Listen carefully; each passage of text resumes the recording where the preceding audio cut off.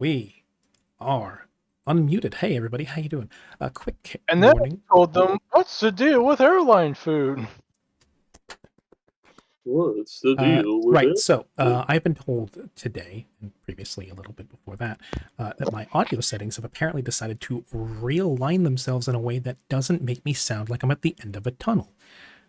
After 4 years, apparently something changed, and I am significantly louder.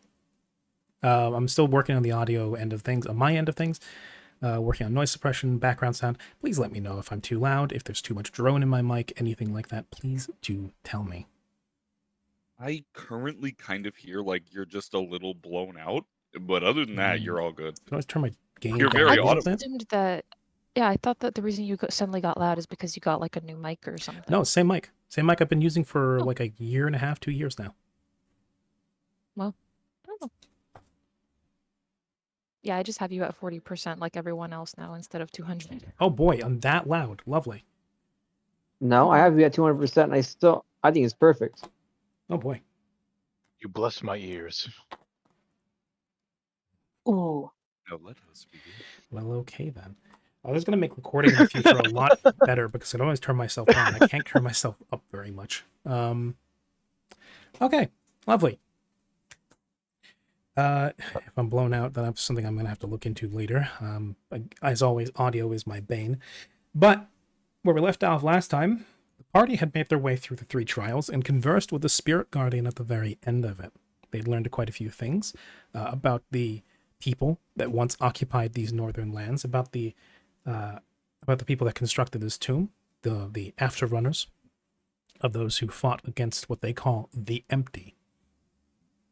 Now, after having exhausted their questions towards the spirit, it has faded, and the party now stands in an empty tomb. I will say, since we missed the last 2 sessions, that gave me a lot of time to think on the empty. And I had kind of like a brain blast. I don't really know how I didn't see this sooner. I was like connecting the dots, on my cork board with my red thread. And I realized empty, MT is an acronym that stands for microtransactions. So they're warning us about the possible fate of this game moving forward and that you are a money-hungry DM. I mean, Wheels and Woes are already microtransactions. Hey, Frey, you do realize that, right? Hey, Frey, We're going in that direction. Give me $10, I'll give fire armor. It won't do anything. Fucking finally. It won't do anything for his stats, but it's going to look great.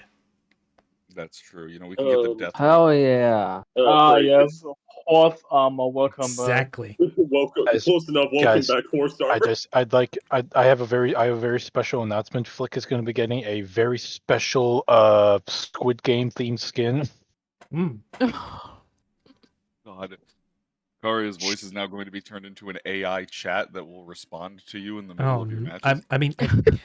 I could actually make that happen. I could rig that up to a little puppet in the corner. I've seen people do that, and I know loosely what I would need to do that.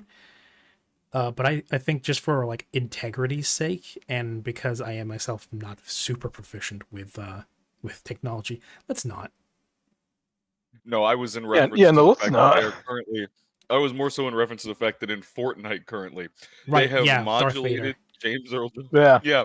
Hearing Darth Vader go, "Naruto, you truly are an impressive shinobi," is not what I among many worse things from what I'm hearing. Yeah. Literally straight up dropping F-bombs. Yep. It's bad. Anyway, hi guys, how you doing? So welcome on in. Hello. Yes. Anyways, so you stand in an empty tomb. Last that you were left off, the spirit had told you that not only had the path forward into the crypt below opened, but the previously trapped room to the south has now been opened up with how to put this, with a potential reward awaiting you in a secret compartment. Now that has drained of acid.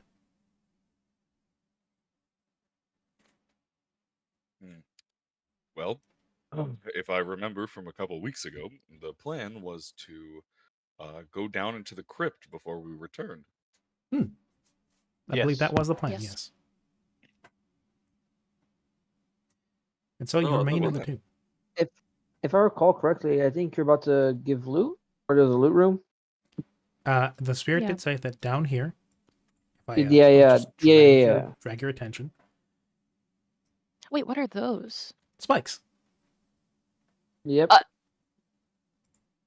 Well, okay. If I recall correctly, you said if we move slow enough, worry about it. The spirit did say if you pick your way through carefully, you can walk between them without skewering yourself. It's if, for instance, you had been flung onto them, you would have had a very real mortal peril. But they aren't a drop. It's you would be walking through them in this case. If you're careful, you shouldn't be injured.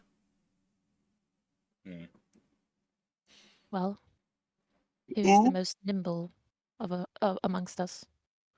Clearly the cat. Dexterity you 20. Think that, right? Oh, that's a bit of a racist assumption. I think that's Like, quite nimble. We are do a flip. not even 15 minutes in. Flick, do a flip. We're not even 15 minutes in, and I'm already being profiled and told to do a flip.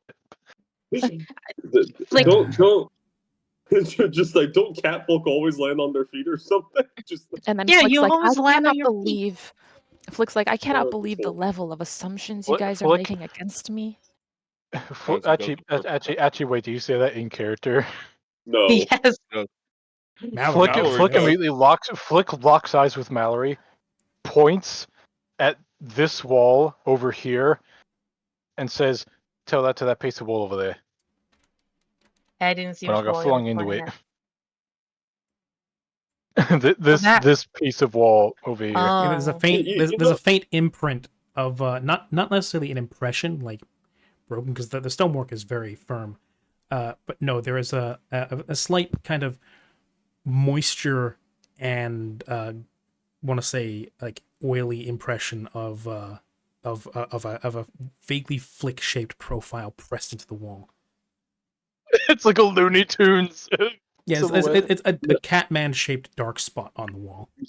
You know the scene from Puss in Boots where he just kind of does like a cartwheel in the air. That's just Flick. That's so Flick. That's so Flick. It's just that so Raven, but Flick. Yes, I as nimble as Flick may be. Flick be nimble, Flick be quick. Flick still cannot seem to not tear apart our ancient books. I will not forgive you for this. If we're going to do this, though, I believe the spikes will best be handled by you. Well, either way, as long as I'm not tearing something else apart.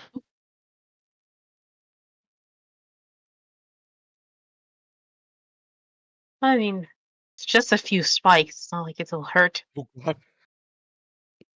They will hurt you quite well. Oh, good. You've thrown yourself onto the spikes anyway.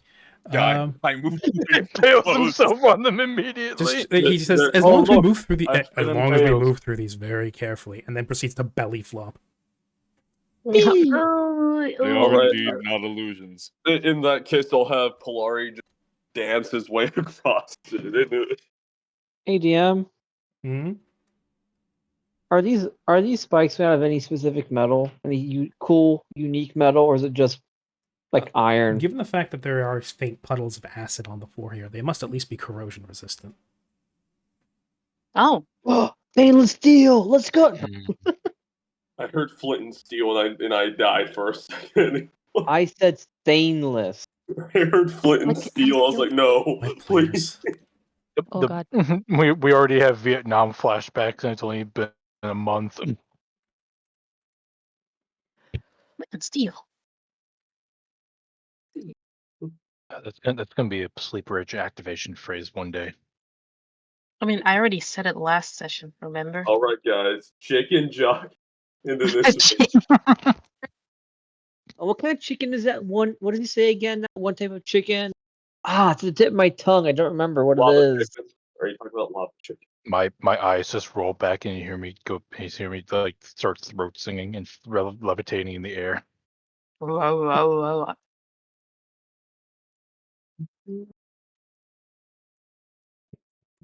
My little party. Anywho, who wants to go first through the spike field? Well, perhaps the very nimble cat man. Yes. Not the ghost? Who, me? The ghost. Oh, right, Polari. I sometimes forget that you are actually here. That's all right. Most people see right through me. I hate you.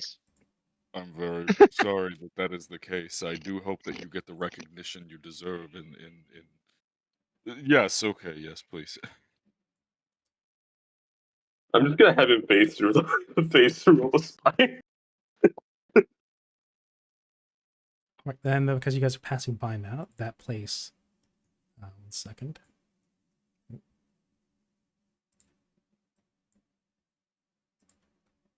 Now, this I can't remember. Does this lead to the catacombs or the treasure? That's the treasure.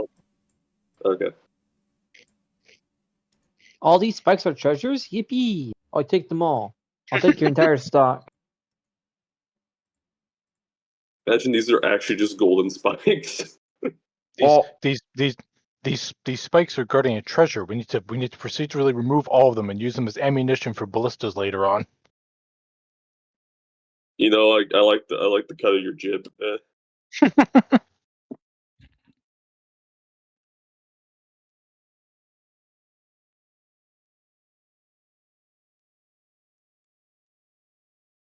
Anyways. Okay, so I'm not crazy. What the fuck?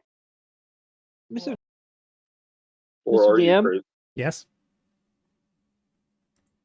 What's that? What do you think it is? You know, I can't quite tell. A chicken? Mm-hmm. It's fuck. Oh! Oh, Wait, I can't see it. I need to restart. I hate it here. DM, no. You're not allowed. DM, you're not allowed. Fucking worth I'll just go and roll this. Fucking worth it. Oh, god damn it. I just realized what it is. I shove. I perform a shove. Flick turns around and says, wait, what's it smell? And he turns around to see this, like, bloody hell! No, back to the nether with you. Back to the nether with It's a chicken. It's never there. Not just any chicken. Not just any chicken. Oh god, it's chicken job. Fucking. You guys did this to yourself. Oh. Anyway. Jockey. Every time you say chicken No, job, that was a Left 4 Dead reference, to be fair. Mm-hmm. Good times. Good times. It took me a little minute. Yeah. It took me a minute. That's the best kind of joke. The one that takes a second to sink in. All I see is just shape. And then I see like it has like some sort of aura. What the fuck is that? Dust? Zoom in.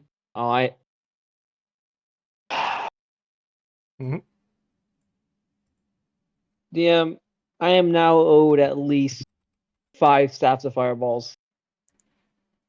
Yeah, sure. They're waiting. No, I'll take one. They're waiting for you right at the end of the campaign. All right, let's go there right now. Cool. Checker just blows up. the biggest time skip in gaming history. Okay. If we just hit the fast forward button. Mm-hmm. Yes. Polari does a little jig through it. He kind of because of the way the ectoplasm functions. It's not just that he phases through. He kind of his ectoplasmic body kind of almost in a semi slimy fashion moves through it. His body we call it conforming around the spikes as he passes through them. Kind of moves to the end where the drain here comes to an end. He says, looks around and goes, "Yep, those are spikes."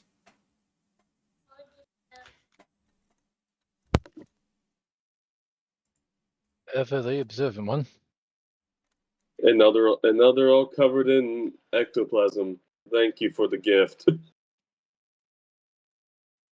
I mean, you wanted me to walk through them. I don't know what else you want from me.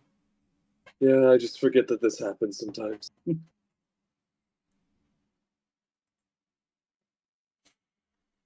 So, anybody else want to pass through? Look, kind of squeeze his way through the.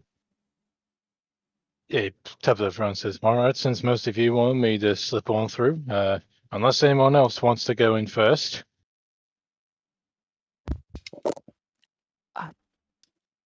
No, You go first. Oh, Flick, if you move through this, then this really is just hazardous terrain, so long as you only move at half speed, generally speaking. Right. This will not present any sort of hazard to you. You just need to pick your way through carefully. I should do that. As long as nothing knocks you prone. All right, don't push Flick over now. Yeah, these spikes come up to about your shin, or to about your knee. Look, Flick, look, some catnip. Where? You pick your way through the spikes. Whatever you do, don't throw the belt of cats at him. Oh no! Yeah, don't put it around one of the spikes. Give me a perception. Perception. 26. Very nice. So as you pick your way through the spikes, and you make your way to the section where Polari is floating, looking around, inspecting, this place is tiled. It takes a little bit of close examination, as well as maybe like scratching around a few of the tiles with your claw, until eventually, next to where the drain is, you find some scratch marks. And you find that, in fact, the drain itself the lid can be easily lifted away. One of Flick's ears immediately twitches in curiosity as he raises an eyebrow and says, what's this then?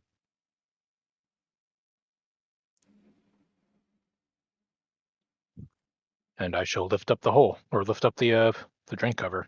Yeah, the drain cover, as you pull it, there's a jingle of a chain. As you pull it up, with it, a chain comes up, and as the chain goes taut, you lift it out of off the drain, and out of the drain, attached to the chain, looks to be a capsule of some sort.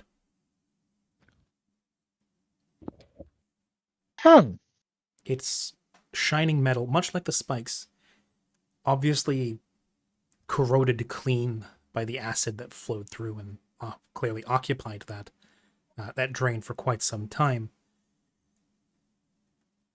It's shining like some of the cleanest steel you've ever seen. The cap itself that is on the canister seems to be no cork or anything. This is metal through and through. The cap, the bottle itself, the canister itself is solid metal, and the chain itself attaches by a loop on the top of the lid of the capsule. Or even attempting to open this, Flick is going to call out the others and say, "Found a capsule in here. Connected underneath the drain." So, can you simply drain it? Actually, can I even see what's like inside of it? Like, is there like a window to look inside of it, or is it just like a solid metal? No, solid metal. Don't even know what's inside it.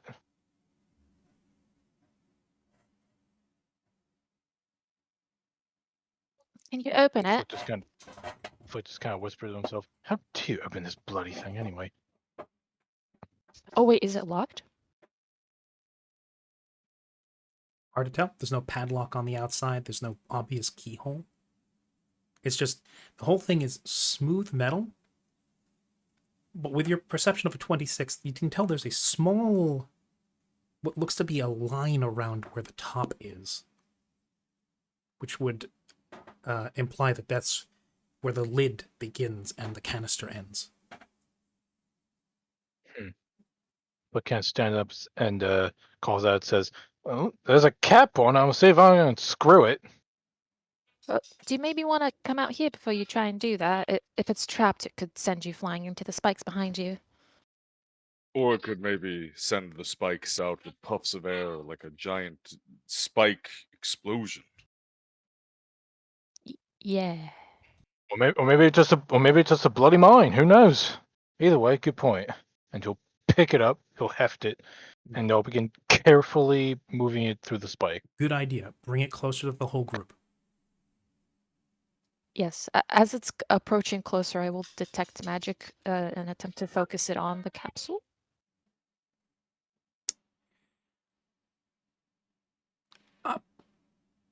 One second. I don't know if I want to give this like the time of day, but there's a bot in stream that's heterosexual validation. No, validation. Validation G.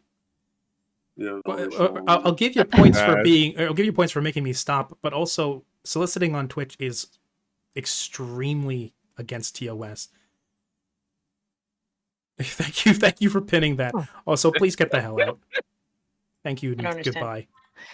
No soliciting. No soliciting. It's against TOS. Soliciting what?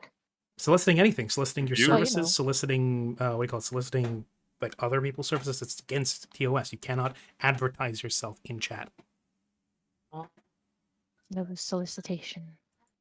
Yeah, no solicitation. Better put. Anyway, yes. So you bring the canister closer to the group. Thank you, Flick. And you cast detect magic. You cast detect magic.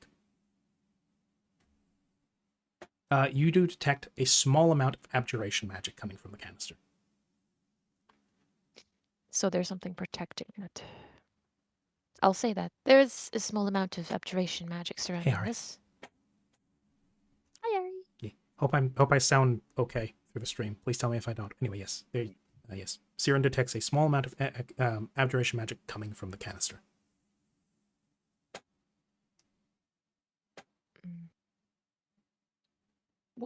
Is it a skill check to determine if something is trapped? Yes, that would be a perception. Because I do have a spell for it, but I didn't prepare it. Uh-oh. Could I roll another perception to determine this? Sure. Guidance. This is how we all get TPK'd, by the way. Siren does the Siren does the divine Macarena while Flick goes about trying to inspect the canister to see if it'll explode and kill everybody. So thank you, Ari. I don't know if I. What's up? Or not, but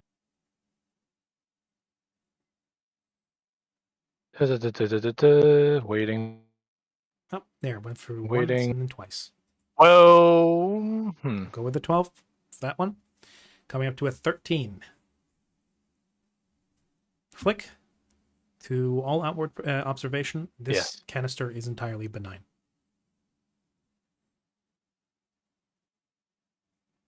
As far as I can tell, it seems pretty normal. Is there any like writing on it, like, or is it just like a blank? No, like it is perfectly smooth, silvery metal. Is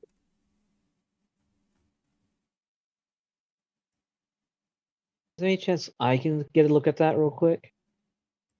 I mean, Flick is holding it aloft, so sure. Yeah. He's holding it upright. For perception? Yeah. Uh-oh. Yeah, no, I ain't getting nothing out of this. Oh, well. Yippee!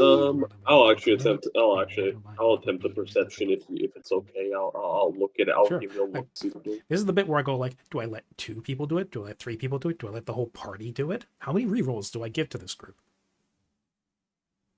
I mean, we can all just look. Well, honestly, I guess I should explain. I will say, with a 24, you take a close look.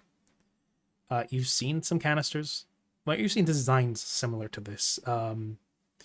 Normally, it's a little more expensive, but like metal like flasks and canisters have been made before. obviously designed a little bit better, a little bit different than this. This is sleek.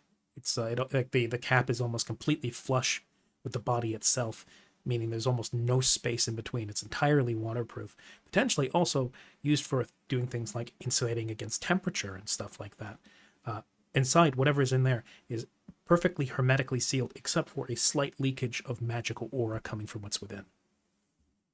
What's it called? I guess I should explain mine more. I wanted to, just grab the container and try to finagle it open. Essentially, that's what I wanted to try. That's what if that's what you want to do. Yeah, no. In this case, you grab the container, which is still at the end of a chain on the. Oh yeah, it's on the chain. Lid, that's right. On a lid, you grab it and then you kind of turn it over once, twice. Look at it close. You see the seam, and then you put one hand on the lid and you twist. With a little of air escaping, you're all still alive. The lid unscrews with a couple turns as the chain jingles along with the motion. And yeah, you see that it is a screw cap flask capsule container of some sort. The actual area where the lid contacted the rest of the capsule itself is seems to be insulated with something soft that was meant to cushion between it. And the interior of the flask is wide, with the opening neck being wide enough to potentially get your hand in through. And inside it, you see what looks to be clasps, brooches of some sort.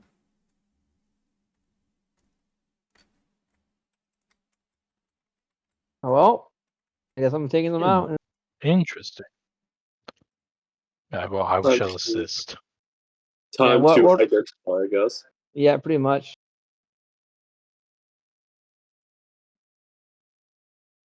All right, moment of truth. I could do the thing. My spellcraft checking. Sure. If you slide your hand in, pinch one of the brooches and bring it up so you can inspect it and turn it over. Yep. The brooch itself looks to be a well-made piece of jewelry. It's a circular piece. What looks to be a clasp mechanism on the back, meant to either pin a cloak or be attached to a chain. The brooch itself, or this brooch / necklace itself, looks to be made up of 3 parts that look to spiral together. It is 3 sections joined together in a design that is meant to trick the eye into thinking that it might be spiraling or rotating into itself. One section is red, with what looks to be the symbol of a hammer. One section is blue, with what looks to be a symbol that you recognize as being part of the Eldwild language. And then the last one is green, with an inscription of what looks to be the head of a drake or dragon. And then the very center, a shining piece of metal that binds it all in the center.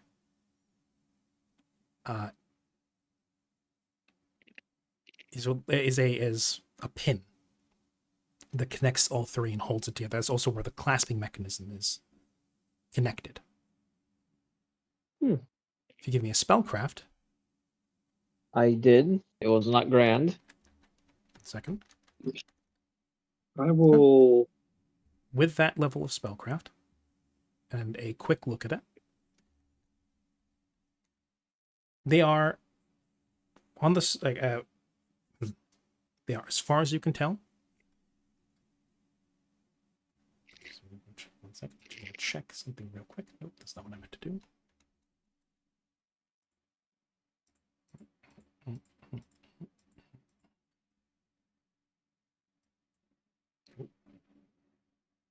One second while Roll20 loads.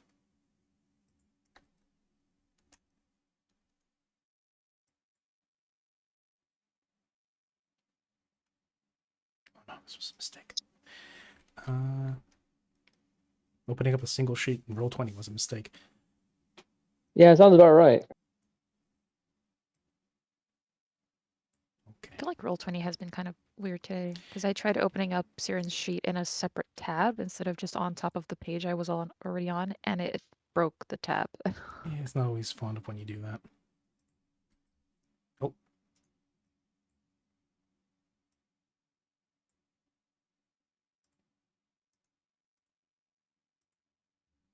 Oh dear. Okay. I believe. I love the fact that Vark is taking a very wide berth. Yeah, he's actually crouched down, behind, hiding, like using this thing for cover, like straight up. A real team player. I think I'm sure he likes to think of himself as a survivalist. He wouldn't go that far. He's just being careful. Mallory joins him. Vark scoots over a little bit. Gives him some room. Mallory scoots closer.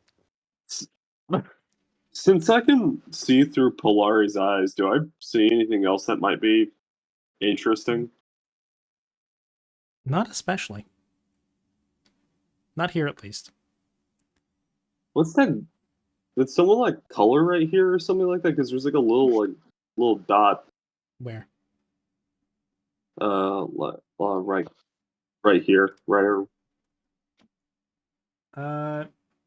Maybe. Huh? There's a singular pixel of something. Yeah, there's a singular pixel. It's like, yeah, that's all. I'm just curious what is this? What is this strange thing? Huh. It is what you call an artifact of production. Yeah, I suppose so. Right, yeah.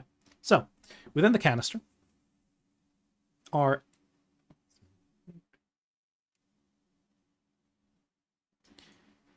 are 7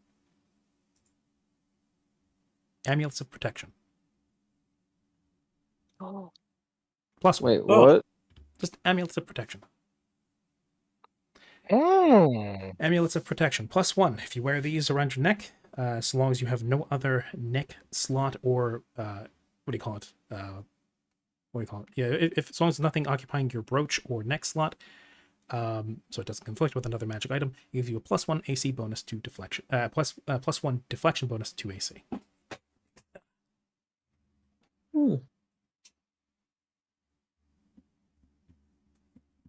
These can, in the future, potentially be upgraded or just sold. Yeah, regardless. All right. You might not have to give that to me because I think I already have a source that gives me deflection bonus most of the time. I'm looking through my deflection bonus right now while I'm at it. Yeah. I have a cloak of protection, but an amulet protection is welcome. If you don't have deflection bonus, I'll happily take that. Yeah, I cast shield on myself generally, so I generally don't actually need that. I shall take one. Mm-hmm. All right, Polari, what kind of bonus do you give again? Where are you, my funny Pretty sure ghost? his is a deflection bonus. I'm just checking again. I believe it is too. I'm just wanting to check. Nope. Defending, or yes, it is a +2 defending. Deflection bonus. So, opening up the canister, there are the 7 amulets of protection. They can be worn either as a brooch on any cloak you might be carrying or wearing, or can be hung around your neck using rope, chain, whatever you choose to do. Additionally, at the very bottom of the canister is what looks to be an inscription. It is written in that same overlapping runic language that you saw in the monuments, the Eldwild language. Got more ancient inscriptions in here. Who wants to read them?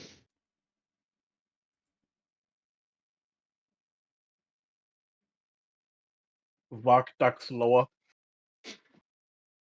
Colobus will hold up a hand and be like, I suppose I could do it. All right, and Flick will point the canister towards Conobos. There's that plutonium, and then you just fucking disintegrate. It just gets thrown backwards through the wall. Beam of light projects out of the canister and evaporates him. Yeah, it gets lifesaver. lasered. So, it is hard to read, especially if you're not holding it straight towards yourself. You're gonna like it's hard to read at this angle, and this even with comprehend languages still active. You're gonna have to kind of put it up to your eye if you're gonna want to be able to read it. It is also kind of dark inside the canister. Take his head inside. I mean, I could just gives it to Polari. Okay, put this into your eye for me, please.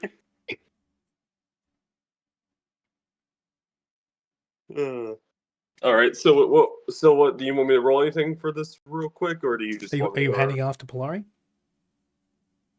Oh no, I thought you were handing it off. I thought Flick was handing it to me. Okay. So I remember you just said Polari put this up to your eye. That's what you said. I think originally Flick is just kind of like angling it towards you. Yeah, like in a way you can like look inside and read it. But if you want to like take it, then he'll gladly give it. He'll give it to you. Could I see it, please? Oh, go ahead. Okay. As you take the canister and you angle up towards your eye, you bring it a bit closer. The lettering remains kind of muddled. Even with the spell active, it's not resolving as quickly as it did with the scriptures on the walls. You bring it a little bit closer, and a little bit closer, until basically the rim is more or less up to your eye socket. That's when the runes begin to unfold. They project themselves out, they overlap, and they unfold much in the same way that reading that overlapping runic script did before when you were using magic to read it.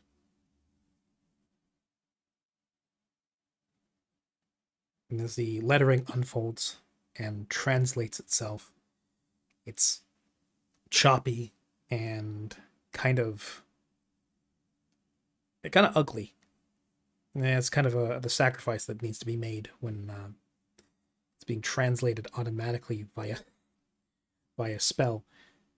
And before you know it, those watching before you know it, Conobos more or less just has the capsule basically up against his eye socket. And Conobos, you're able to clearly see the lettering now. It's crisper, clearer. It seems to fill the inner space of this metallic bottle. Okay. What does it say now? Well, first of all, I want a will save. I'm good, and Polari's near me. Now I have fucking count bonuses in, bro. Yeah. Does he have the aura active? Because I know it's an activated thing. I have, but I also had I did activate it during combat. I never let it down. True. I have that's one of the things where once it's on, it stays on until I actually like directly say, hey, I want this off. But also, just being next to my spirit, just gives me another bonus to that. So let me. I believe it's a +2 bonus from this, and a +2 bonus from that. Yep, and a circumstance bonus to all saving throws. Okay. Is this mind affecting? Yes. Oh. Huh. After all these years. For once. I get to have a really high modifier to my will saves. 22. That's literally the lowest things I can make, which is cool.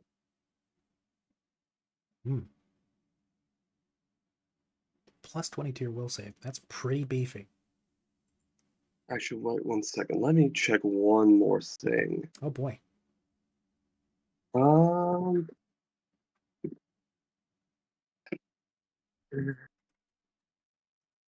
Continue what you're saying, though, real quick. Oh, no, I've got to know if you have further bonuses to this. Okay. Because one of the bonus feats I get from having a Devotion Phantom is the Iron Will feat. I just need to see if it applies.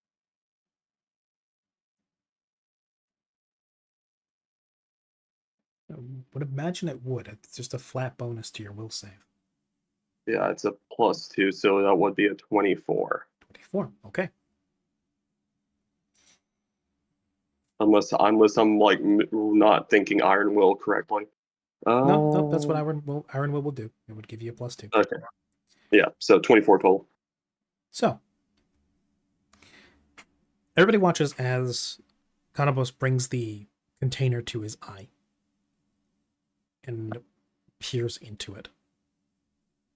His other eye remains shut, though those observing closely can see the eye underneath moving rapidly. Kanabos, as you're staring into this container, and the glyphs come alive floating through the air, it does more than just spell out words. Your head is filled with images.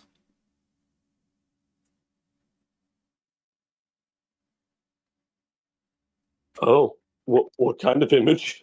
It's a bit like a sepia tinted slideshow done in a fast flickering sequence. Oh yes, the fantasy kaleidoscope. Mm-hmm. You're transported to a different time. You see hillscapes, landscapes. You see mountains in the distance, ones you don't recognize. An ocean churning with waves. You see ripped up battlefields, torn asunder by great machines of war, and something else, something not depicted. You see lanky elves dressed in little but rags, throwing magic that can tear apart the earth and bring the very sky down. You see dragons in great flights amassing. You see, for the first time you've ever seen, giants standing above high peaks, coasting across the sky on clouds. In the depths of volcanoes, crafting armaments that would make the dwarves blush. A shuddering recollection of the legacy of the three major races depicted within this tomb that comes into sharper focus as it comes together. Again, the foe not depicted, but now the three peoples and their vassal races brought together as a unified collective. But with your will save, some of the veneer comes away a little bit. What might have otherwise been something to make it look a little shinier, a little nicer, maybe change the images a bit.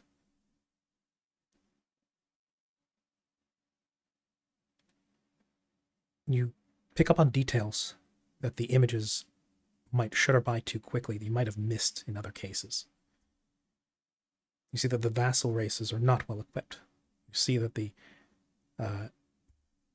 giants, the dragons, and these old elves stand a little too tall, while the other races stand a bit bowed. You don't see any of the companionship and the riding on shoulders and backs that previously were shown. Here and there, you do see that forming. You see companionships and friendships, and brothers and bonds, and blood and fire and combat. But for the most part, it looks tense and, in some cases, begrudging. A folk brought together, but not happily. But then again, it does not seem like a happy time. An image of a great army amassed, and then what has to have been half or more of it gone, as well as what looks like mountains leveled that were previously there, shorn away, oceans drank clean dry.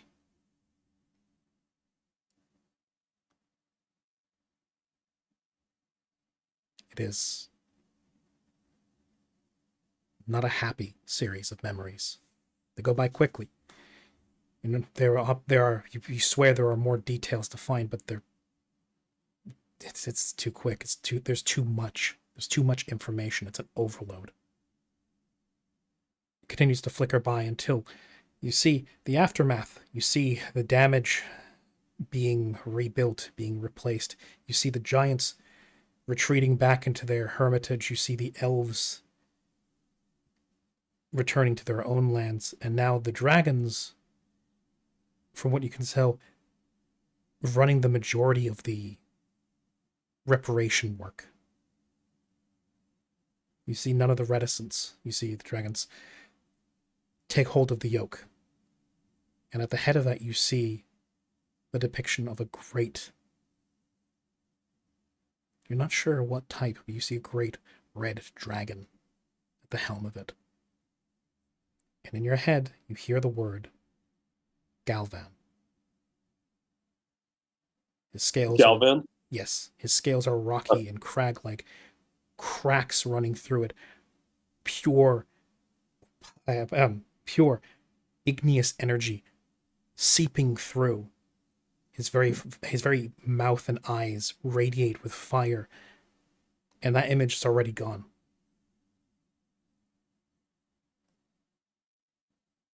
You see the capital of the dragons, this dragon home, or some silhouette of it. In a place of high mountains, you see the elvish lands, little more than hills and mud huts and those same rag-dressed elves, and the giants nowhere to be seen.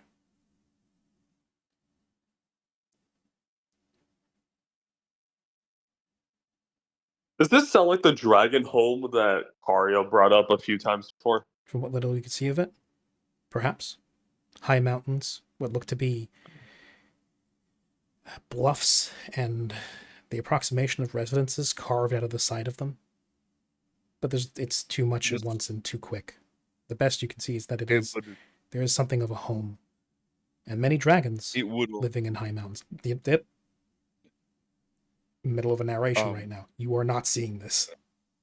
No, I was just saying that the spirit also gave him that. Yeah. One sec. Yeah. Allow me to finish the exposition dump, and I will allow you guys to confirm, because there's absolutely something you guys can discuss as soon as he's broken from this trance. Because completely fair. Yeah. Kanabos is not responsive at the moment. Something that has been going on for a solid 5 minutes at this point, as he's just been staring into the bottom of a metal bottle for the last 5 minutes. Cannabis, you okay there? Do I snap out of it Give as me a he will says save. that, or am I... Say that again? Give me a will save. Same modifiers. Alrighty. So be it.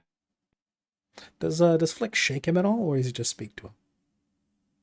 He just speaks to him. Okay. Alright, same modifiers. Okay. Oh wait, I can just use this. 4. Boom, bam, pow. 27. 27. Holy shit. I give the option to Kanabos. Does he want to continue looking at this, or does he want to break from it? You know, no, I'll continue to look into it. Kanabos does not respond. Kanabos, as you continue to watch looking this, around, unsure what to do. His mouth kind of hangs a little bit slack. His other eye kind of drifts open a little bit, looking far into the distance. Kanabos, you continue to gaze into this glimpse into the past. You see what looks to be the approximation of maybe this was the empire they were talking about. You see structures rise. Not like what you know now, there's certainly little infrastructure that you would recognize. A great many dragons in the air. You see humanoid villages. You see great tributes and tithes piled high.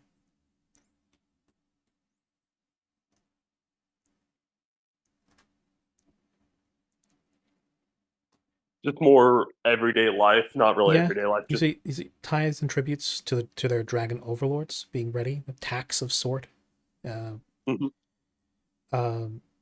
You see slow creeping advancements being made.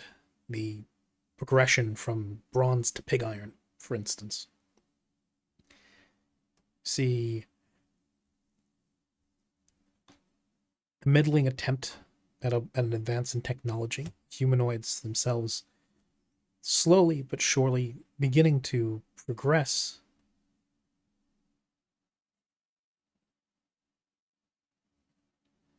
Is it just like I'm just getting visions, or does it look like I'm seeing this through someone's eyes? It looks like it's taken from a sort of raised wide-angle view. If you would have to imagine, it might be through the eyes of a dragon. Oh. And I take it this is just visual stuff, no still images, auditory. Kind of blurred and faded, and they're snapping by like that, repeatedly. And it was Gablin. It was Gablin or Galvin. Galvin. Okay, Galvin. All right. You get that same ringing word in your head whenever you get a image of what you can only assume is an image of this culture, this empire, this nation that is slowly rising. So that impression that you know this is Galvin. You're not sure where it comes from. You're not sure what this means. Only the word sticks with you, and it is connected to these images, to this great dragon, to these towns turning into cities, these rising developments in infrastructure and technology. And now I need another will save. Alrighty.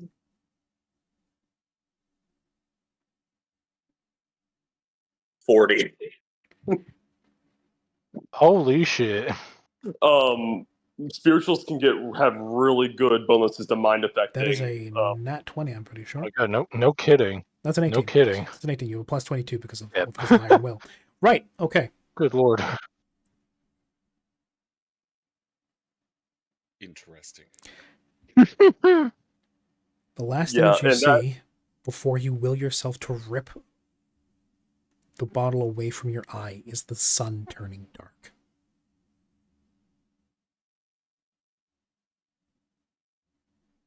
Now, how many minutes was that in reality? 10. 10. As the sun turns black, you get the overwhelming feeling of dread, like something is about to go very wrong. And so you break the connection and you pull the bottle away from your eye.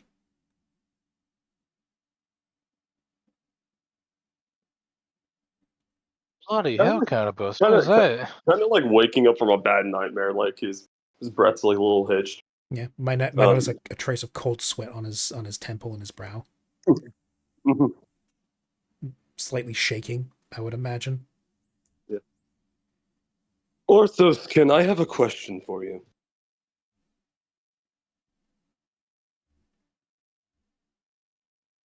Karya, I think that was for you. Karya? Hello? Yes, hello. Son of Orthos, you muted.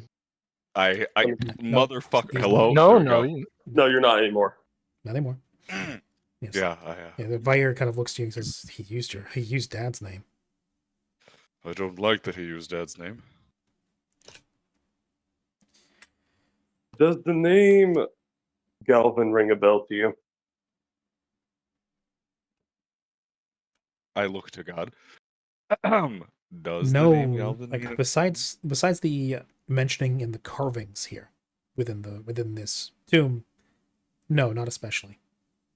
Is Galvin referred to as like a person in the carvings then, or is he referred to like? It's actually referred to as the Galvin Empire. Oh, Galvin Empire. Oh, okay, yeah, we're done. Never mind. Now, to be fair, and this is something I was going to bring up earlier, was that when they were when we had asked the projection about their homeland, they had described a very similar scene and mentioned an Orthos.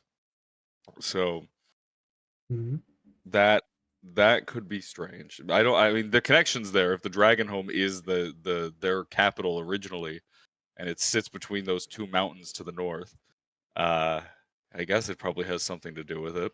But yeah, no. Me theory crafting aside, Kara will kind of stroke his chin for a second, shrug. No, I've never heard of one. Keep in mind, I was an egg tender. I didn't hear much. I saw quite a bit, but I did not learn much of our lore. Well, I think I found your ancestral homeland, or at least I saw some bits and pieces of it. Visited the place that the spirit said? Betwixt two mountains in the north? It was between mountains. Yeah, I remember that being like a description you were giving. I remember seeing like homes and dragons living in the sides of mountains. High mountains cloaked in clouds. Okay. I couldn't tell if it was between two mountains exactly, but there were definitely homes and aviaries made for dragons. Where seems about is right. this? Do you have a location, or did you simply see it? I simply saw it. Give me the bottle. I need to see it. Well, I don't if know. it mentioned You sure about that, Carrier? From I. Do you really want to make Remy go through all that again? No, please. No. No. Well, I think everyone No. should If Kari check wants Kara. if Kari wants to delve into it, and he genuinely has the drive to do that, please go ahead. Please tell me your mind can be as strong as mine, and I'm gonna hand it to him. I can assure you it is not. However, my resolve is probably stronger. Look. Okay. Still under the same effects. You put the bottle up to your eye like Kanabos did. I would likewise like a will save. I can do that. Wow, I nat 20'd it. Nice. Wow. You know what's funny? It's a 5 for Kanabos. I'm reminded of the fucking skeleton gourd. I was thinking the exact same thing. I was like, imagine I hold this shit up and it's just a fucking skeleton gourd again, and Kanabos is tripping balls. Alternatively, I could put the clown curse on you. I remember the clown goggles. Those were fun. Anyway, so, like with Kanabos, the letters unfold. They glitter with a golden light as they fill the inside of the container. And they create this rapid slideshow of degraded, blurry, sepia-toned imagery that goes by very quickly. Same as before. You see this rapid slideshow of the past. You see the peoples. You see the three major races. You see the minor races beneath them, heads bowed while the three stand tall. You see the barely dressed elves, dressed mostly in what look to be rags and sometimes nothing at all. Their long hair sweeping around them to cover their sensitive regions in lieu of clothing.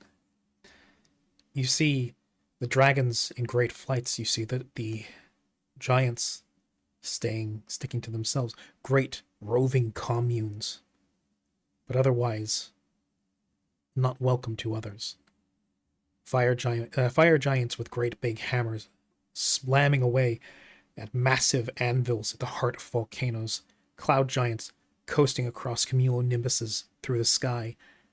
Ocean giants cutting through the waves like no sea liner could.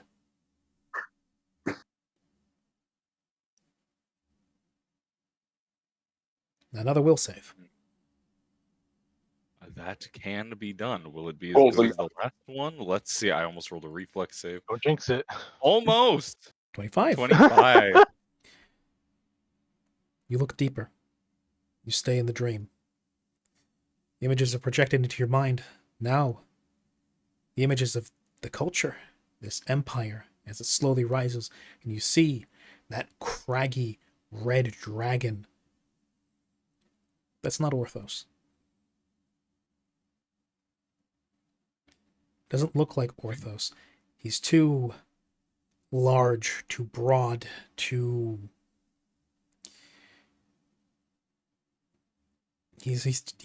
He's massive. Even for how long ago this must have been, this dragon was already at the pinnacle of its species. It was massive. It was commanding. Its very scales and eyes bled fire. And again, you get that impression of the word Galvan.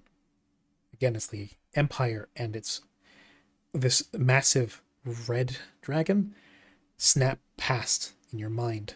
You see other dragons, a council. Now, one detail you see that Kanabos didn't pick up on.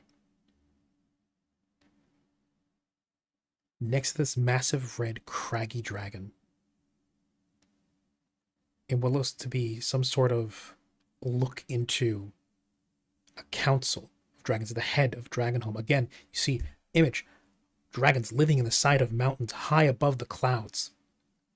You see a council, a circle of dragons convening, speaking, colluding, scheming. Kost sat next to this dragon is a smaller, slimmer, and less scarred-looking version of Orthos. You would recognize the scale pattern and the shape of his head anywhere. He's close. He's the draconic equivalent to this great, massive, craggy dragon. The closest humanoid equivalent would be leaning over a table, examining the same info while having the same material on the table, while having your arm or your hand over another's shoulder. Both as a sign of closeness, but also to conserve space while you peer over the same information. Colluders, conspirators, and to all appearances friends. And the image goes by.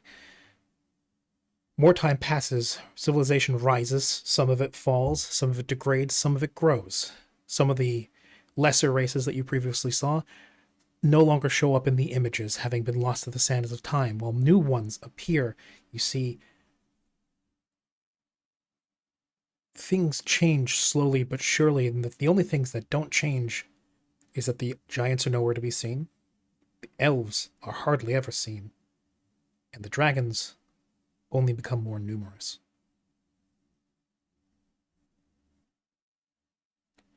And now I need one last will save.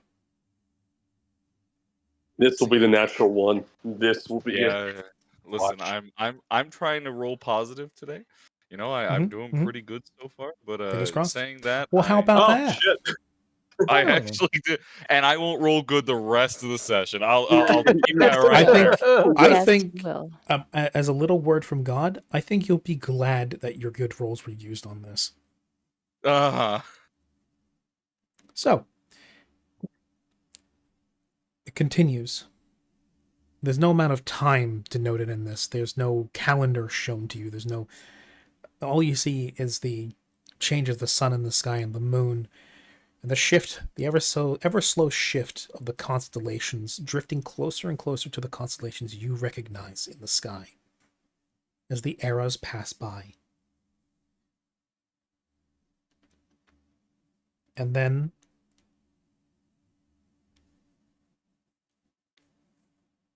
from this perspective of what could have only been a dragon, as no other creature would have been allowed into the chair or in the room of such a clearly important council, and nothing else could have gotten such a bird's eye view besides perhaps the elves and the giants, who themselves naturally would not have been allowed. It could be nothing else besides Perhaps a dragon tasked with the preservation of history. You may never know, though. Is the last image that impresses upon you, rather than a still image, is the slowly creeping memory, now more real, more colorful, and yet more drained. There's no easy way to put it besides the fact that, despite the fact that this memory grows more and more real the longer you stay in it, and this last one becomes animated, becomes moving, alive. It draws you in, makes you part of it, and you see as the world around you goes from being faded to living, to receiving some of its color back, to losing it all again at once as everything begins to grow dark. And the dragon whose eyes you're looking through gaze up to the sky and watches the sun itself turns to pitch. An umbral pall overcomes the sun.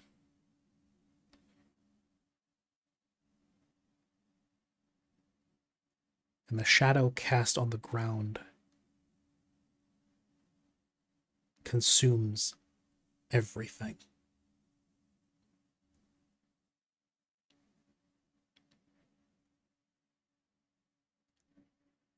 And it is only with great will and with great fortitude, as pain begins to rack your body, and everybody watches as small shadowy hands begin to spill out of where the rim of the bottle is touching Karya's eye socket. Little umbral hands clambering out, clawing at his flesh, drawing blood, and the blood itself goes from dark red to gray. And Karya rips the bottle away from his eye, and you can see that his eyelid and his face have been savaged. And all the flesh around it, drained of color. Even the pupil of his eye is left a drained gray. Is he okay? Well, that didn't happen with me. What was Interesting. What was that this time, huh? I think I know what you saw. I just didn't stay there that long. Sultadi Satai. I believe I bore witness to the end of days. He's touching his face, trying to feel around if there's still feeling near his eye socket. There's still feeling, but it's like it buzzes where you touch, like a limb that's fallen asleep. The pain is very much vivid in there, and the skin that you touch feels flaky and chalk-like. Can Siren examine him to see if it's some kind of a sickness or a poison or curse? Okay. Oh, god damn it. I just closed the sheet. With the curse. The curse of Roll20. Yes. We always close our sheet right before we're going to need it. We leave it open for the entire session until exactly when we actually need to roll something. A 27. 27, very nice. You examine the wound. It's a bunch of minor scratches. The eyelid and the eye itself have not been super damaged. The cornea is a little bit scratched. Color has been drained. His skin around the eye and on the eye itself look to be... The best way you could describe it is leached of color and vibrancy and life in some sort of way. It looks like what you would see from the perspective of somebody looking at something through dark vision. That is to say, grayscale. Yeah. Am I able to determine if this is something that would simply pass, or if I have to like restore it in order for it to go back to the way it was before? A bit of healing magic might do the job. This, thankfully, it seems like he pulled his eye away before any really permanent damage could be done. It's mostly superficial. Oh, that's fair. Siren's just gonna palm over his eye, like kind of blocking his vision in that eye, and just do a cure light wounds. That will be sufficient. As the color slowly begins to return to his eye, and before long, the little scratches, little bits of blood pouring out of his eye that have been bleached of blood, been bleached of color. Color returns, damage is healed, and the sort of chalky, flaky, crumbling look to the skin around his eye recedes. Even with a 26, though, damn. Poor car.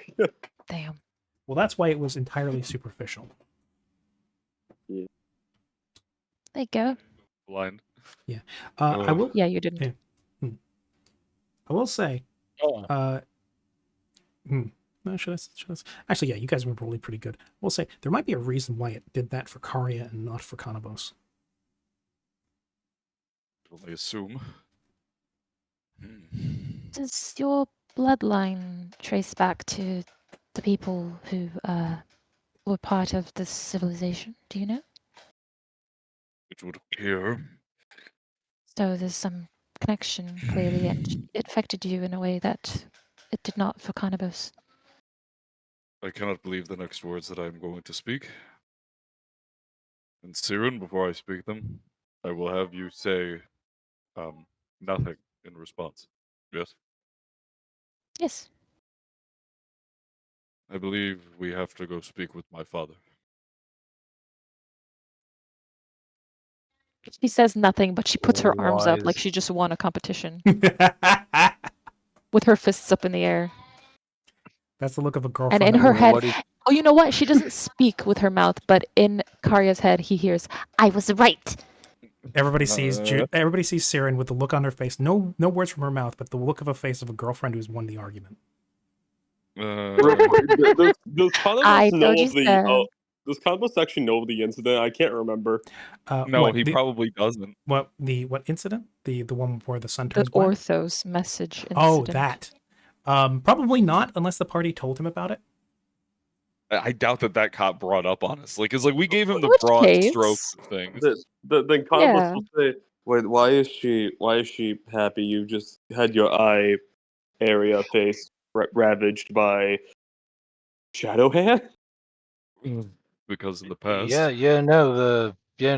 Something looks like it was trying to claw your eye out there.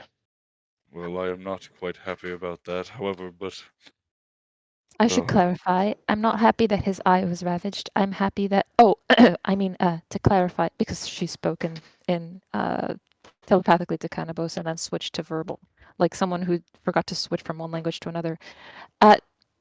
Not that his eye was ravaged, but rather that we are going to go talk to Orthos anyways, because before you joined... Oh, what do you mean after? Yes, after. Not right now. No, I mean, I still must purge the deep from myself before I stand before him. That would be wise, yes. We don't want to bring that over there. Oh no, I certainly would, but petty issues aside of corrupting my father with deep taint and seeing him suffer, I would rather. I'm so confused. Why are we going to talk to him now? Because Karia, no offense, I thought you hated your dad.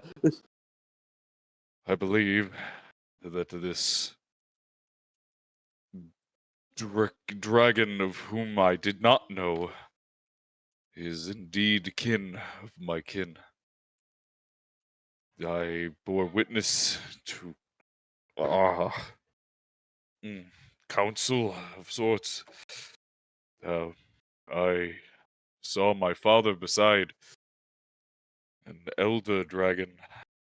It looked far older than my father did.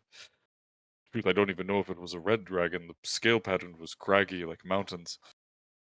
So we say it's not the same dragon, though. I don't know. Do volcanic dragons exist? If somebody would like to actually identify that, that would be a knowledge arcana. I can roll that. We regained all our spells, yeah? Yes, you did. I believe. Yep. Okay. Not. I'm gonna. Yeah, you did. I'm gonna attempt to do that. Sure. Okay. Burst of insight time. I'm gonna do this actually as a help action to Kanabos. Okay. Because I only have a +4, so this is just a help. Yeah, wow, I didn't even help. You do not assist. I'm too hurt. 33. Your mind's a little bit all over the place after the information overload, as well as getting a handful of tiny shadow hands in your face. Kari, you scratch your head. No, the only like big angry red dragon you remember is your dad and some of those that were in the clutch with you. Kanabos, like after seeing it yourself and hearing the idea of like a volcanic dragon described, it's a bit of a myth at this point.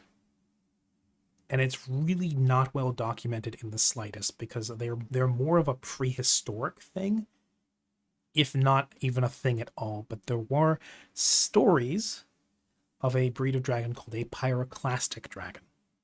I do love the pyroclastic dragon. Oh, I know about these. Close enough. Welcome back. Out of character. Yeah, welcome back, Isle of Gweddle. So pyroclastic. Isle of Gweddle. Yeah, pyroclastic dragons are effectively walking volcanoes. They have two different types of breath weapons, from which you remember hearing described. One was what was their ability to expel a breath of ash that could char and otherwise mutilate what it touched, and one which was a concentrated beam of ash, fire, and energy that could disintegrate those it touched. They were known as being some of the myth goes that they are some of the most destructive dragons, which tracks with them being the embodiment of volcano-made flesh.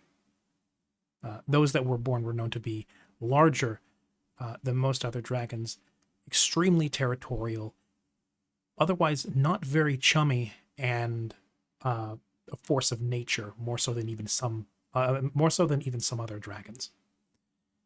You also remember, like, dragons of such size and such power are very much of mythical status. Mostly they're in the realm of speculation. It's hard to imagine any sort of ecosystem or any sort of realm nowadays be able to support such a creature, let alone have them stomping around in their own stomping grounds.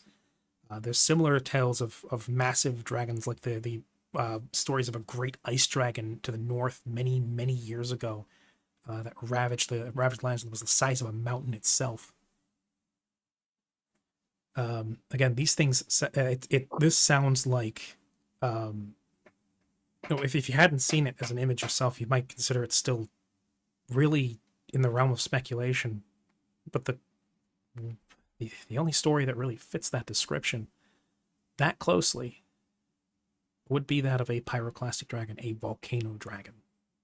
I think right now, if any of my professors from Gorgolin were here, they would be either in fierce debate or shitting themselves. I don't know which would be the case. But possibly both. Well, speak whatever this fear or excitement is bringing to your metaphysical elders.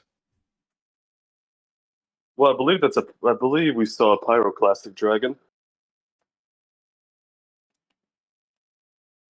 I see. Do I need to explain what that might be to you, or? I believe I kind can of fold downwards. That doesn't sound very good. I believe I can make an assumption. I lived on a mountain for a very long time. Well, for those who are not educated in the matter, volcano dragon, essentially. Yeah, that sounds pretty bad. Is that what Orthos is? Kari would be a good authority on the fact that he is not a pyroclastic dragon. He is very much an elder red dragon. I had always at least somewhat suspected that the dragons of old may have been slightly different. I believed we may have diluted with our smaller size. No, Worthos never shared any of those qualities.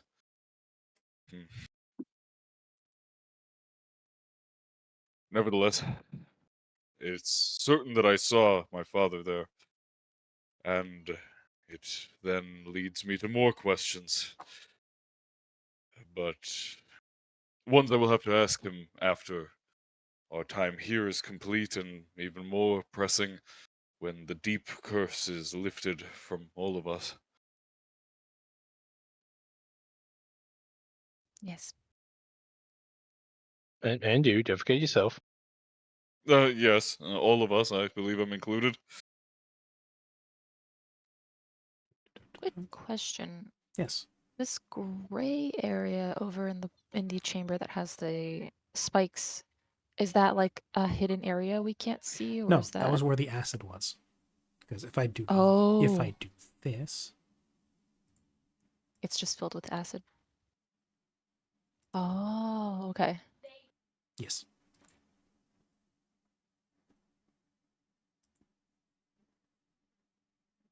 All right.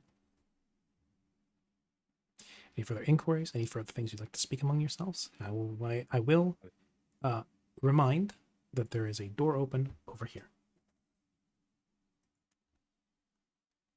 We can talk about this later, though. I think we need to explore the rest of this place, and then we can.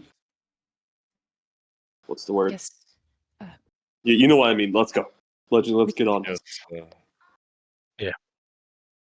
Yes, we got some more ruins to look through. Indeed. Does anybody want to try and take those spikes if they're supposedly adamantine? I heard someone say that. Well, I don't think are they? adamantium was said. Wait, are they made of adamantium? We don't actually know. They're just non-corrosive. Yeah, as far as you can tell, is resistant to corrosion. Rather than that, they just look silvery. I was about to say, where are you getting that from? Maybe I misheard. Maybe I it's could have because sworn earlier. Maybe it's because because several people in this party have been obsessed with trying to get their hands on adamantium for quite a while. It's true. What? No, never. Some people have selective hearing. Who knows? Mm. Yeah. The crypt. Here's DM, just for the sake of it. Blah blah blah blah. Cario. So, were we sorry, what were you saying, Jules? Just for the sake of it, DM, can I see if I can? Can I nab a few spikes? Can I see what metal? Can I try to see what metal They seem pretty does? firmly Just for attached to the the sake of it. floor. If you'd like to at least try to appraise them, sure. Sure. So what I need to roll for that? Appraise. You know what? That does 100% make sense. Mm-hmm. That is why that skill exists. Everyone forgets appraise exists. Everybody forgets appraise exists until money is involved, or until something potentially valuable shows up. Something that you're not trying to assess the magical properties of. I think this is the second time ever appraise has actually came I think it's happened a couple more times than that. No, the only time I remember it coming up was when we were back in the tower. Fair. So, Chico, you go up and you examine these spikes a little closer. Not close enough that you risk potentially falling on them, but you get up next to them and you examine them. You have a little bit of a look-see. They do seem very firmly connected to something within the floor itself, or else they would probably not have been able to stand the test of time like this. It's also the floor itself is also not corroded away with time, not as far as you can tell. The spikes themselves are slick. They are perfectly clean. They shine with a reflective silver sheen from the lights here in the air in the room. They are, as far as you can tell, not any sort of magical metal. They do seem to be some sort of alloy composite that is resistant to corrosion. They have to be. Should be worn so clean without actually being damaged themselves. And when you give them a little knock, it does seem like they resonate pretty well. And the metal they seem to be made of is sturdy but lightweight. And they're firmly stuck into the ground. It would take either cutting through the metal itself, or doing something to whatever is fastening these in place. Hmm. I want at least one. You do have somebody with a magical sword that is specifically good at breaking shit. Karya. It's true. I'm returning. Patiently waiting in front of the open door. By the way, since you were standing in front of the open door for a little bit, I probably should at least reveal what was inside. Showing us. Oh. Well, yep. So I just need a sunder check from break one of these. Yeah, that's but I don't remember actually how to do those. I just know that I get a benefit to it. I believe it's a +4 from your weapon. Yeah, I do get a +4 to sunder, +4 to weapon, +4 damage to weapon, and +4 to sunder rolls, +4 bonus to resist thunder. To resist thunder. There we go.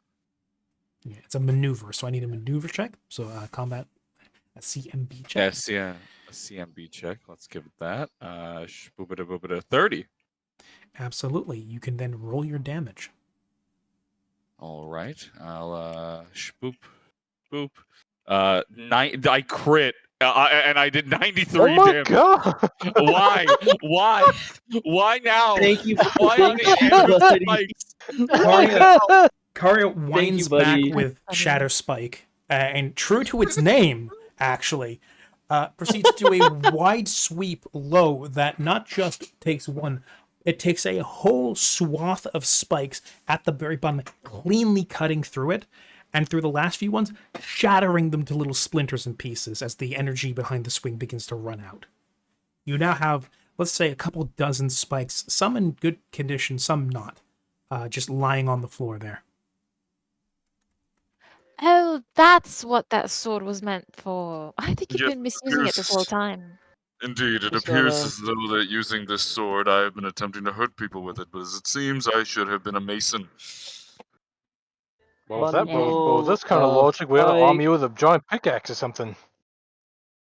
Yeah, about 12. Various.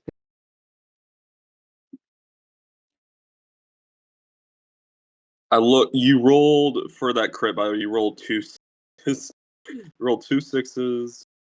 1 5, 2 3s, and 1 4. Jesus fucking Christ! What the hell?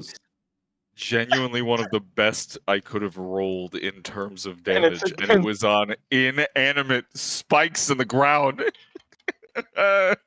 Grab these spikes. Chaika will stand up, pat Karya on the shoulder. Thank you very much. I might be able to make something good out of this later. Fuck these spikes in particular, says Karya. Have you deciphered what they are, at least? Could I tell what they were? Besides this clean metal resistant metal or acid resistant metal? It might take some time in the forge to give a proper look at them. You know that they're not they're not magical or any sort of like magical mineral, and you know that they are an alloy of some sort. Other than that, not too sure, but yoink. Just gonna take something and just tie the spikes together and just kind of bring them with. Yippee! Perhaps we can make a good sword out of it, of something, or at least an edge. I'm going to the crypt. I need to consider what my true calling was. Karya. Yoink. I'm feeling existential. Is in the corner. Finally, we're going to the crypt. I might be able to talk to some spirits. What? I hear there's a dancer down there. Oh no. I hate. Why would you say that? Why would I say that? Because you got it. Can I just say I killed Chico? Just no rules. I just killed Chico. No, finger wag. Julian, I'll give you Yumbly Blue. If there's any ghosty goos in there, I'll free them. Maybe. Let's talk to them first before we free them. Karya, as you step into the room, this orb lights up.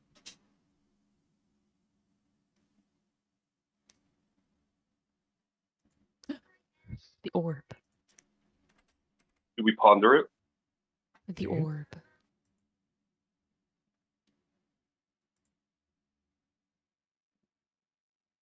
I want to ponder the orb. Yes, this orb. This orb. 1 second. Doesn't Karya also have access to detect magic? I do actually. Yes, he does. I'm concerned if that's like a scrying thing. A scrying orb. No, that's worth a Now, shot. wouldn't that be a shame? I mean, it's kind of like the quintessential like cantrip, though. Detect magic for the most part. Okay, I'm back. The orb lights I'm up, back. and an image of another elf, dressed sparsely, appears within the room. More. It clasps its hands together, bows, and says, "Greetings, pilgrims. Congratulations on completing the trials. Please, if you have any want or need of any supplies for the journey home, or perhaps a curio to take and display to your loved ones, consider making a small gift shop. Consider making a small donation to this humble temple, and in lieu of your sacrifice, take with you a curio." A trade gift shop. And with that, the orb flickers and the elf disappears. Also, dear Thank you, pilgrims, Remy, do for not giving us a forget gift to shop. like, comment, and subscribe God, no. to the Galvin Empire YouTube channel. Now, pilgrims, I need to ask you to hit the funny play button on the. The ghost just starts doing the gritty, and the orb explodes. Oh no! We love it. Woo. So the projection did come from the orb, then, yeah. Yes, it did. Makes sense. And these shelves. These shelves have what was possibly once upon a time useful items, scrolls and other things, but have since, as time has passed, degraded. You notice there's dark stains on the shelves where food may have once been, even well preserved. It has not stood the test of time. Stale crumblings where preserved bread may have been. Jars conspicuously shattered, and scrolls on the shelves have been tattered and in some places burned. Would not surprise me if the white gods had been here before us, though it would surprise me if they. Well, no, they clearly would have had to pass whatever trials were here originally because they tampered with them.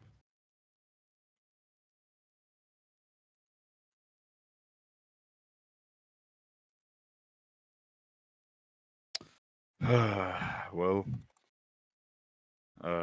Conobos, you are able to speak with the dead, yes?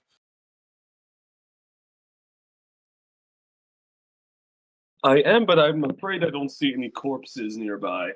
Well, that is why I intend to walk down here. If you don't sense anything, and most of these things have been destroyed, I actually am quite concerned what may await me here. Please continue to walk into the ephemeral darkness. No, I just stopped there so Conobos could fit. A hallway. No. Better than that, stairs. Stairs. My inner loot goblin. Jump. Inner loot goblin wants me to grab the stone where the hologram came from. I am not, but I want to. Let me know. It's noted. Shoplifter detected.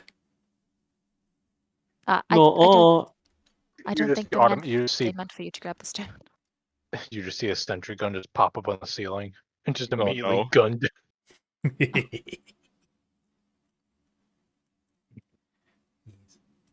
Actually, you know what? I will say something for Chico specifically. It's not a massive epiphany, but something you would have been able to realize through the appraisal is that the metal that the spikes are made out of is the same metal that the container was made out of. Oh. Well, speaking of, do we sell that container? Do you want to take it with you? Yeah.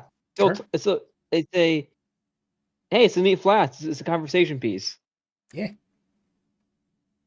Yeah, if you put your eye up to it, you can hear the sound of the ocean. Wait, no. Wrong one. Also, Mallory and Vark all the way in the other rooms. Far behind. Neat flask. Yeah, they're playing it very safe. Yeah. Vark especially. I know not for how long these stairs will go. I apologize in advance. Step. Nothing venture, nothing gained. Okay. With this, I assume the party is moving down the stairs. Yes. Yep. Yep. So I was. So, something to note is, Karia, as you pass down these stairs, and as the whole group goes down, the lighting is becoming more and more sparse to the point where it is becoming quite dark.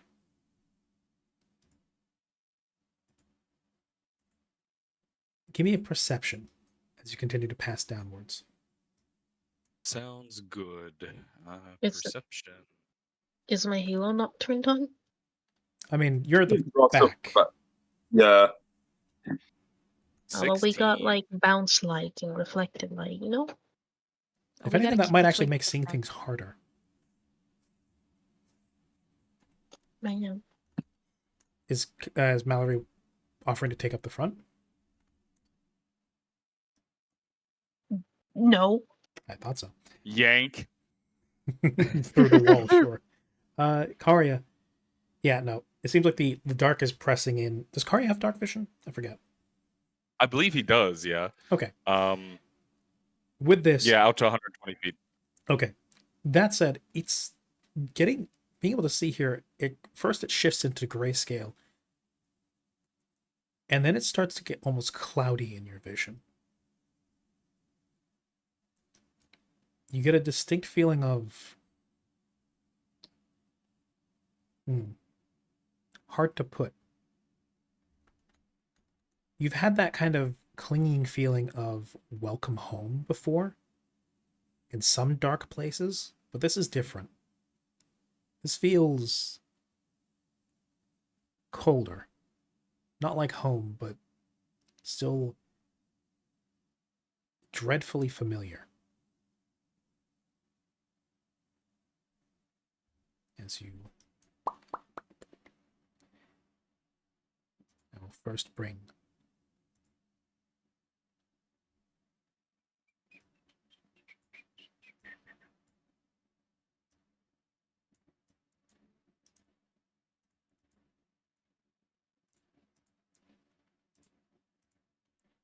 As I will bring first Karia.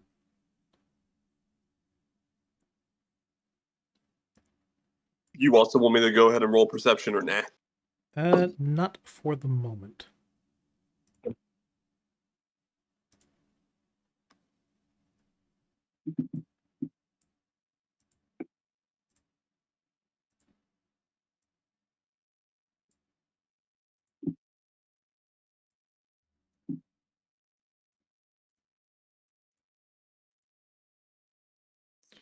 Right, until 120 feet.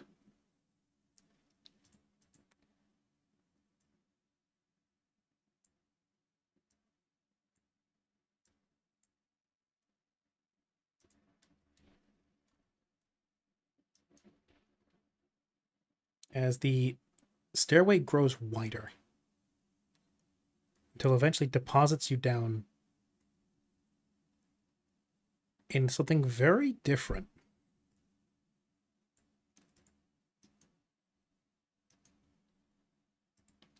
If you are speaking, you are muted, just for point of fact.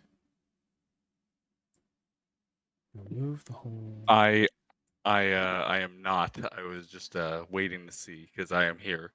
I was actually searching around the map. Oh.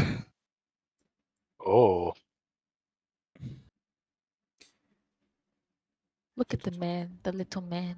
Yes, he is so little in comparison to the rest of the room. Let's see. I'm getting flashbacks. Me too. Okay.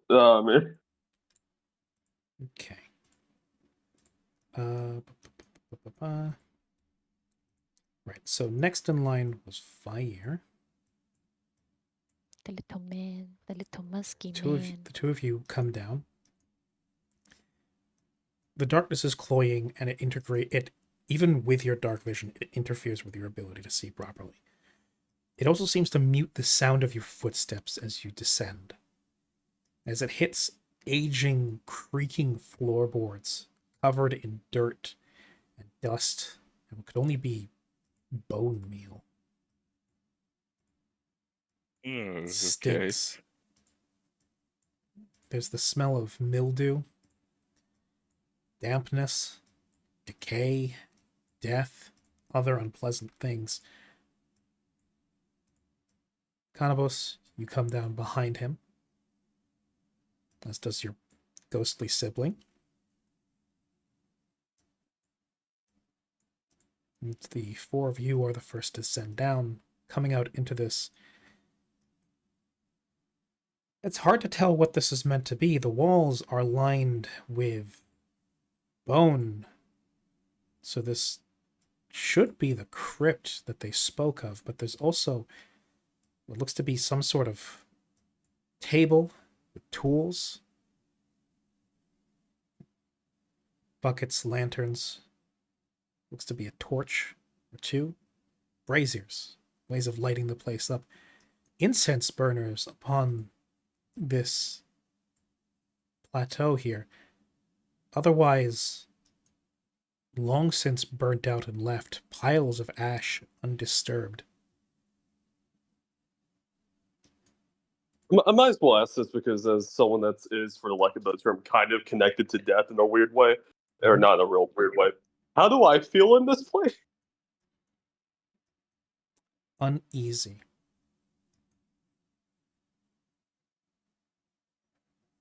I'm going to cast Detect Undead. Well, that's a good thing, because it's as you four are down here, and the rest are descending down the stairs. One moment. You fire up your Detect Undead. And what previously you mistook for perhaps tarp over furniture or chairs slowly stir to life.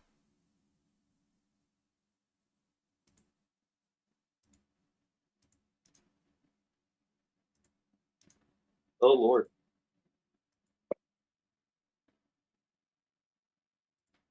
Oh, my. I should have expected this.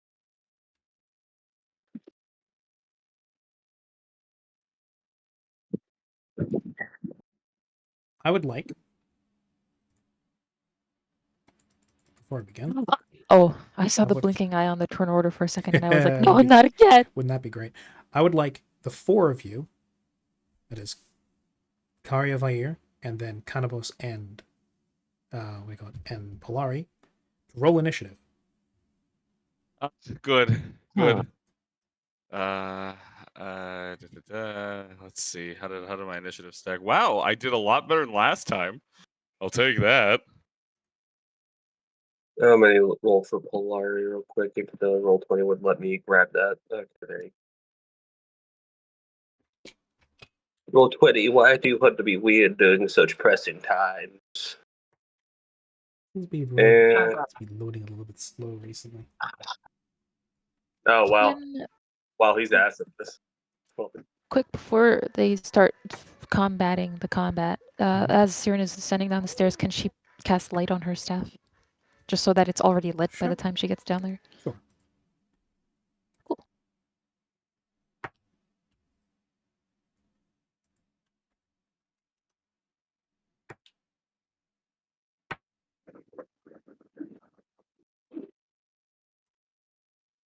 Okay.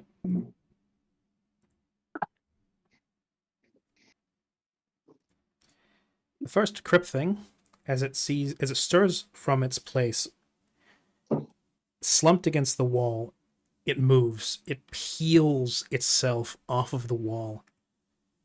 Its every movement raining dust onto the floor. It creaks. It groans. It retches. and then it stands. It turns to the four of you, points, and screeches. Oh, of course.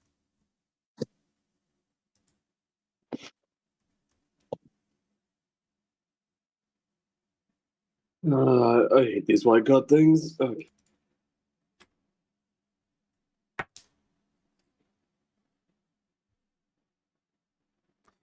Right, yes. It's going to... What else is it going to do?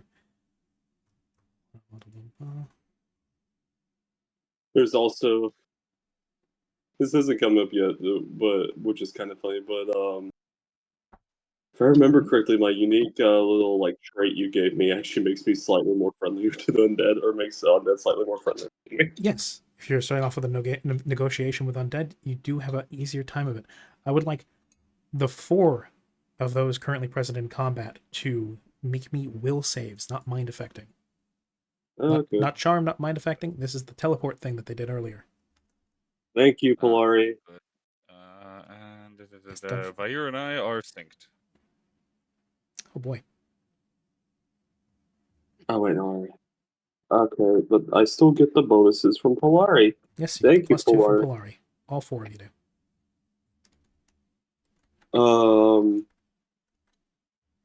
And that is 28. 28. Okay, very nice. And for Polari? Oh shit, yeah. So I keep on forgetting he has roll 2 sometimes anyway. Yes, he does. Wait, alright.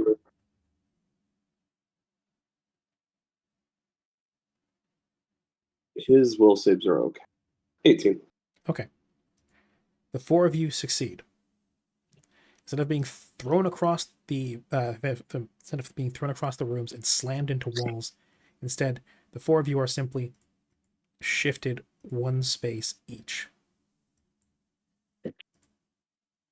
As something in space between the 4 of you warps, and then attempts to expel you outwards, and only manages to shunt you as you manage to resist the effects of the spell. Kanabos.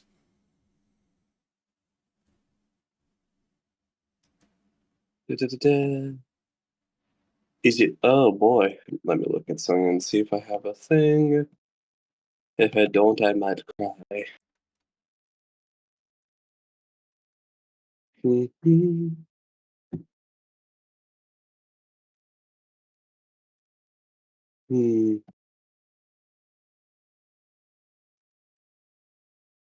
know, yeah, we just got our stuff. We just got our stuff back, and it would be kind of funny if I did this, I guess, because I had the spell slots. I'll go. I'm just gonna go ahead and cast haste, just on all 4 of them. Okay. Yep. God, haste. Good. The 4 of you are hasted. Yep. All right. Anything else? And I'm just gonna move. And I'm gonna move right there. Okay. Yep. Is this crypt thing's turn? As it pulls itself up from where it was lying behind the altar. Again, more dust spills from its eye sockets, its mouth, its joints, and its clothing as it pulls itself upright.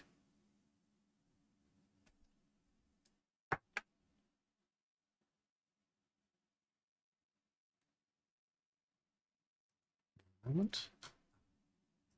Here we go.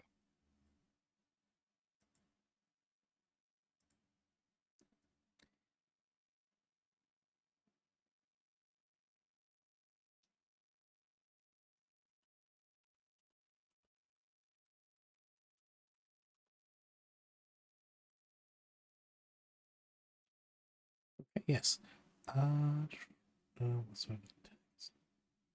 Right, okay. What is Vair's touch AC? Touch AC for Vair is 14, actually. I feel like that's wrong, but I don't mind. I believe that's correct. 14. That would be its dex, 10 plus his dex and any deflection bonus he has. Oh, that's right. Yeah. He has natural armor. Yep, being I a dragon, got you. 14's right. Yeah. Being a dragon, it's expected that they have a relatively low touch AC. As the creature points its finger at Vair and screams, "This body Yeah. Mm. And a black ray shoots from his finger and hits him.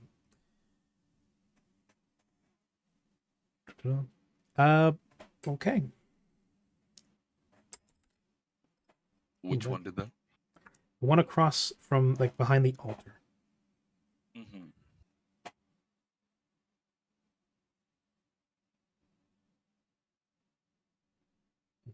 Mm-hmm. Okay. Rolled a 2 on the d4. As Vair gets 2 negative levels. He gains a cumulative -1 penalty on all ability checks, attack rolls, combat maneuver checks, combat maneuver defense, saving throws, and skill checks. In addition, the creature reduces its current and total hit points by 5 for each negative level. So that's a -2 penalty on all checks and -10 to his HP and max HP until that recovers. I'll just go ahead and knock that down there for now because editing this sheet is a pain. Honestly, one of these days I should probably just take Vair and then get a second character sheet instead because this character sheet is very weird. There you go. That's what I did for Polari, actually. So I think I'll probably end up doing that at some point. Just because I'm realizing I'm like, man, I don't even remember how to navigate half this sheet. But that's fine. All right, cool. I got It's that. technically supposed to be the simplified sheet you use for monsters. Yeah, no, 100%. It's just that it's simplified in like the worst way possible. I have to scroll the whole thing, but it's all good. It's all good. All right, so there's that, and I've marked that down as well. Okay, cool. So to those watching, please tell me if the music is too loud. Okay. There's music playing? Just on I my can't side. even hear it. Oh, okay. Oh. Don't want to finagle around with the bot. You guys, if you guys want to play some music while it's happening, please do so, just to fill the dead air if you wish. I played something in the background because I realized that I've been having dead silence besides our voices. It's a little bit loud. Yeah, I'm going to turn that down a bit.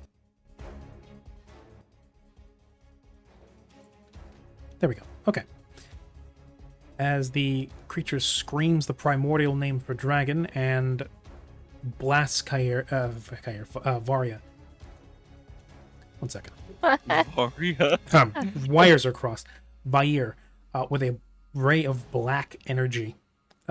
You see Vair wither visibly.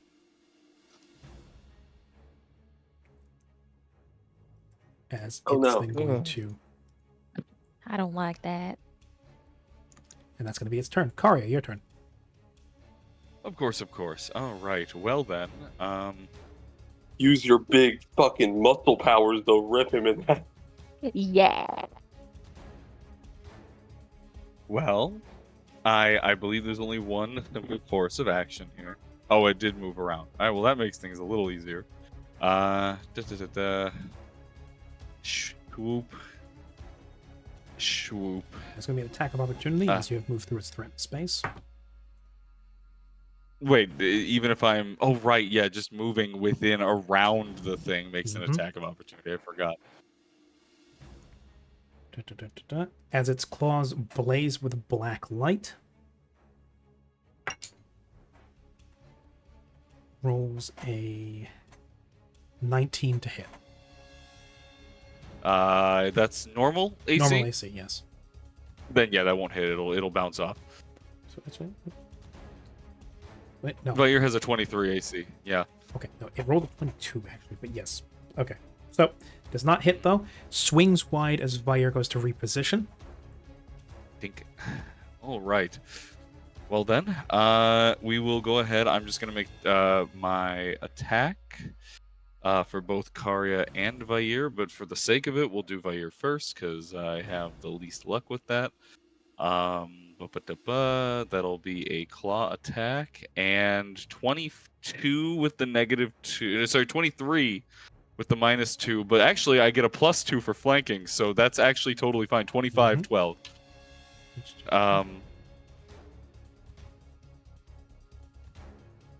Okay, good. All right. And then we'll have Shatter Spike if that's still up. It is. Because I have 2 sheets open. Okay, I figured it would be. 21 with 29 slashing.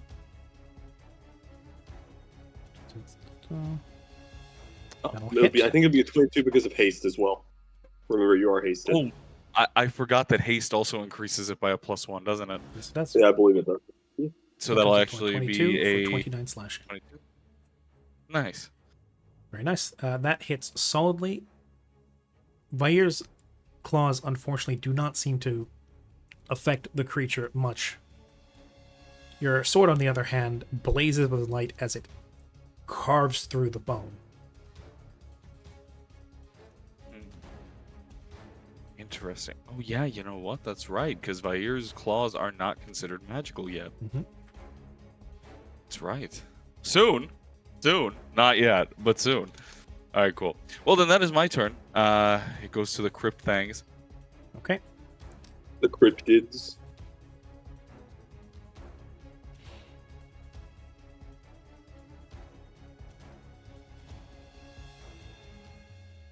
The spooksters.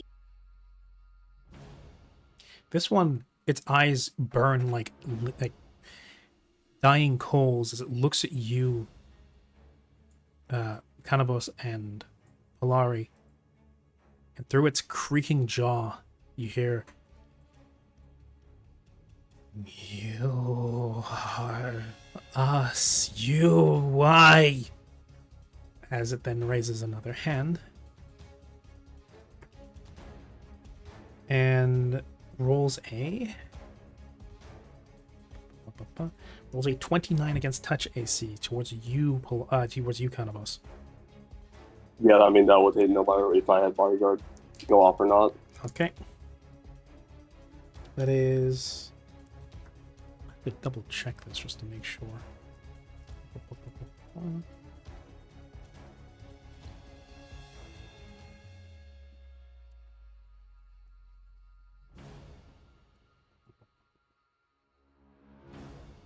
Yes, you suffer 1 negative level. Okay. This does not... something to note is if the negative levels, like if you're hit with negative levels, you don't lose spells and such. If it would demote you past a certain point, it does, however, mess with anything that goes off of your levels, like spellcaster levels and any abilities that work off of class levels.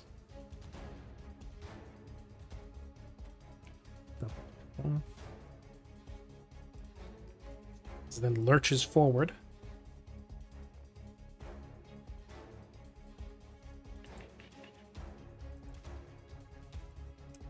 Those who want to read up on what negative levels do, I'm popping it into Tavern menu.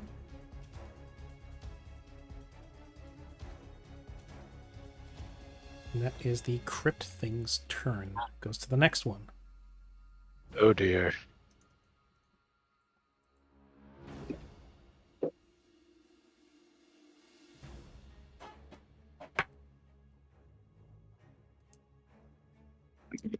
Does a 26 hit fire? Yes, it will currently. Good. That's the amount it gets from the flanking bonus. As this one takes its bony fingers and attempts them to rake them across Fire's scaly hide. Ouch. It's going to roll. 6 plus 9.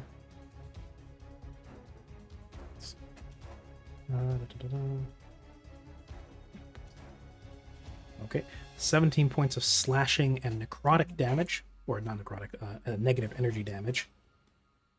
As the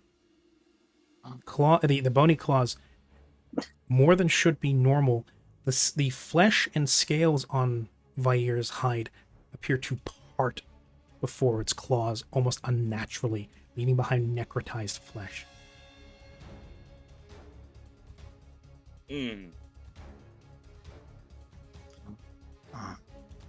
Polari. I see a funny little guy right here that I'm gonna beat the fucking shit out of. Is what I see.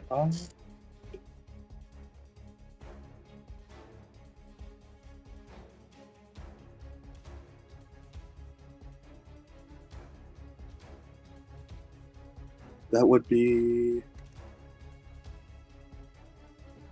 a 17 and a 24, and just one more for the haste attack, and a 26.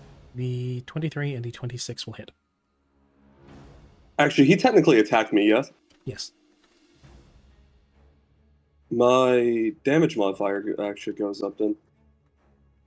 Or it goes up, my weapon size goes up by 1. What does it increase from 2d6? 3d6, I'm pretty sure. Yeah, so I just need to roll an extra 2d6. Okay. For the 2, so that'd be 9 bludgeoning and 16 bludgeoning. Is 2d6 medium for you, or is it large, your 2d6? Because there's 2 things increasing my size for it. So at base, it is currently, because it actually hasn't changed, even with the level decrease, it hasn't changed. Let me pull up the Phantom again. It is so at base it's 1d8. It gets brought up to a 2d6 because of the improved natural attack. And then it goes to 3d6 because it goes to huge. Yeah, because then it goes because of Dutiful Strike if something attacks me. So actually, yeah, that's actually another thing. It gets a +2 bonus on that. So does a 19 hit that? Just barely. Okay. So yeah, that attack would also hit. So I need to roll another d6. Would that be a 19 or would that be an 18? Oh no, haste. Yeah, haste. Yeah, +1 from haste makes it 17. Then the +2 from Dutiful Strike will make it 19. Okay. So that would be 12 bludgeoning, 9 bludgeoning, and 14 bludgeoning.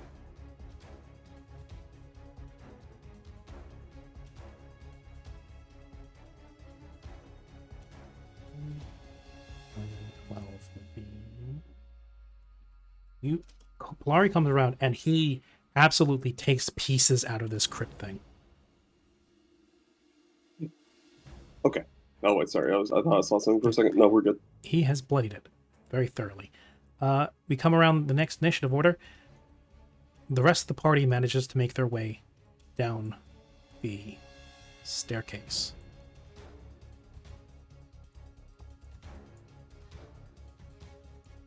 Huh. Everybody else may now roll for initiative. Oh, wait, it's a party down here.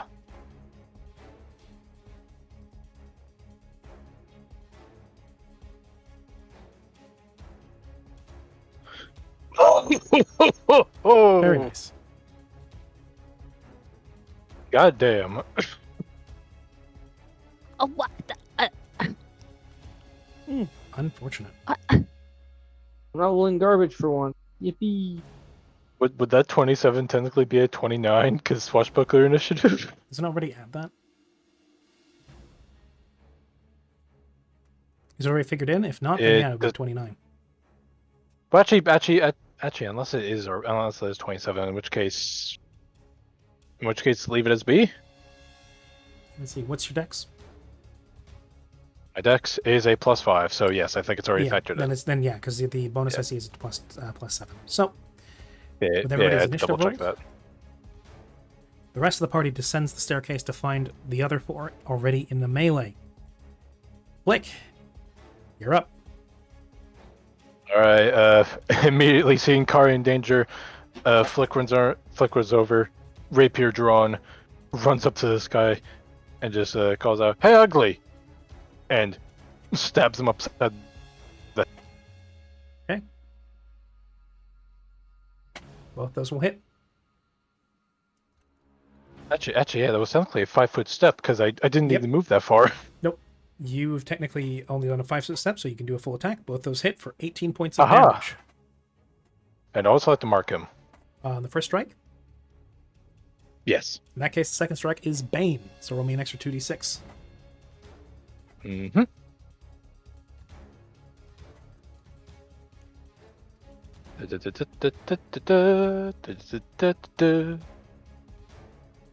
If it'll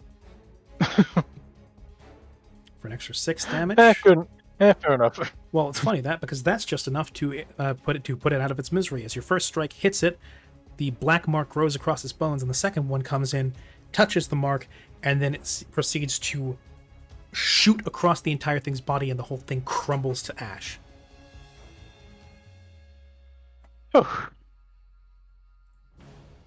Vark, your turn.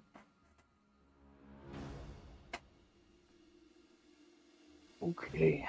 Okay.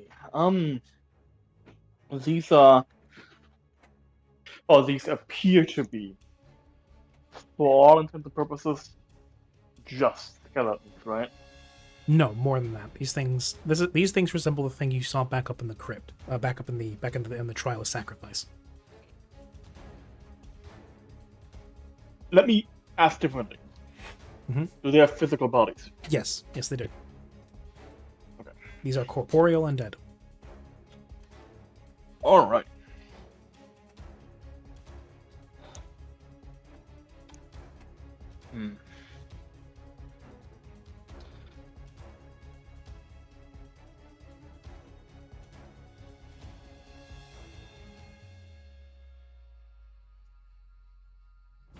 I'm going to draw my rapier and attack them.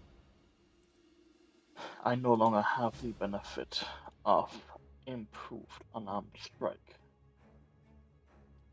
so I will just attack normally. You do, however, have the benefit of flanking. That's true. Check really quick.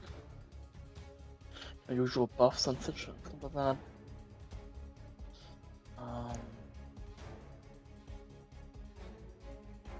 That.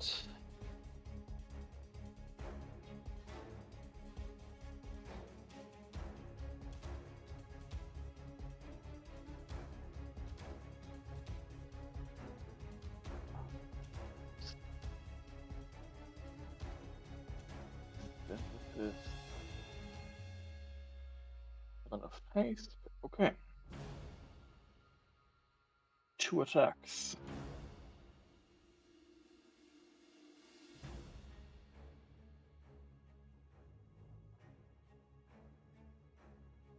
Is that with flanking included? Yes, it is. Okay. The second one will miss. Unfortunate. The first one, however, is enough to finish it off, as your rapier comes through, magic blazing as it stabs, and the thing drops, the light in its eyes extinguishing. Okay. And then I will do as my last action a 5-foot step over here. That's my turn. Okay, Mallory, your turn. So I pull up my blicky. Understood. Let me see. I can do Bane against undead, right? These things are undead. Yes. Alright. First Bane against undead. Then a blicky.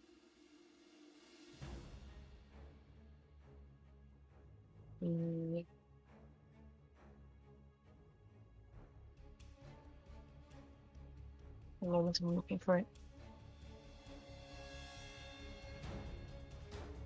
First one will hit.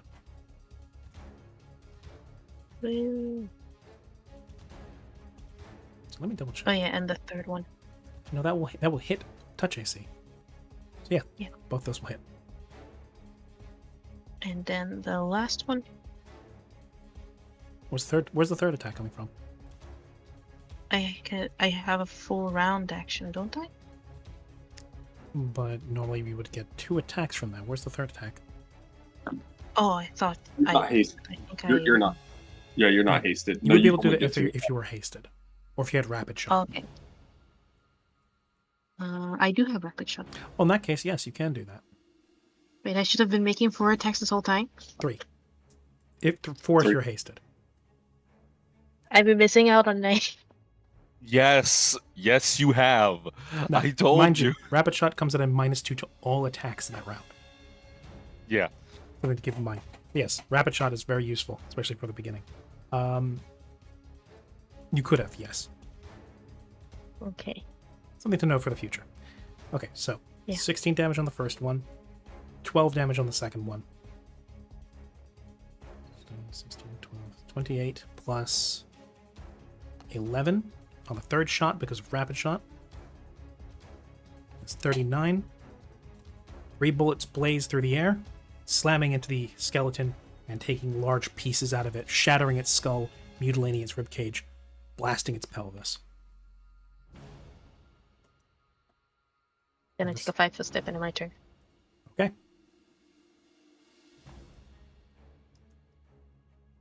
Vespacha! Rude ass. They seem pretty racist. That's just specifically towards Vair, and I don't like that. What happened to unity, guys? I wonder. 27 against touch AC to Vair. Yeah, let's go ahead. He is hit with 3 negative levels for a total of 5 now. Oh, good. Sweet, we call it sweet little reminder. If negative levels hit your total levels, you die. Yeah, I'm aware. We're gonna get him out of here because at this point I'm almost dead.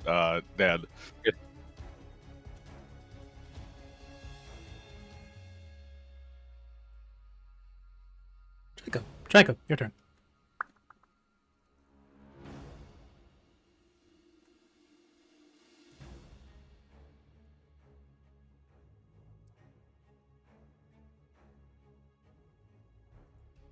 Jules, are you there? Are you muted? Oh, I am muted. My bad. I was saying over and over. Let's see. What should I do? Why don't you toss a Scorching Ray out? Actually, well, first, okay. Because I think I'm gonna move first.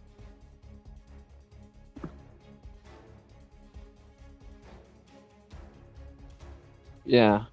Let's see. Because the wing icons make it kind of hard to see. I know that's Vair, that's Karia, so Vair and Karia these are the things that are with their friggin' IMVU wings blocking everybody's view. Yeah. So these guys are the Gazpacho guys, right? These two? Mm-hmm. Isn't Gazpacho like a soup or something?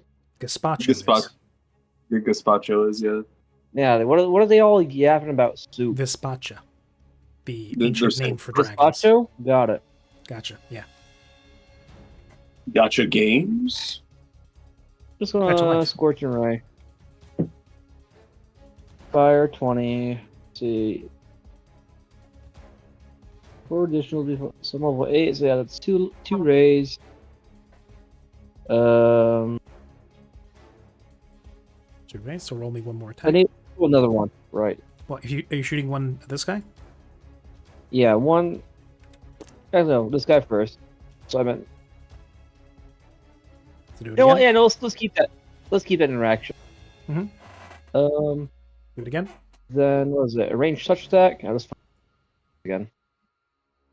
22, 8. Okay, for 8 damage.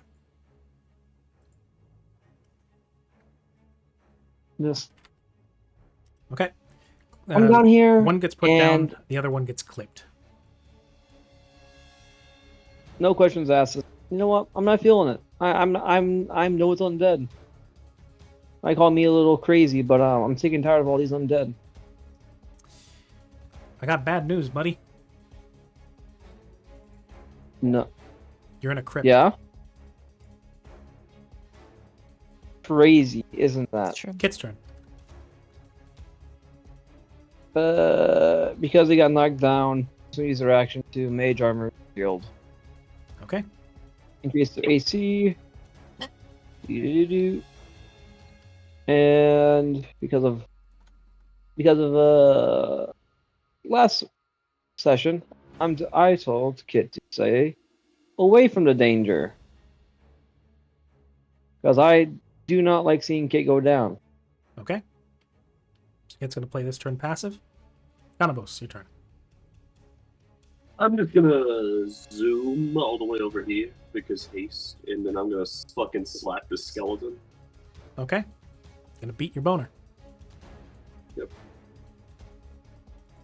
No, he doesn't even get the title of a spookster. He's just mean.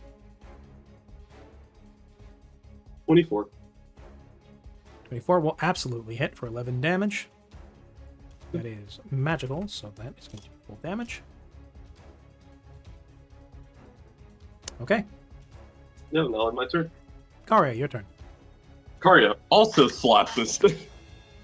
I'd love to, but first and foremost, I gotta find out how the hell to get Vair out of here because he's surrounded, and I'm gonna take way too many attacks trying to get him out. He is not. Oh, so my roll 20 updated. I closed the sheet and nothing had died. it's gone now. No, your allies help clear out the area around Vair. He is safe for now. Perfect. That works. Oh yeah. What language are they speaking? What language is that? Eldwild? Yeah. So yeah, close enough. Gazpacho. Gazpacho. Yeah, no, you're doing this on purpose. I know you are. Skeleton takes a swipe, but you misses. Go for it. Okay, and Karya takes a swipe with the 23 that hit the last one for 32. For 32 points of damage, this thing is standing on splinters of bone. Ah, good. No, it's not worth it. I was about to say I might have to, because oh wait, no, I won't have to. Vair is going to do what he always does when he's hurt like this. Run behind Siren. And that's the turn. Okay, Siren, your turn. Okay. Jesus. Well, Isn't dead yet? What the fuck? I feel like we find ourselves in very similar situations. And it always ends with burst of positive healing. Wait, there's only one left? There's only one left. Hold on. Yeah. Oh. Is he bloodied? Oh, very much so. He's on his last legs. I would have had Vair maul him, but knowing my luck and how wavery it is when he has 2 negative levels and one more hit of that will kill him. Okay. Kill that thing. Yeah, I don't want to waste a burst of positive healing, but I can't get within range to touch it, so I'm just gonna have to. I'm saying there is Vair there within range to touch. If you were to do something. That's true, he is injured. But if I do the burst, I can only pick to injure or heal. He's not injure actually injured. injured. Or heal. Well, actually, he is injured, but he's also drained of levels. That's true. I'm just gonna do a restoration on Vair. Okay. That's the level 4 restoration, correct? I'm pulling it up. Spells temporary negative levels or 1 permanent negative level. If the spell is used to spread. Yes, okay. So, if you cast that as your standard action, he will return all of his negative levels. I will do that. I think the threat is being taken care of, but he has not been taken care of, so we'll do that. As a result, the 25 points of maximum health that he lost are also restored. The health itself is not regained, but the maximum health is back. It goes from 52 to 77 again. Yes. That.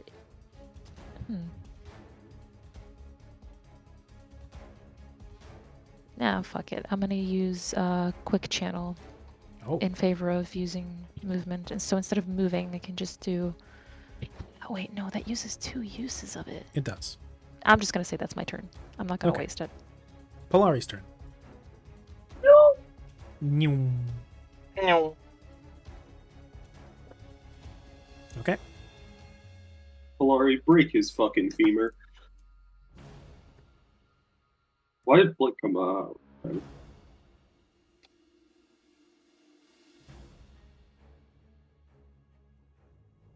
Yeah, Polari, please, for the love of God, break this man's femur. Snap is humorous.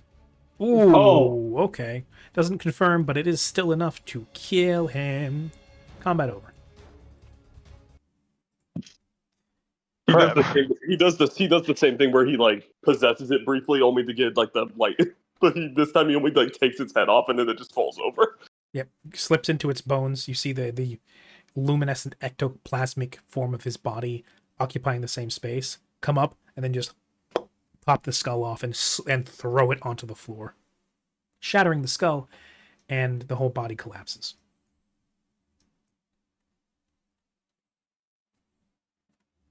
Okay. We did it. Siren, could you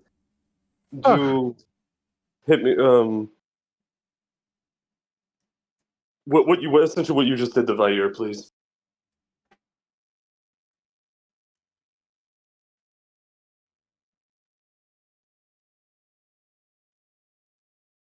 Damn, she's dead. She dead. She dead. She muted, or is she just not here present? Again. Shame. Matt. Oh, they're both gone. Uh-oh. Not both gone. Hello? Oh, there he is. Yes. Hello. There we go. Sorry, I was muted again. Oh, she's right there. Her headset's bugging again. Can you hear them? Okay. Oh, hello. Welcome back. There we go. Yeah. Okay. Chronos essentially asked, "Hey, could you just out of character? Hey, could you hit me with lesser restoration as well?" Not lesser. Lesser wouldn't do it. It's the greater. It's the normal. It's the normal level 4 restoration. Oh, cool. Yes. Yes. If possible. Other than that, do any of these? Which skeleton is the most intact? Let's see. There's the one that got turned to dust by Flick. There's the one whose skull got shattered and they got decimated by Karya and Polari. I would say probably the one that's the most intact is the one that Vark killed over here. I'm gonna go back to that one. Okay.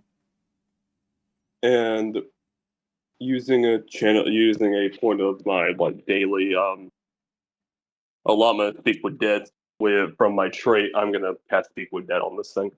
Okay.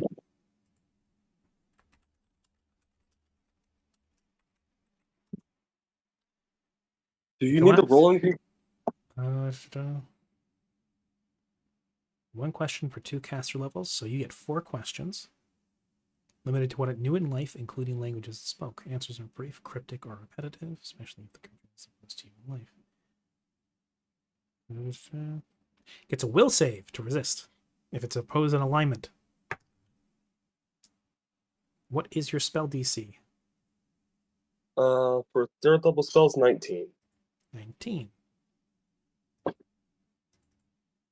Yeah. It barely fails. Oh, cool. I will post this in here just so everyone can see that.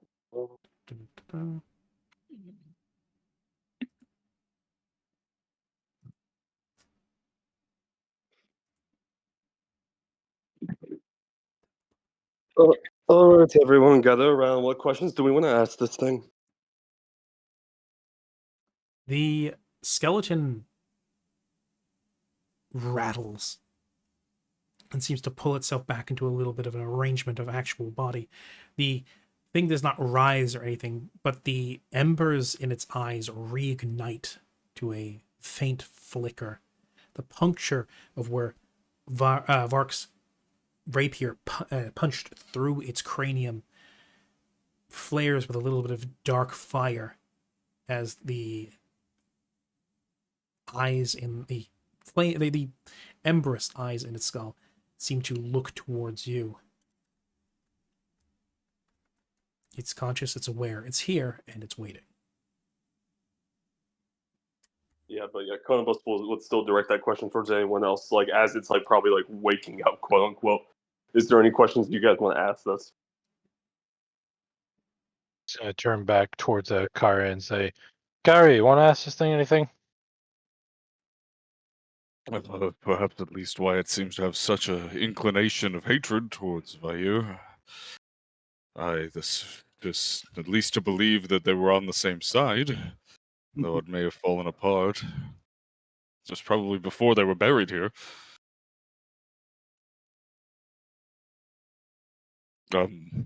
Why do you hate Vespacha?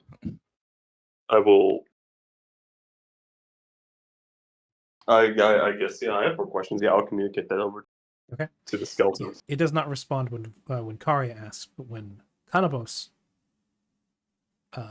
bridges the gap and passes the question on, its eyes flicker to fixate on where Vair is over behind the altar. He's currently still kind of shaking off the enervation he was hit with previously. Spacha. Hate. There's this drop in temperature in the room.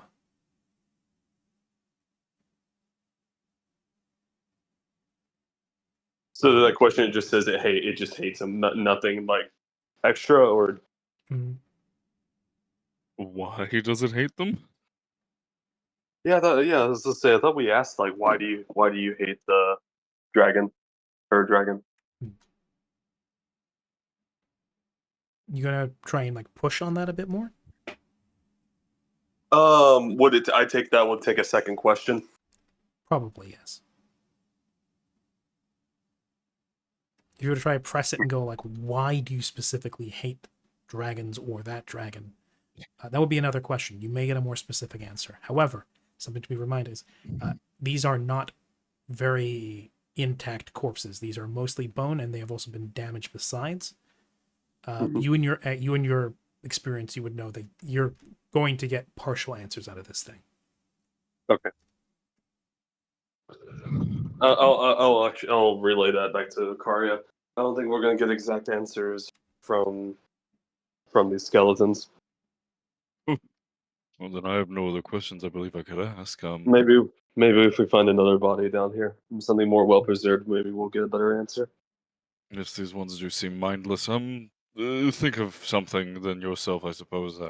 The purpose of the altar, perhaps, or how many of them are down here. Yeah, that'll be my second question. What's the purpose of the altar? Like the structure before what I'm assuming is another flight of stairs that goes down? No. Is it? Oh wait, That's no, the but stairs we came from. no, not the stairs. Like because of the texture on the left, it looked like stairs. No, that's a door. Oh. Yeah, that's a door. Okay. You have three more questions. What are you gonna ask it? What's the purpose of the altar? Well, that was my second question. The temperature seems to even out again as the thing's eyes lock towards the altar, the crumbled sticks of incense planted in the ash and sand. Veneration. Ancients fallen. And there's a moment of contemplation hanging in the air. Betrayed. To trade? Betrayed? Yes, yeah, that's not a question for it. That's just yeah.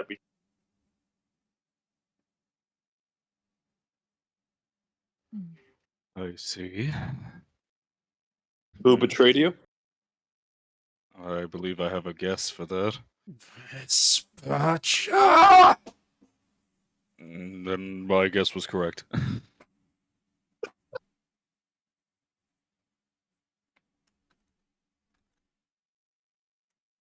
How many questions are left? I only have one more question. But if we find more bodies, I can still use this on like other things.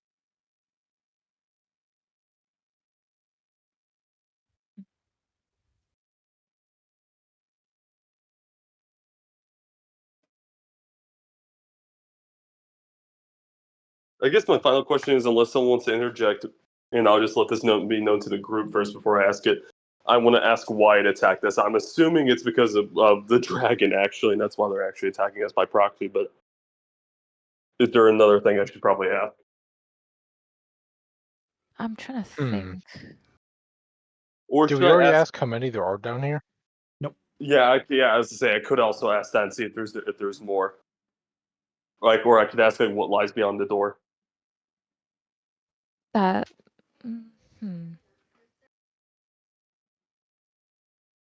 Assuming the door has like no space underneath, or maybe even Polari can just take a peek. Maybe we don't have to ask him. I'm trying to think of a question.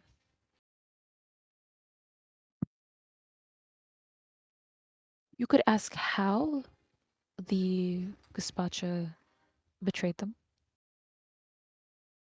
If I may have an answer to that, it seems as though there was at least some kind of summit. It was potentially planned. Though if this Galvan Empire, as it was, what was the name of that pyroclastic dragon again? Quest? I can't remember exactly. It was close. We never really got the name. Yeah, we didn't get the name. Oh, I thought that dragon was the one that was. All you got from that, the only really word you got from that whole vision was Galvan. Galvan. Oh, okay, well that's the Empire name. I thought for some reason it was the dragon. That makes sense. Actually, I'll ask this. What lies ahead? Give me a sense motive. There's one little part of this spell that comes through is that the undead that you question, or the dead that you may try to question, if they're opposed to you, can potentially try to bluff you. Very true. But he also should feel a little bit more. True, but you did fight and destroy him, and as a result, that does start you off pretty negatively. 30. You're not negotiating. There's no diplomacy happening here. So degrees of animosity don't matter very much. Okay. But yeah, that'd be a 30. 30. Mm-hmm.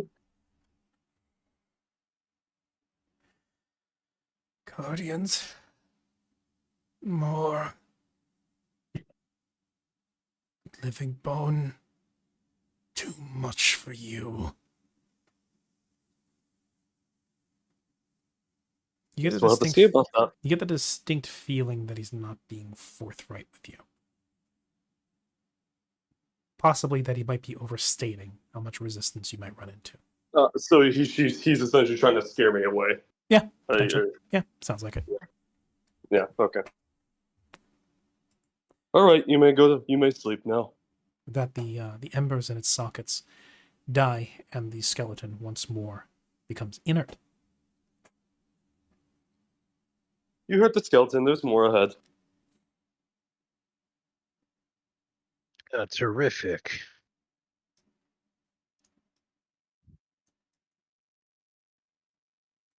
And it seems, Arya, you're kind of a bunch of traitors.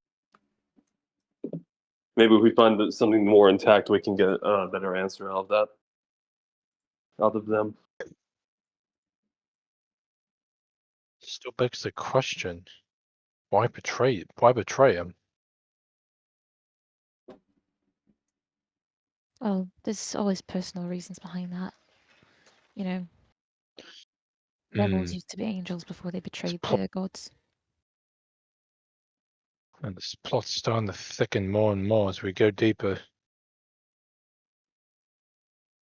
So makes me wonder how much of this actually is retained, or how much of it is perverted by whatever the white gods, potentially the white gods. We don't actually know, but I'm going to blame them because I don't like them.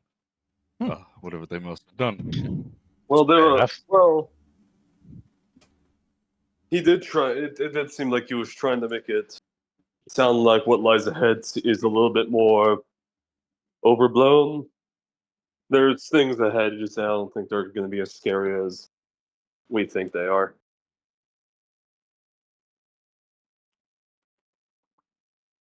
Okay then. As you stand here within this ossuary, dead silent, the darkness does hang heavy around you all. Even with Siren's light and Mallory's halo, it seems to encroach and creep in further than it should. The darkness here is unnaturally thick.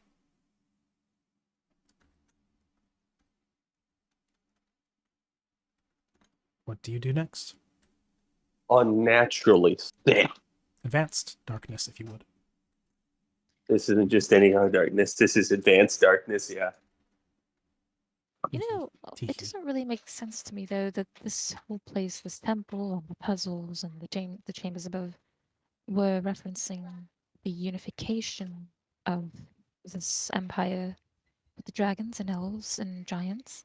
But then down here, it seems it's only really reserved for the people that were betrayed by the dragons. It's like unity upstairs and separation downstairs. I don't get it. Back when I looked within the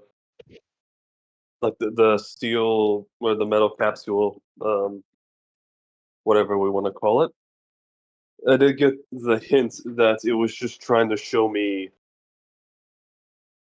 the good of Galvin, but some nastiness came through here and there. What I'm trying to say is, they're not telling up above. They're not telling us about the bad. I will actually go into the bit. Go ahead. Got a feeling there's some cloak and dagger stuff going on. Some duplicitous, maybe power grab. Who knows? I will describe the chamber down here a little bit more in detail.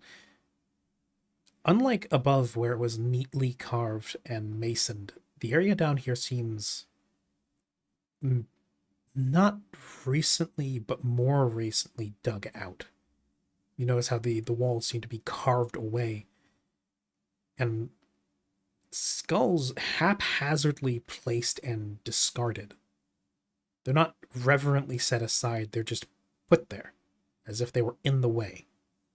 The walls themselves are chipped and hacked away, little signs of what used to be proper masonry destroyed. The only thing here that seems to been left in decent shape is the altar. There is also the wooden flooring, which is heavily caked with dust and dirt. And on the table to the side, there are what look to be digging supplies, aged, rusted, crumbled away. And vessels and jars made for carrying dirt, things for illumination. This was not always like this.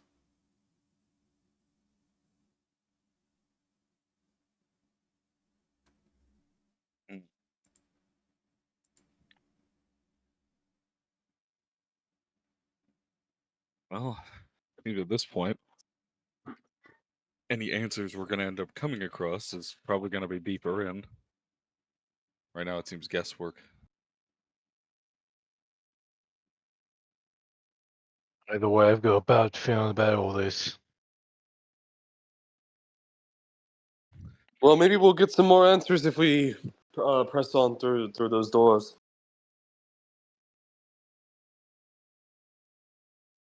Right on then. Okay. Do you progress towards the doors? Yeah, before opening them, though, I will also cast Detect Undead again and see if that gives me just... You detect a strong presence. No. You detect a palpable presence of undead through the door.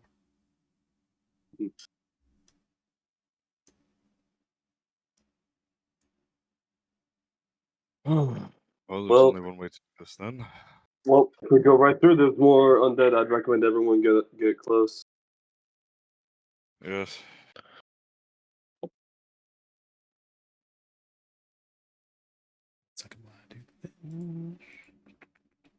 Siren and Mallory, what are you doing? Why are you guys walking upstairs? Leaving.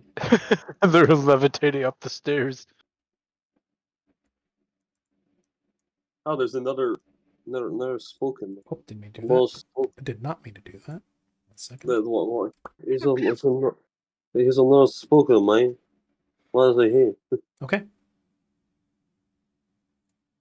Set of heavy stone double doors in front of you.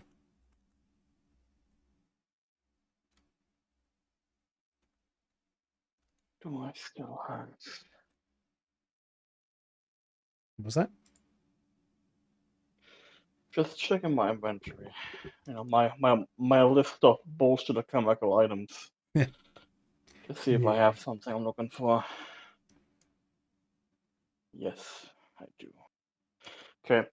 I'm going to take out a pot of holy weapon bomb. Okay. And apply it to my rapier. Okay. Use a dose of Holy Weapon Bomb, spread it across your rapier's blade. Everybody, if you would, roll me initiative. You'll be doing this with a surprise round. Oh, shit. Wait, Are we just... the surprise in our favor or against us? Yes, you'll be doing this with a surprise round in your favor. Wow. Oh, okay.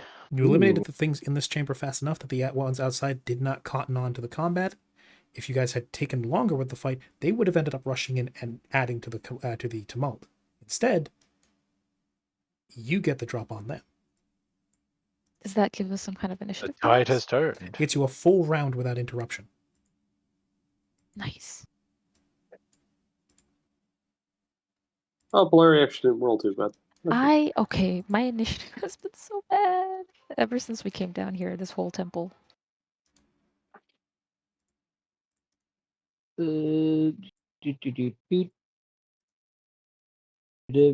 where is it at? There it is. Wait, this is like the perfect opportunity. Hold.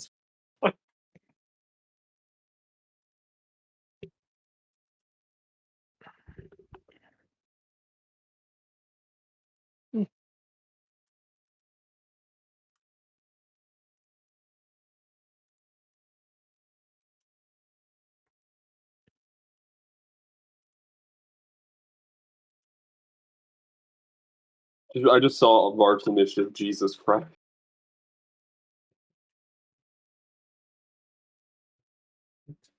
Nine. That's everybody, I believe. Mm-hmm. Kit and Vair included. Oh, Kit and Polari included. All right. Vark, it is your turn. All right. I'm gonna delay my turn. Okay. Past Karia. You're gonna delay. Okay. Delay your turn. So you're gonna play the dog kicker. That's true. Yeah, I am the door kicker, huh? All right, kids. Guess what I'm gonna do? What's that? Bust some ghosts. Haste again. Okay. Who's getting hasted? It's 8 people right now. Yeah. Yep, so you can get everybody except for 2. Yep. So Karya, obviously. Vair. I think honestly it'd be safer to say who you're not hasting at this point. That yeah, is... really.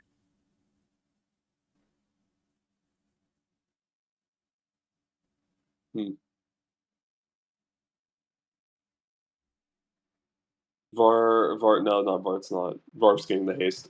Shit. You can leave me out of it, me and Kit. Right now, I'm having Kit. I'm having Kit on the. I'm sorry, Chaiko. I'm not gonna give it to Chaiko and Kit because a fast healer, I think, is pretty nice. So that's fair. Yeah. Also, I was Especially... gonna say, depending. Hold on. Go on. I'll say, depending on the rooms, I can turn into a fucking elemental. The elemental and this fucking tornado runs through everything. That's true. Also, Siren has the positive energy blast still. If we got our stuff you know back. what? That's so true. That's true. 7, 8. Yeah. Okay. Yeah. Just no Chaiko and no Kit. Fair. Yeah. I guess to be fair, Chaiko doesn't also benefit the most from haste. Yeah, well, Chaiko gets to run away faster to position her spells with that's haste, true. so that's nice. It's already in the back, but yeah, no, regardless, that ends my turn. Okay. Sounds good. Kit, what is Kit doing? Play on defense. Okay. Karya. Kit. Oh, sorry. Oh. I almost jumped over you. Go ahead. I thought you were just saying she was pulling back and defending. Oh yeah, that's what I was going to say, but also because the combat was short, those things are still in effect more than they are. So is anyone? You know what? I forget. I can use these things on other things. I can use my weird science device on others. Does anyone want mage armor plus shield of faith? Does anyone not have armor or shields? Oh yeah, because you can only have those two spells on you if you don't wear armor? Well, basically, they would overlap with any armor or shield bonus you get. Mage armor is an AC bonus, while Shield of Faith is a deflection bonus. Ah, yes. So that wouldn't stack with, say, your amulets. Take the higher of the two. Actually, weirdly, Vair might benefit the most from that. Yeah, I was gonna say, because, well, I've kind of made it a habit to cast Shield on Vair and Karya, and those are specifically deflection bonuses because they stack with mage armor. And so that I only remember is that it would be nice, but it would almost immediately be turned off.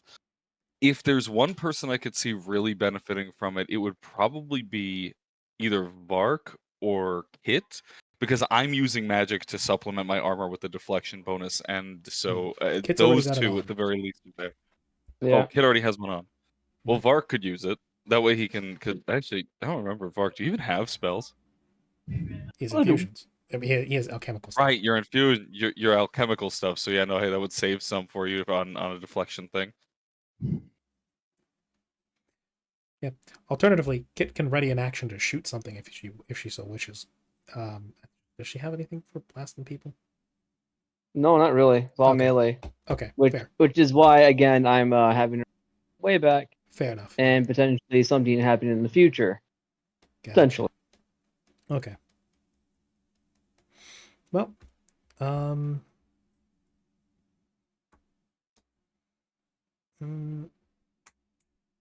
don't know if there's anybody that could benefit fully from it. Everybody's either got deflection bonuses or armor on. So everybody's going to benefit from only one or the other. I don't believe Vair has shield on him right now, but as soon as Karya casts that, it's going to overlap with Shield of Faith. Yeah.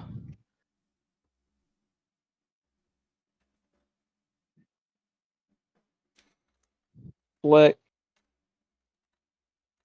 You feel poke. The little fox has prodded Flick. Yes. Now you have mage armor and Shield of Faith. You are welcome. On top of my studded leather, because of the it would yes. Mage armor would not stack. You would take the higher of the two. Oh, okay. So mage armor is a +4, by the way. Okay, so that'd be what, 25? Question mark. And then do you have any deflection bonus? You have the amulet, yes, from the amulet. Well, guess what? Shield of Fate's +3. So excellent. It'd be a +3 instead of the +1. Yeah. So mage armor doesn't actually do anything for you because your +2 studded leather already gives you a +5 to AC. Okay, never mind. Instead, you get an additional 2 AC from the Shield of Faith because it overrides your Amulet of Protection, going from +1 to +3. Okay, so in total, basically, you get a +2 bump to your AC from that. The item in question, I'm gonna. Yes. What it would take the form of did we say like a Memori charm or something like that? Yeah, we can. She presses that to you, tacks it to your clothing, and what it does, your body is enveloped by 2 different layers of magical protection. Oh, okay. Excellent. The first one seeps into your clothing. The second one hovers an inch from your skin or fur. Yeah, Flick kind of adjusts his collar a little bit, kind of flexes his shoulders, says, "Oh, I feel like a new warrior." Okay. And also add a character. Remind me again. What would the total like AC be? +2 essentially. In total, it would be a +2 higher than your current one. Okay, so 23, which is not bad. Not bad. Okay, Karya. As I assume that is Kit's turn. Yep. As a proper prelude to this, has the surprise round even technically started because I haven't opened the door? I mean, technically Because not. yeah, this is kind of my thought process. Is like it feels like we're still in the setup phase before we do anything. If that's the case, yeah, if that's the case, I'm fine with that because I was just gonna go. Okay, I'm gonna cast Shield twice. If we're not technically doing anything but setting up, one for me, one for Vair. But you know that's kind of where I turn to you. No, this is more of a setup phase. So have we? If we're all just kind of going down the line, just setting up for what's going to happen. If you're fine with that, I'll just do that. Yeah. So I'll just go ahead because oh damn it, that's okay. Shield. Yeah, now we are both up to 4 and 4 as the scales grow a little thicker on Karya and Vair, but and that'll be everything I do because I just remembered that last session we discovered that that I have an additional spell that I never picked up, and with the break I completely forgot about it. But that's what I do for now. I won't hold it up. I'm gonna just start digging through spells right now. Okay. When everyone's ready, I will push the door open though. That'll be the way we enter the surprise round. All right, Mallory, any prep you want to do?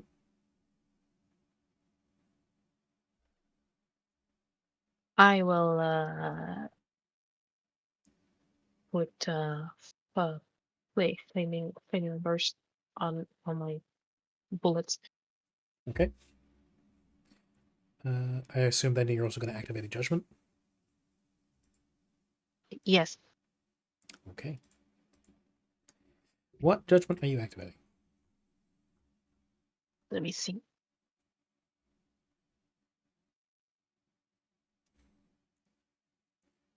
Oh, they're just. I need to round down all of these.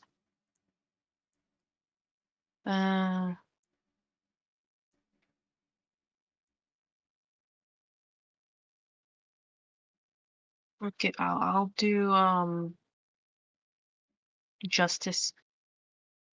Okay. You get a +2 attack bonus. Yep. Okay.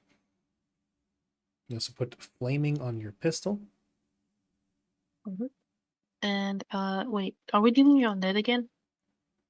Yes, there are undead beyond the door. Bank.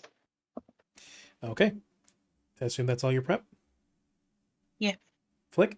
But I'll do Bane next turn. Okay.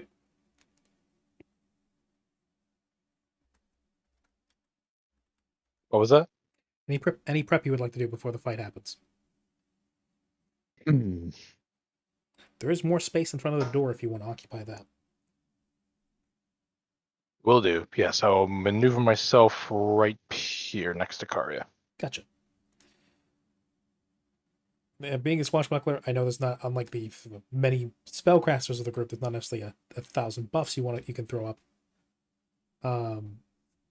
So if there's not a lot of prep you need to do, don't worry.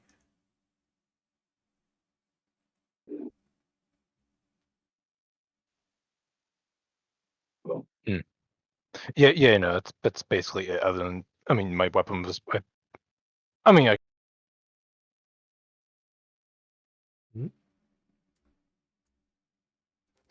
Can I, right up until the last second that Karya finishes opening the door and it's like fully open, just so I can take advantage of the duration of both of these as much as possible, can I bless the party and then cast Premonition on myself?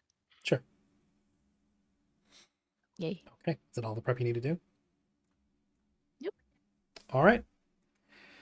Then with no further ado, wait, what was Vark's original roll? It was 32. My God.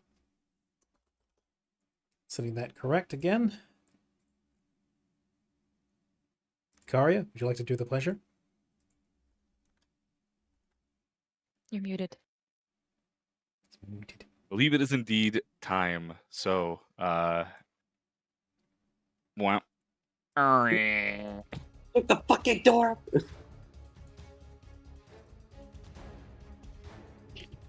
Do you kick the door and do you push it open?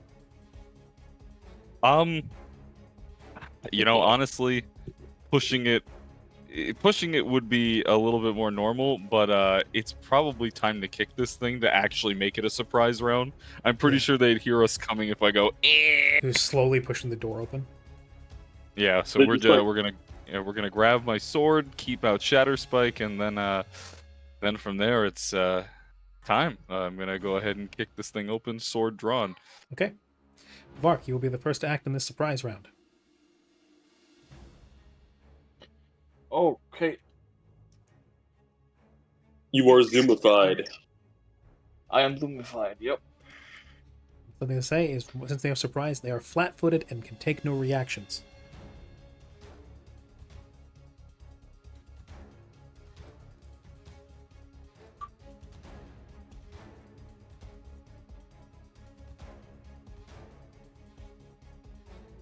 Vark is muted again.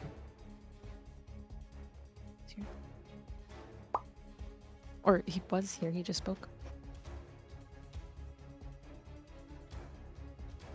Okay. Okay. And then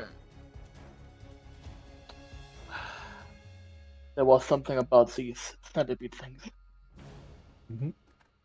Were they constructs? Was it in that? character, it was only a very short while ago. Yes. They were bone constructs. Yeah. Okay. In that case, my attack will be against the Cryptid Lurker, not the centipede. Okay.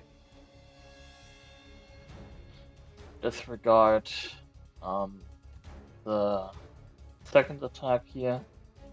Mm-hmm. This is solely one attack.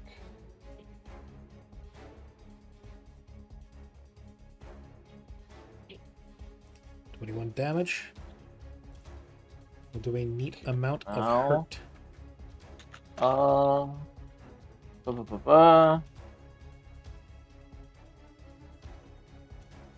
Now, is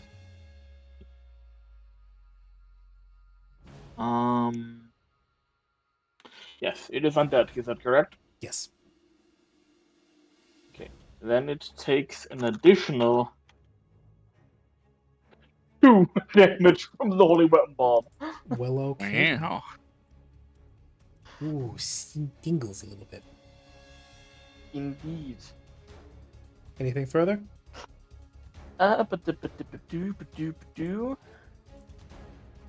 Yes, actually, it must give me a reflex save. The DC is, I hope you're ready, 10. I think that's it. What? That's shocking. If this is because of the alchemical item, yeah, unfortunately, alchemical item DCs tend to be rather low. Because they're typically available to like level 1 characters. It rolls a nat 20, unfortunately. Yeah, it looks like that weapon bomb is that weapon bomb has been sitting in his backpack for a little too long. All right. That's okay. I'm not sad at all. Anyway, that's my turn. It would have, had it failed, it would have taken another 1d4 next round. So it's okay. Whatever. So effectively, it lights it on holy fire. Yeah, a little bit, yeah. Yeah. Kanabos, your turn. Oh, well, I guess we're diving in. And I appear here. All right. Dramatic entry. Stabby stab. And I fired, and I missed. And I missed. Wait, they can't take reactions, yeah? Yep.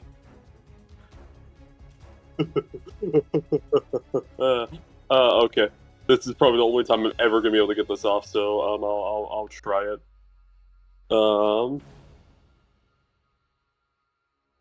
Whoa. Cure serious wounds be upon ye, skeletons. Oh dear. Your serious wounds. That's great. Make me a melee touch attack. I put that there. Does that include Bab? I can't remember that. Includes Bab. Bab plus it would be Bab plus Dex, I believe. Or Strength. 31. That hits. That most certainly hits. Oh my god. wonder if I hit these skeletons with restore. I wonder if I hit these skeletons with restore corpse, if they're just gonna start like fucking up. Like, if I'm just gonna give them their bodies back, will it make them talk? Also, sorry, I'm just thinking to myself. That is 20 positive energy damage.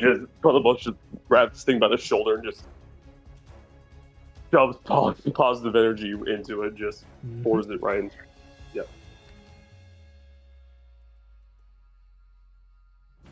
Let's see, does it get a save? I believe it's Cure Light Wounds, it does get a save. It's a Cure Serious Wounds, but yes, it does. Yes, it's will save to have. Yeah.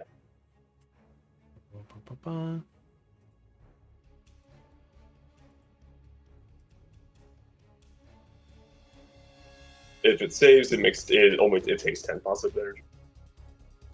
Yep.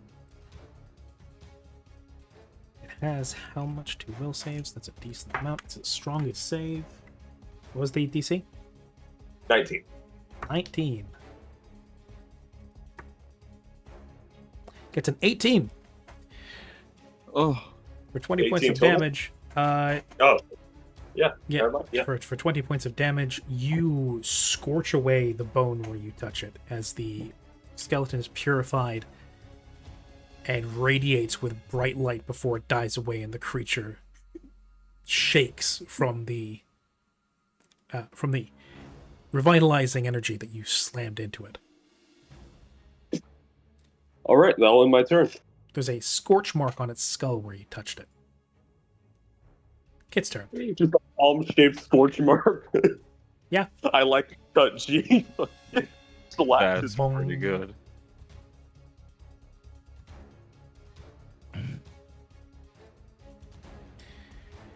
Alright. Yeah, Julian, if you're here, it's Kit's turn. If you're not here, that is A-okay. I know you're currently going through something.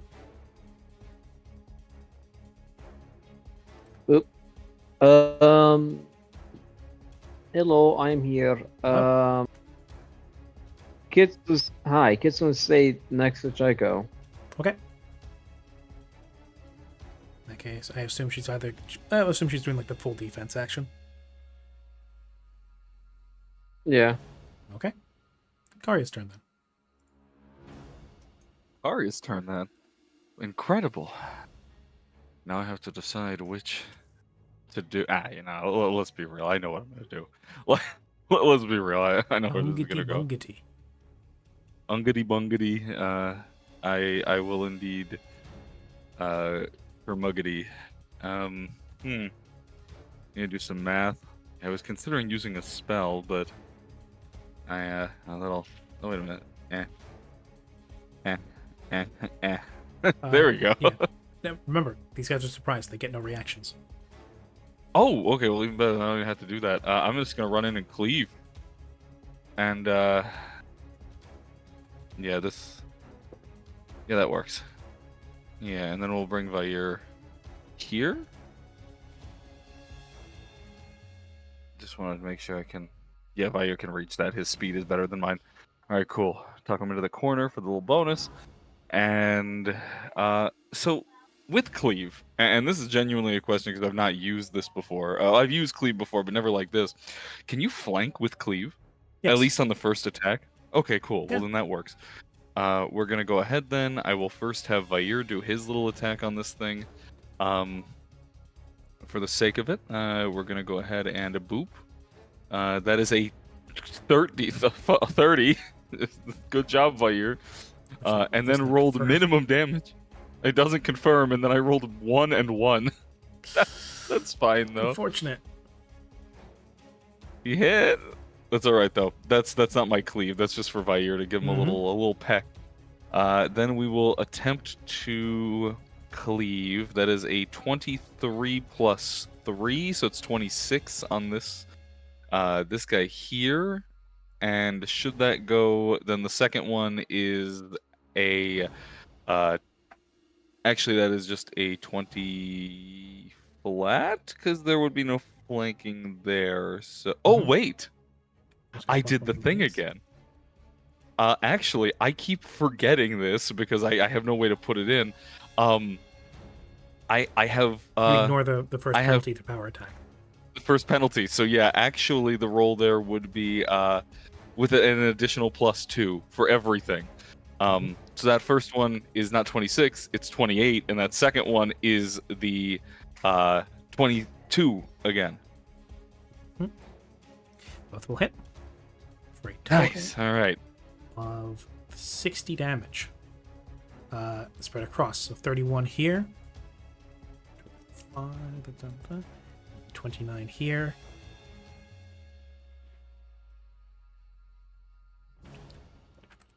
Okay. You take 2 hefty swipes. Both creatures are bloodied as a result of the cleave. I love cleave. I really need to use it more. I'm so glad I remembered it existed. Yeah, all right, cool. That is everything I have right now for my turn. So, yeah, that'll be all good. Okay, Polari. I'm just gonna have Polari do a little dance. No, joking. The dance macabre. The dance macabre, yes. We all stormed it. Hmm? Okay. Bunch of door kickers. It was a really mean door, okay. Imagine. Alright. Polari's gonna go over there, see Wait a this. minute. Probably absolutely bewildered Did I not skeleton. What's up? Did I not give Trico an initiative? Did you not? I could have sworn I did. Let me double check. Looking. Yeah, I'm scrolling right You did. now. She got a 12. It is 2 slam Why is it attacks. not? Good question. Oh, she's just not. Did you not select your token before rolling? That might have been it. I might not have. You might have still had Kit's, what do you call it? Kit's token selected. For Maybe. There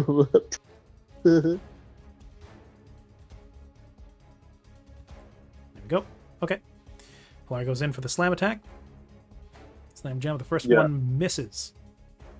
Does the second one hit? Because No. 2 slam attacks. Okay. Even with flat-footed? Really? Actually, let me double check its flat foot AC. Nope, does not hit. Okay. Well, that's that turn. Mallory. I hold my action. Okay. What's the condition for your held action? If a big boy comes in. Okay. I don't think any big boy's gonna be coming here. Check up. I'm gonna use one of my. I'm just gonna move here. I'm just gonna use one of my features that I rarely use often, but I don't waste any more spells. So, Elemental, right? yes, sir. Been a while since we Range seen touch that attack. I still don't know how to get a touch attack on, but we'll ignore that and just where was it? Just roll a ranged attack. There it off is. Your sheet. 11, Lamau. Maybe that's why I don't use it. You want to know the fun thing? It hits. It still hits. Because it's denied its dex bonus to AC and you're hitting on touch, so it's literally has no AC. Wait 1 second. Wait, what is Chaco targeting? Yeah, which one? Oh yeah, I actually didn't mention. I was kind of this one. Okay. Yeah, you hit that with a zap of electricity. Scorches This it. little flick of the wrist. Beep. Yep. Gets zapped. All right. And that's Chico's turn. Yep. All right, Flick. Okay. Moving up to this fella. I forget. Am I hasted or Yes, no? you are. Excellent. So I run up to him and stab away. Okay. You didn't move, so it's 1 attack. Mhm. Okay. It's on its last legs. I would also like to actually no. I won't bane him this time if he's low health. Okay. Siren.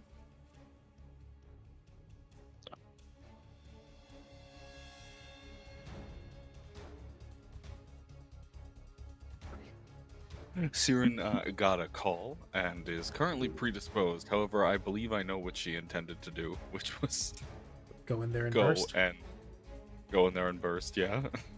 Okay. Stand on the table. All over their face. Jumping up onto the table like a valiant warrior. Siren then unleashes a burst of positive energy to smite the undead.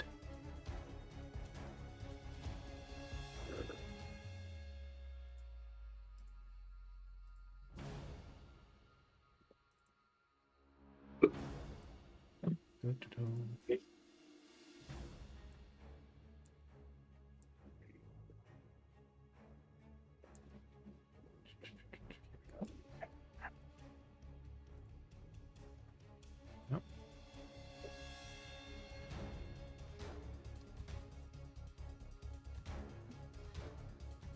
$16 points of damage.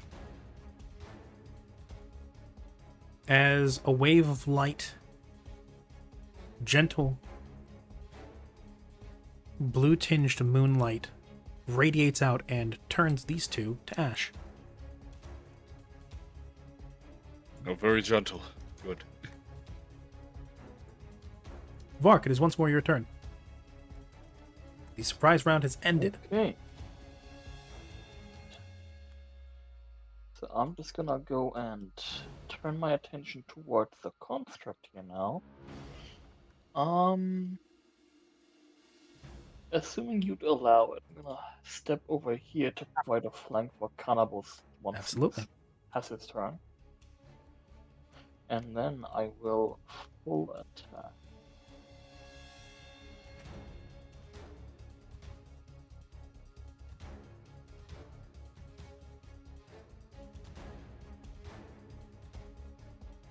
Oh boy. Oh baby.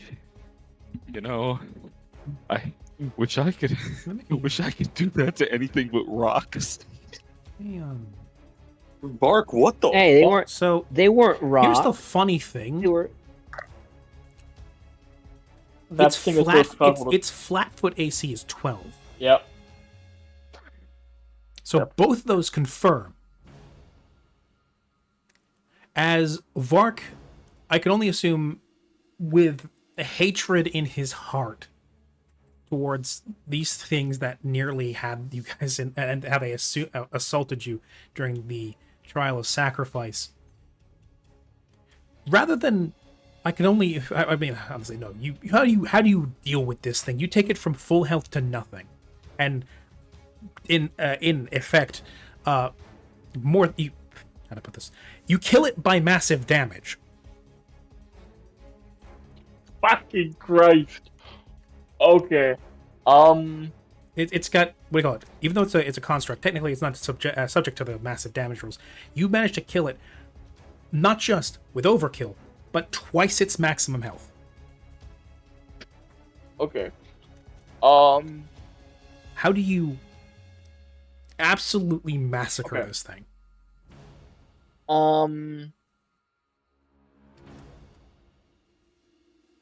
Vark first whirls around, and having previously faced down the Crypt Lurker, was taken down by everyone else's efforts combined. He whirls around, and with the momentum of a spin, slashes upwards at this, construct, like rearing its body up, I assume.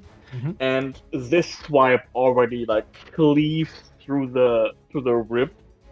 Oh yeah, first strike kills it already. Okay, cool. You cleanly, with pure force, almost bludgeoning through its spine, you sever its spine in one slash. What do you do with the second strike? Alright. So as it begins to fall apart, Varg then he's still fucking coked up on fucking speed, then leaps at it, effectively grappling it as he brings it to the ground, stabbing it through the underside of its skull, and then tearing upwards to basically split the skull in twain. and with his third attack, he just grabs the hilt of the rapier with both hands and brings it down onto the skull anew to pulverize it. Yeah, that's kind of originally what the mental image that jumped in my head and originally before I let you have the reins was you just basically taking the rapier and just bashing the thing to death. Also, welcome in, Grin. The fact, so you gracefully you sever its spine, then bring yourself around to stab it through the bottom of the head, and then rip that loose before then bludgeoning the thing against the floor, shattering it to pieces, and very, very soundly killing it. Very nice. If there is ever a deed of greatness and that I would award panache for, that is definitely up there.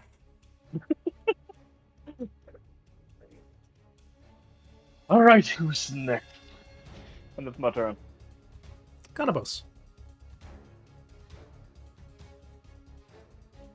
Damn, there's no. I was thinking if there was like a way I could flank this one. Nope, there isn't. I am just gonna come up to it and slap it though. Okay, slap away. Attempt to commit a slappage. God likes attempting. That is a 20. You hit. And you kill. Yay. Oh. Shatters under your blade. Did not have much health left after Karya hit it the first time. Okay, yeah, then Carnivus just I guess jumps on the table, then leaps, sword in hand, and drives it into its skull, and then pins it down. Nice. Combat over. Yeah. And to summarize, the way that went is the door suddenly burst in, the crypt things turned around, screeched, halfway through screeching, were then fallen upon by the entire group, smashing, slashing, stabbing, smashing, Siren jumping up on the table, letting out a burst of moonlight, and then finally Vark, in a moment of pure violence, destroying one of the bone construct snakes before Kanabos delivers the finishing blow. All of that within the space of about 10 seconds.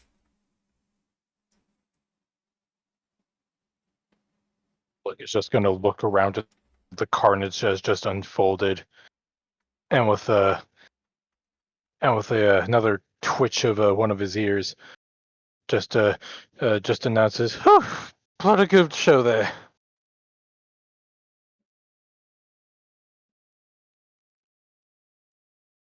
Party of level 8 adventurers, everybody. I'm level 7. Mark twitches lightly. To be fair, you got purged of that drug. Oh, right.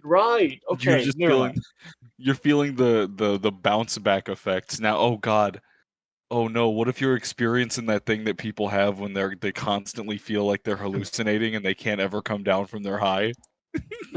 I want to say it's more like he's finally producing his own natural endorphins again. So it's a little heady. It's a little too vivid. Oh man.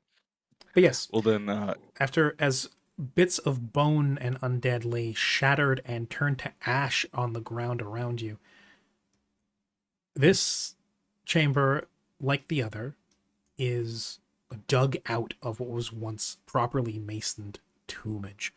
The table here is furnished with not much besides a couple scrolls, an amulet, and what looks to be a knife. The walls are decorated with more skulls, burned out candles, and to the side there looks to be some sort of copper ring or panel hanging from a metal bar, inscribed with symbolage.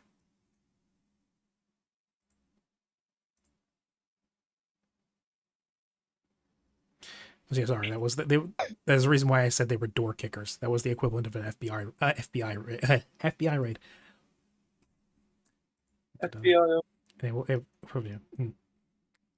Made a very tasteless joke there for a second.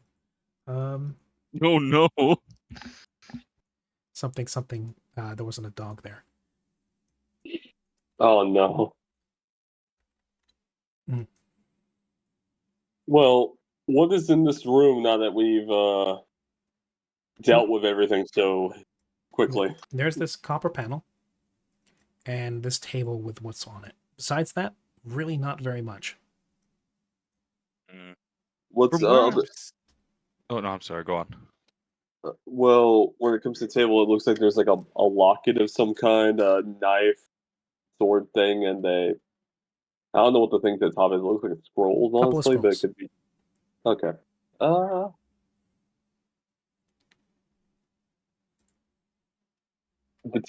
Using detect magic, do I get anything? Does anything come off of these other than like the scrolls? I take it. The amulet radiates necromantic magic. The knife. The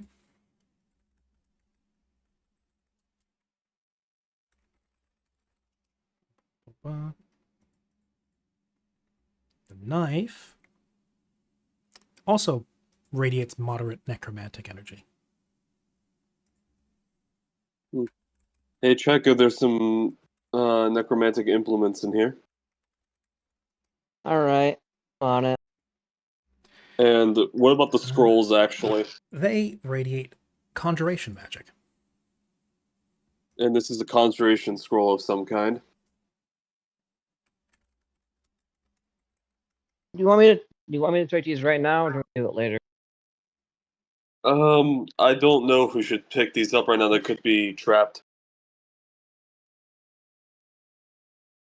If worst case scenario, I can use mage hand come up from a distance, if that's what you're scared about. What do you use to identify like the effects of a magic item again? Spellcraft. Spellcraft. I kind of suck at spellcraft, but hey, it's worth a shot, I guess. Burst of insight again. Something. Arcane points. Changing spells. Let's get train. Actually, wait. Do I want to do that? No, I don't. You can just leave it to me. No, I don't even have any ranks for spellcraft. I know that most it would just be a 10. I was just gonna waste something. Da. So there's the items on the table, and then there's this copper plate over here. Beyond that, not much in this room. Let me make sure this is the right one. There's a few spells I can have with this. Poor Mallory standing by the doorway, having not been able to use their action. Oh, that's it. Yeah, this is what I want to use.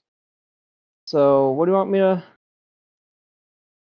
Me. All right, hand it here. Or not hand it here. Which ones? What do you want me to look at? All three of these things are on the table. Necromantic. Necromantic. Conjuration. And they weren't destroyed like the others. These seem to actually be in decent condition. They look old and yellowed, but they're intact. All right. So, do you want me to make 3 spellcrafts? Yeah, I mean that's up to Chico, but yeah, I mean sure. Oh, that's up to the DM. Which do you want to start with?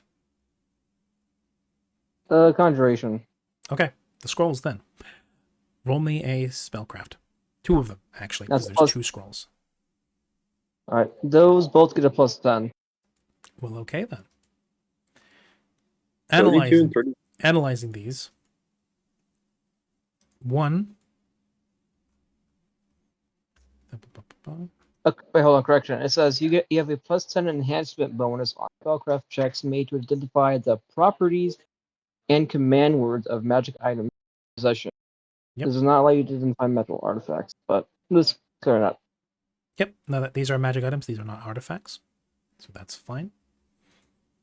The first scroll is you have to open these in order to read them, in order to spellcraft. You have to read the script in order to be able to identify them. Carefully. All right. I'm opening it. carefully picking up and unfurling them. Careful to check if there's any sort of traps or anything. These do not seem trapped. They do seem a little advanced. And it takes you a minute to decipher them. The first scroll you unroll and you read, and it takes a good little bit to parse it. It's a scroll of planar binding. Ooh. Specifically, normal planar binding, not lesser or greater. Right. Additional, let me... What level spell is that again? 6. Oh, shit. Oh, What? Yeah. Okay. You're going to need to be able to be capable of casting 6th-level spells before you can even put that in your spell book. Arc use it now. Anyways. You could try. That's planar binding, correct? Yes. Okay, that's what I thought. I was about to say I think I got it mixed up with a different spell. There we go. What does planar binding even do? Just real quick. Binds outsiders. No clue what that means. Okay, anyways. As in anything from another plane, lets you bind it to the material plane and command it. Oh. Short, we're saving Jesus Christ, a little closer to the microphone next time? Was that loud? It was pretty loud. I'm not gonna rip you for it, but that was pretty loud. It was so loud that my mic blocked it. Oh, I'm so sorry. What was loud? I didn't even hear anything. It sounded like it was in your throat. I wanted it to be a little loud, not that loud. My bad. Oh, good. Okay. Honest mistake. That said, the second scroll is a scroll of shadow conjuration. Ooh, now that is actually something that that's really funny considering one of the spells I was about to pick up. That is a level 4 spell. And the essence of the spell is that the essence of that spell is that you are able to rip material from the plane of shadow and make it into quasi-real illusions with which if they are able to fool if they are able to fool the creatures that look on, appear and act as if they were real. Okay, so what was that one called? Shadow conjuration. Shadow. All right. And then, so these are some neat spells. I'm going to explicitly express my interest in copying that 4th level spell because, I can cast those. Mm-hmm. But we'll say that one for later. Well, yeah. And then there was the third item. It would take time to scribe it over anyway. But yes, so those are the 2 scrolls. Yeah. And then what was it? The knife, was it? There's a knife and there's a locket. Knife and a locket. Mm-hmm. Well, I got 3 rounds per level. So that's what? 8 times 24, 24 times 6. You got plenty of time to do this. Yeah. Go and give me a spellcraft for the dagger then. What a really weird number, by the way. 3 rounds a level. Huh. Yeah, I guess it's because it's a downtime spell. That's fair. So that's then 28 and 43. And 43. You can use dagger first, I assumed. The dagger is a +1 Heartseeker dagger. Oh, I think it's literally the second one. Yes. Yeah, that's like what I have. Yeah. Wow. Wow. Interesting. Interesting. Okay. Hey, you can dual wield now, buddy. Hey. What a coincidence. What quinkydink. Hey guys, I think if we find a third one, I think there might be a trend going on. Just maybe. Maybe. Hang on. If we find a third one, we need to have someone wield the third one. I dual wield 2 of them, and I just stick my rapier in my mouth like Zorro. No, see, here's what you're failing to understand, Flick. You hold one in each hand, and then you get really good at using your tail and use that. Oh no, that's an actual feat. That's an actual feat. I know it is. I know it is. Prehensile now, tails. hear me out. I Instead, give myself a Sagamizer.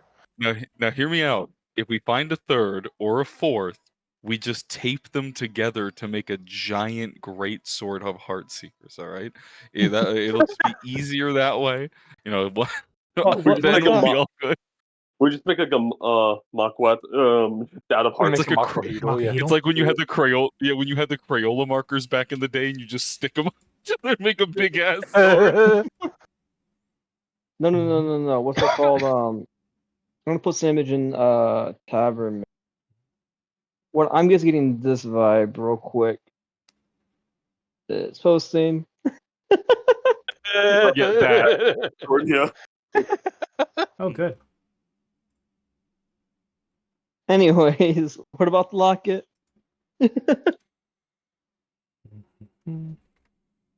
Moment. Okay. Yeah, after this, I'm probably going to skedaddle. Guys, we have yet another heart dagger. Let's. Hey, Flick, you want to juggle them and see what happens? Wait till we're back in civilization. Okay. The dagger literally goes straight into your heart.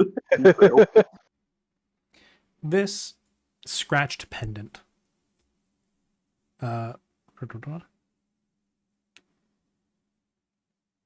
This scratched pendant is made of what looks to be cast iron, strung on a necklace made from polished and discolored bones, nails, and teeth.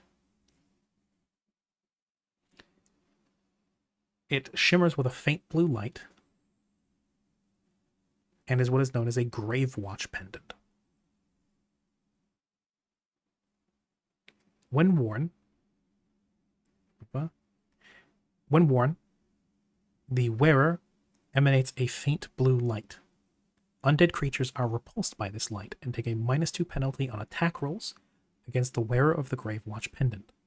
Incorporeal undead creatures are further repulsed and instead take a -4. Undead creatures can sense this light easily, however, and receive a bonus to perception to detect such a creature. Well, I guess that'll be good if we're ever finding, like, more undead, which we are. But who gets it?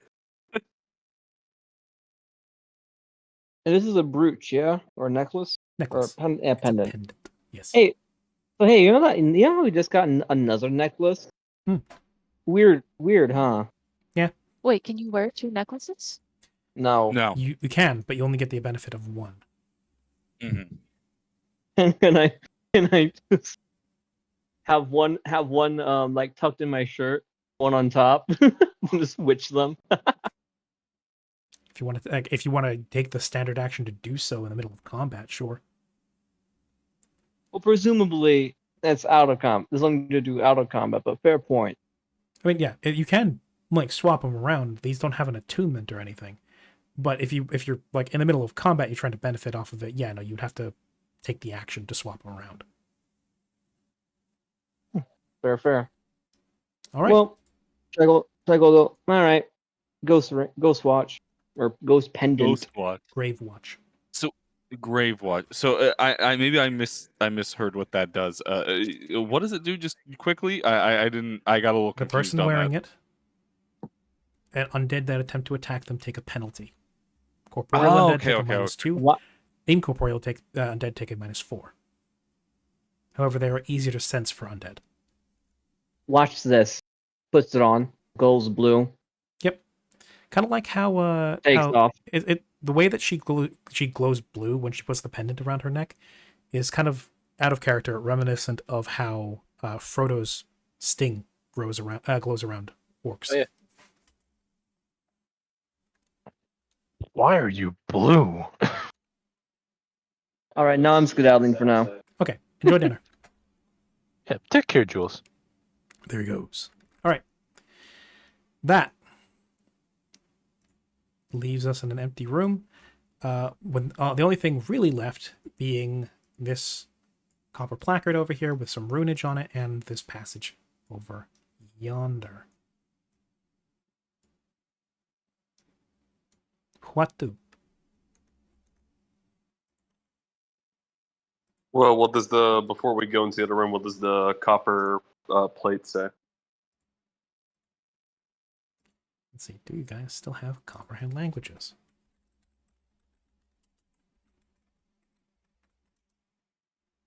How long does it last? It has been a couple of weeks. It is 10 minutes per level. I'll say you still have it.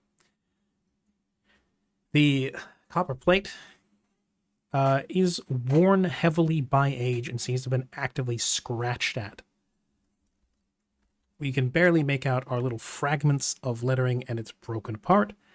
As such, you're not able to extract much meaning from it, besides what look to be pieces and bits here that say, I would say something like, we got bone or time or shadow.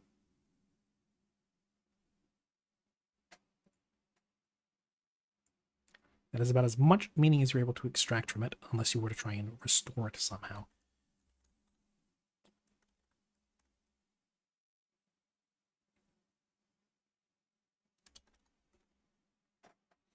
Any contributions? Nope. Okay then. I think, yeah, I really don't really know if there's a good way for us to restore it at the moment.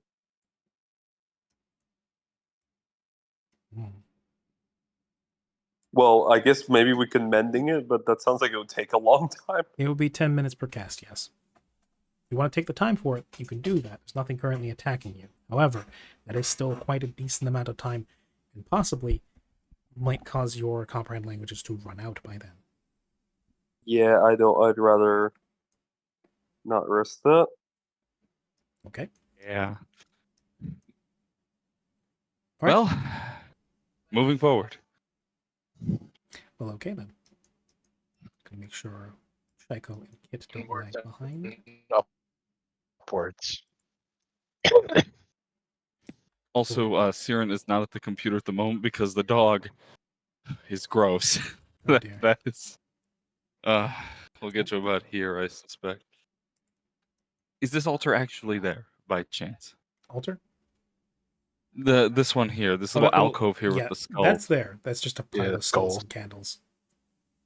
Great. Again, they seem to just been an afterthought set aside.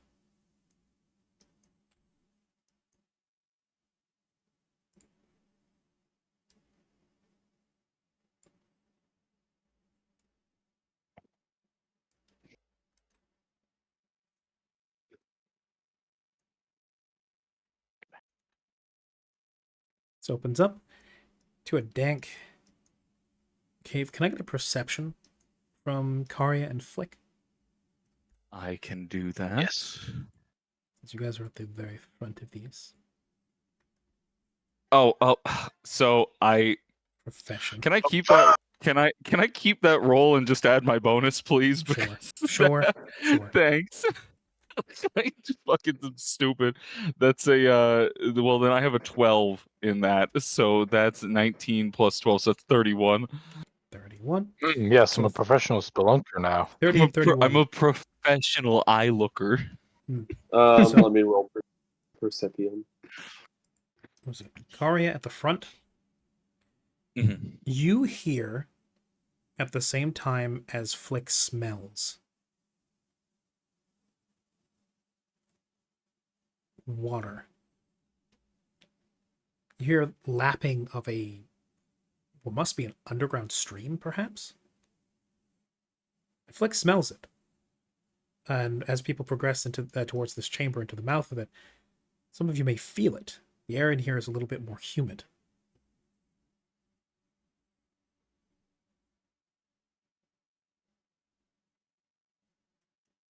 Takari, you smell that? Unfortunately. Sorry, I had too much broccoli. I see. You remember the last time we were in a dank, arid cave with water, still water? I don't actually. This is the first time I've ever been with you in a dank, dark cave. Yes, I do have to warn you, Kanabos, this is quite normal for us. I was more so speaking to Flick, who was trapped in a corner, I believe. No, wait, that was Holo Holo. Holo and Shaiko. Yes, Hullo and Chaiko were the ones who fell over the waterfall and landed in a dark, dank pit. And then were cornered by a gigantic, a deep nightmare monster. So, ready joy. yourselves. Well, it already seems like we're doing a little bit better. Checo hasn't fallen into a pool of water yet. Actually, don't worry, we'll find one. I almost like to say you're lucky she's not here to get offended at that. Slightly in character, but more so out of character. When we first got to this place, like above ground, what was it that we detected, like further below? Evil. We had like a evil presence, evil, and I believe Shadow. I think it was. I don't remember Shadow getting brought up, but I remember evil getting brought up. Yeah, no, you guys did detect palpable evil. I think that was a result of Mallory's scanning. Yeah. Yes. Something to note also is that the walls here seem to be growing darker. Not as in not as in the darkness is getting worse. The walls are growing darker. I don't like that. The rock itself is growing darker in hue. Oh, I thought didn't we detect that there was? Sorry, go ahead. Didn't we detect that there was some sort of shadow magic going on down here? I think I know what brought that up, Rami. It was the creatures we fought at the top. Right, it was the creatures at the very top. It was the fact that they were predators from the plane of shadow. You're correct. Oh, okay. Never mind.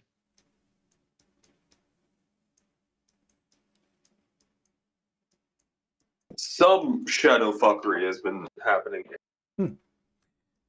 That said, there is no even with those high rolls, there is no perceivable threat in front of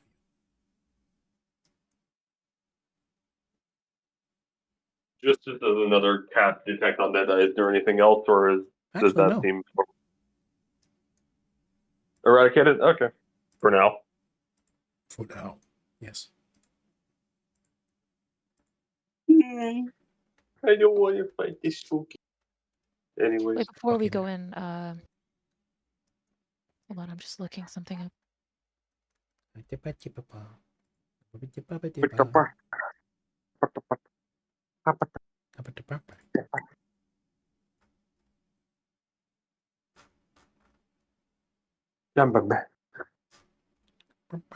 There is a communal protection from evil. There is. It's a higher level. I'm trying to find. Yeah, that should be level 2.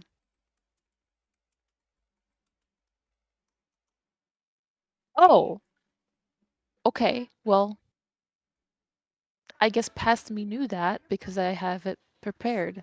Hey. But I also had the normal version of protection from evil prepared. Yep. I'm just gonna do this one. If what's ever down here is evil, I'll just do this. Mallory just just catches on fire. No, you do only have. Wait, does he? Oh. What's up? Does Mallory catch on fire?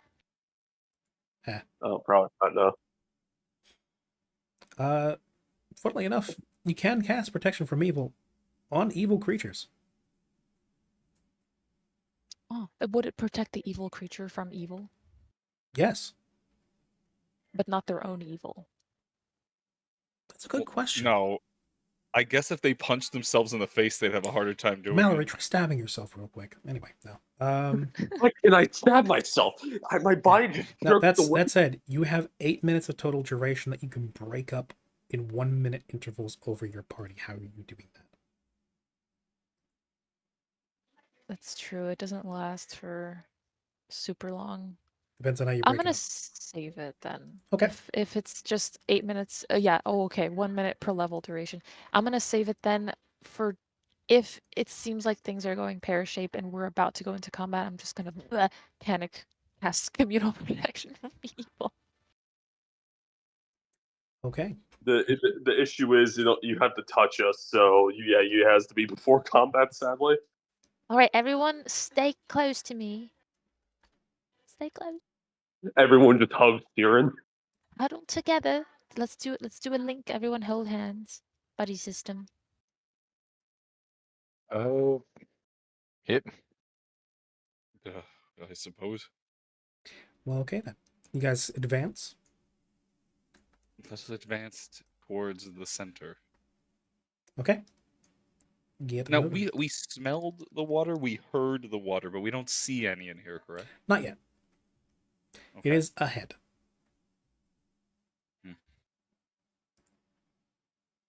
Well, since we also dealt with this, could I just like roll perception as well? Just like look for that weird ass fungus that might be on the ground ready to strike. Yeah. Search for traps. Also, Mallory, you definitely punch yourself. Because normally you would just get a +2 bonus to deflection to your AC. 27, I think, will definitely hit you as you punch yourself with your dagger in the stomach. In a move that is certainly not a cry for help. 38, absolutely. You see none of that trap fungus around here, the stuff that wraps around your legs and tries to paralyze you. None of that here. Okay, cool.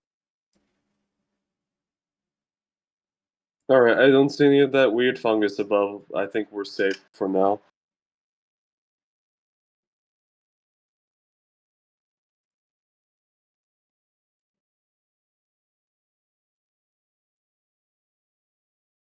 I think it will be wrapping up here soon. Soon. Yeah. All right. Whenever you guys are ready to move forward. Ready. Well, I am ready. Let's slowly progress around the rock.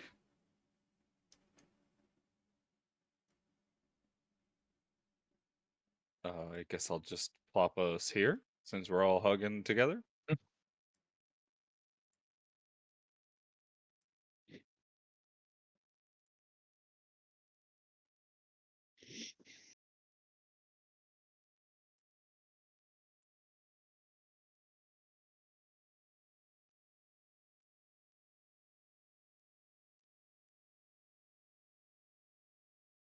There's a big rock in the way. Indeed. Well, what the fuck is that? Good question.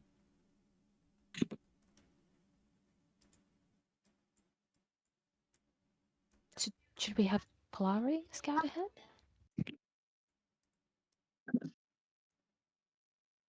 I always wanted to put my siblings in danger, but yes, no, that is the smart thing to do. Well, I don't know how this works. I see a misty guy, and I don't know if he's your sibling. I don't know how that's possible. I don't understand what this is. I just know he's been very kind and useful. Don't ask questions you're not prepared to know the answer to. Oh. Wait, if you're siblings, that means your mother was a... Oh no. I don't know if you know, our mother was a perfectly respectable person and probably more successful than your parents ever were. Polari, you're not supposed to say the quiet thing out loud. Well, we were all thinking it. How rude! Well, I'm sorry. Okay, you're not the one being used. Actually, no, I do sympathize with you. Like, we were both the ones being used as trap finding rocks in this dungeon. Listen, it could be worse. It's just I feel a little bit demeaned when I'm characterized as just a misty guy who is useful. Yes, but well, I don't know anything else about you. You haven't made any attempts to befriend me, and well, you haven't made very many attempts to speak to me either. Well, because my perspective of the dead is that, as long as you're here as a spirit in incorporeal form, you're suffering and must be freed. So when I see you just hopping about just joyfully, it makes me very confused, and I don't know how to approach you. How about this, dear? When we're out of here and we break for camp, we can have a nice long discussion. We can write this, we can communicate, and you can enjoy yourself a nice cup of tea. Well, you can enjoy it too. I'm afraid I can't. My taste buds died along with my body, you see. Unfortunately. I can enjoy it for the both of us. You can be inside my... Cannibals can most certainly drink it, and I can experience a muted version of it. How sad. Well, yes, it's not all... being dead isn't necessarily the nicest thing, but you make the best of it. This is where Varg breaks out his ghost touch tea set. Ah, yes. As you round the rock,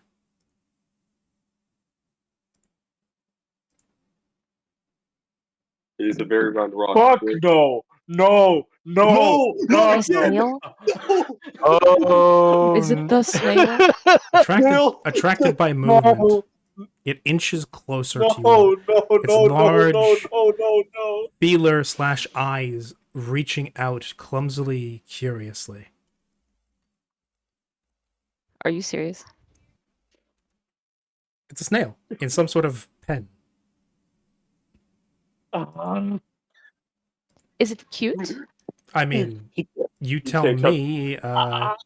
Arguably, it depends on taste, I guess. Flail snail. No, not again. Not again. Oh, those are flail. Not again, no. Squelches lightly as it tries to inch closer towards you, attracted by your motion and the heat, but otherwise kept in by the pen. It is humongous compared to the rest of you. It is easily the size of a especially large horse or bear, and its large eyes slash its large eye stalks slash feelers also look to be very capable pummeling instruments. Thus the highly reinforced. Thus the name that it is known by, the flail snail. Snail. I am going insane. Holy shit. 7, maybe 8 years ago, I was part of a friend group where the flail snail was our biggest, most reoccurring like running gag or meme. I haven't talked to these people in, like I said, 7 or 8 years. Today, I reconnected with one of my friends from that group, and on that day exactly, you saw a flail snail. I haven't thought about the fucking things in 7 years. Quite. It's a small world. Oh, that's good. The prophecy is fulfilled. No, not another snail though. Oh, that's good. That's very good.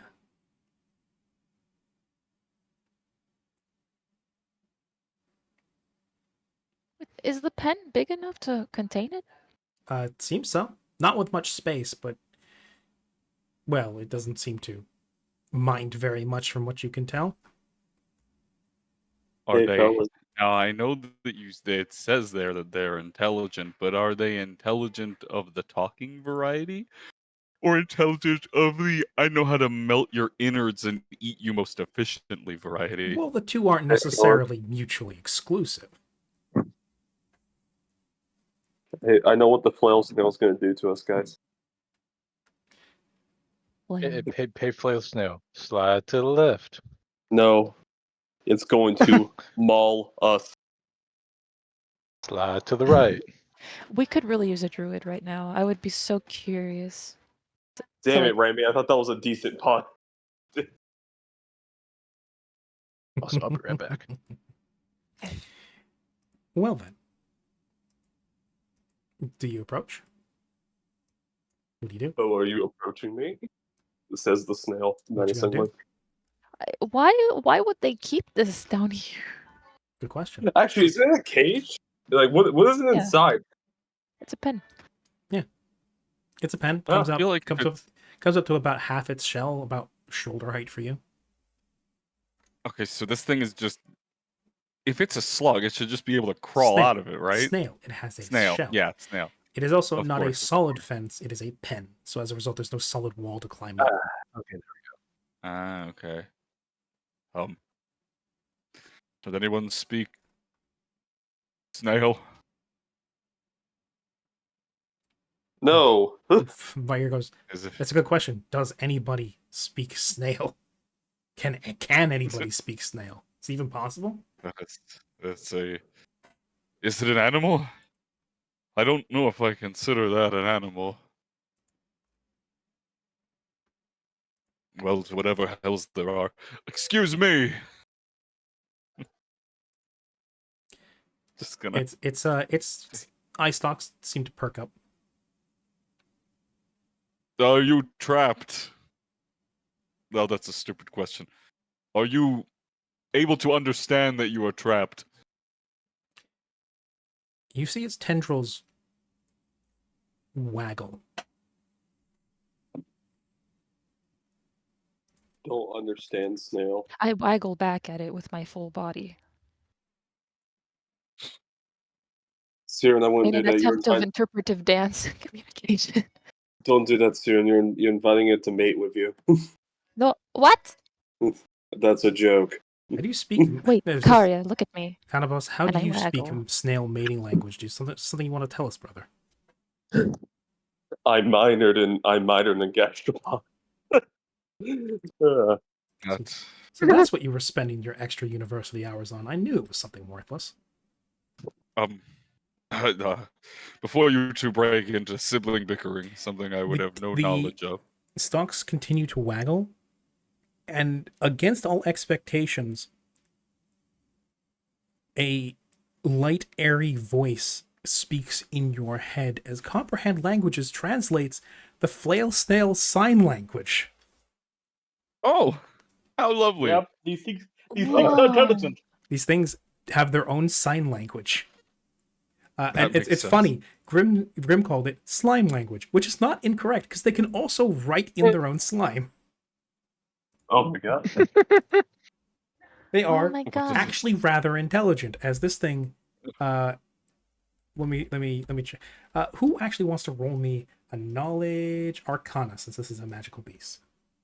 Sure. I'll give it a shot too while I'm at it. I'm going to face my flayed snail PTSD head on. Can I roll a knowledge snail? Knowledge you have snail. Oh my god, I actually did. Oh my god, Arya knows the 20. Yeah. No. The Karya, Vark, and Kanabos all know. Karya, you know that flail snails are actually decently intelligent, now that you recall. They're not often interacted with, and if anything, they're usually kept as a form of, especially exotic livestock, despite their intelligence. Because of the various parts of them that are extremely useful. Their eye stalks are useful as potentially turning into magical weapons or components for them. Their shells are especially useful for turning into shields that reflect and warp magic when hit with, as people know that, as Vark and Kanabos very much know, the snail shells are especially nasty if hit with a spell because it has a tendency to bounce it back at the caster and sometimes change what the spell is. And the slime is an especially useful solvent in alchemical and potion making. I wanted to save it, but now I might need to cut it to pieces and use it. That draconic greed kicking in there. Magic missile, the flame snail, they said. Multiple attack, the flame snail, they said. Multiple fireballs back at us, they said. Yep. We party wiped due to this thing. You did say it spoke at us, though. What it did. What did it say? 1 second, just for the especially high rollers here. These things have several abilities. They have the ability to retract into their shells. They have a mucus which they leave on the ground, which is extremely sticky, and it functions like a grease spell. Sorry, it's very slippery. It functions like a grease spell. It can, if it's on the ceiling, if it manages to climb up to the ceiling, it can actually let down rope-like strands of slime that it can scale and rappel down freely if it's able to set those up. It's also able to walk up solid surfaces with perfect suction. And most nastily is its shell. If hit with a spell of any type, it has an 80% chance to trigger a random effect instead. Only spells that directly target the ceiling. Yep. So yes, anything that is an attack or a saving throw that directly targets it has an 80% chance to roll on the misfire table. On a 1 to 3, the spell misfires. For the next 1d4 rounds, the casters make DC 15 concentration checks to successfully cast spells, so their spell casting is disrupted for the next 1d4 rounds. On a 4 to 6, the creature nearest the flail snail is affected by the spell instead. So it rebounds the spell on your allies. 7 to 9, the spell fails, it just fizzles. And on a 10, the spell rebounds directly on the caster. Okay. So yeah, remember that rebound effect that the Tarrasque has on its shell? That's where it's similar to that. Oh, yay. So yes, as for what I was saying to you, it's slow. Think the what are they called? Sloths? No. What's it called? What are they called? Who here has played Mass Effect? Oh, I know. Are you the Hanar? Yes, exactly. Yeah. Think of the Hanar. You know how they speak in bioluminescence, and that's translated into this sort of light. This one. Yes, that light, airy voice. Think of it like that. As its tendrils slowly move back and forth, weaving this way and that. Does it sound tired, like it's about to conch out? Perhaps. It always sounds a little bit sluggish. As the tendrils weave back and forth, and it says, "Welcome, child of scale. You have come upon my shell. What brings here? Conch of scale, child." Car's gonna kind of look back to the rest of the group and then look back a little confused and go, this one, once, it wishes to. Are you trapped? So I'm sorry, I can't get over that. You're able to speak, and I'm concerned. Scale child speaks quick. Is hard, but try. Shell over shell, yes.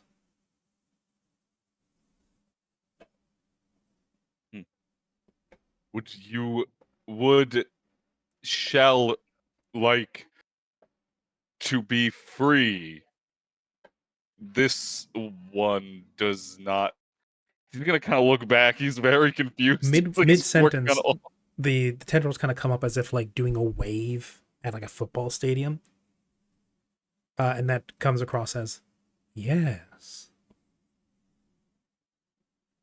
Are you going? Will Shell eat scale and flesh and he'll point to fur, and then he'll point to Polar and go, and goop.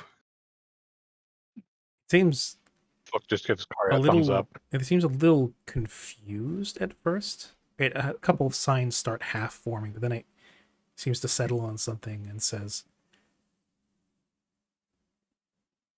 "Flesh, bone, fur, scale, all tasty. But conch, if unshell, not eat. Find food other." Scale will try break shell? Can I trap? When you say that, it turns ever so slowly and begins to move away from the fence. Can one person give me a perception check, please? I'll roll one. Sure. Yeah. Go ahead. I'm gonna ask if you wanted to do it. I rolled a sense mode of the snake. That's what I'm not doing. Alrighty, let me see what I see with my special pretty eyes.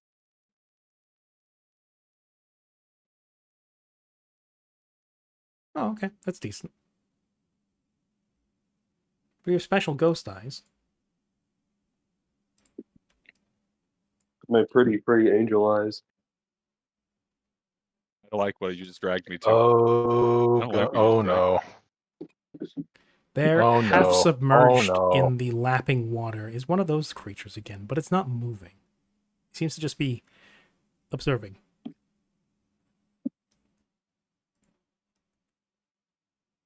Everyone else sees that too, right?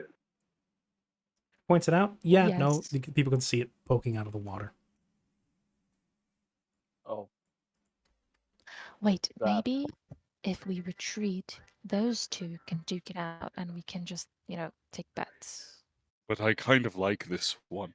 I like him too. I like snails. What And I want that thing in the Gale water. child looking for? Unshell? Answers about Scale, who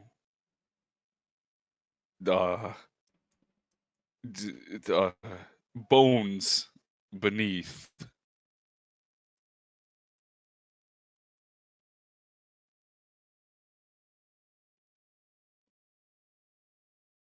Do all of us hear the... Understand. Yes, actually, all of you watching this understand this because you're all under Car's comprehend just flapping languages. his arms.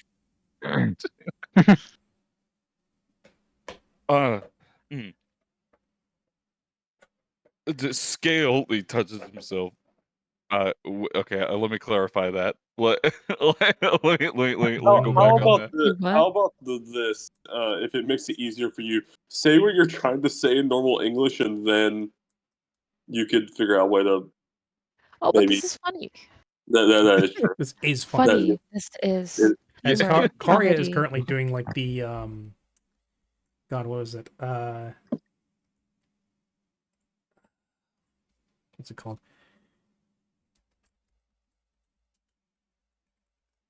Yeah, like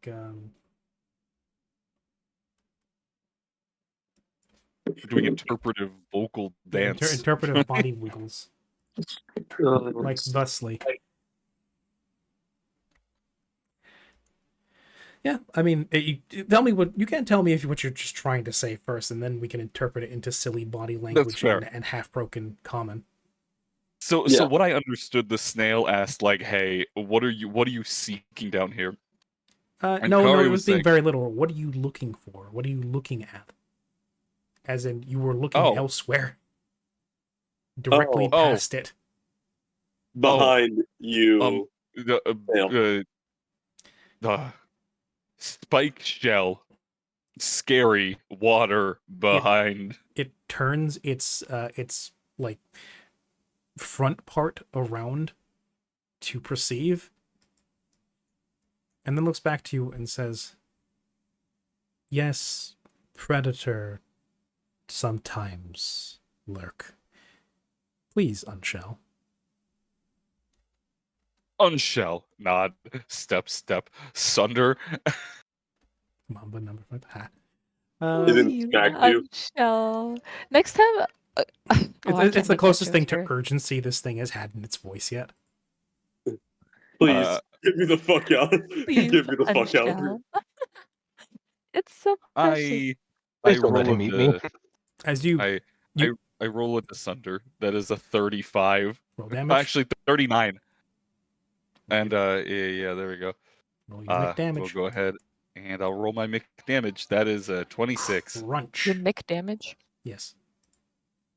As opposed to his artisan made damage. Yes, as you shatter the fencing, making enough of a gap that a snail like it could conceivably maneuver over. Does snail conch have a name?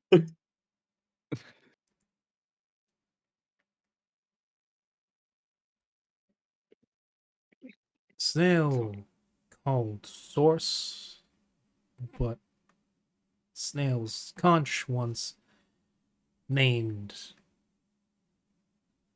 And then it makes a series of waggles and then loops around the stalks. Perceivably, that's its own moniker, but it doesn't really translate to anything. I see. And then Kari will attempt to mimic it with his arms and one leg. That will possibly result in you falling over and a little bit of joint pain, trying to worm your way around like 4 tendrils.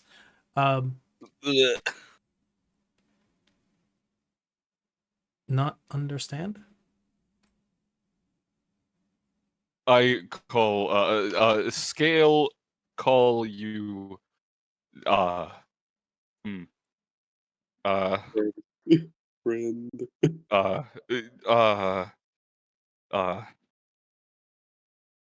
Friend for now. Friend. Friend. As one of the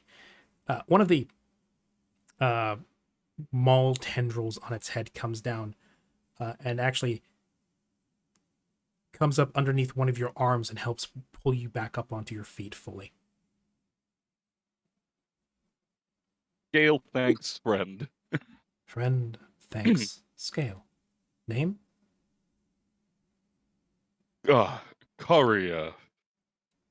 And then he'll turn around and start naming everyone, but he'll still look at the... I just need to say this out, character. If you kill off the snail, I will never forgive you anyway. No? Oh, well, that's just a shame. As it attempts to then sign out the different names, and then it halfway through, again, it comes through as mostly nonsense, as unfortunately, common names don't really translate to slime language. As it then turns around, looks at the nasty thing in the water, and then turns around and says, names later, much fast. Leave? Scale must travel deeper.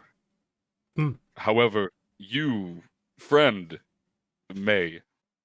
Friend, leave. Scale. Careful. Meatball.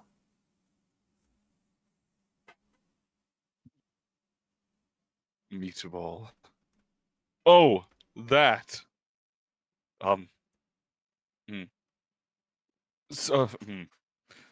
Friend, how were you shelled?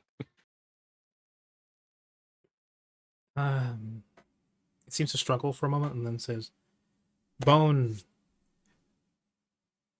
rock, skinny, light. And light as in the the photo projection, not as in like light as in photons, not light as in not heavy. Skinny, light, flesh, 2-leg thing, many bone. Push, friend, then shell. Friend not fight. Friend only one. Bone many. Many bone. Bone many. Friend only one. Many bone. Many bone. Many bone beyond, and he'll point this way here. The tendrils will cross over each other and go no. Does friend know what beyond? Meatball. Okay. And is also meatball? No. Shadow predator. It's actually really exact with that one. Oh. Kari will look back to the party. My friends, I believe I am understanding how to speak snail. This is quite fascinating. He'll look back. Flick signs. Flick just signs. Meatball usually tasty. Thumbs up. Meatball think you tasty. Now that I think of it, it says meatball. Oh no. Meatball, not friend. Oh wait, well no. We were saying that meatball, not friend. Friend. Yes, of course. How could I be so foolish? Actually, oat yolks are kind of meatball shaped. I mean, yeah. If you've left a meatball out in the sun. Yeah. Is meatball stinky? Meatball nose. Sometimes stinky. Mm. Meatball is meat talk a lot. Sorry. Meatball talk a lot. Meatball lonely. Oh.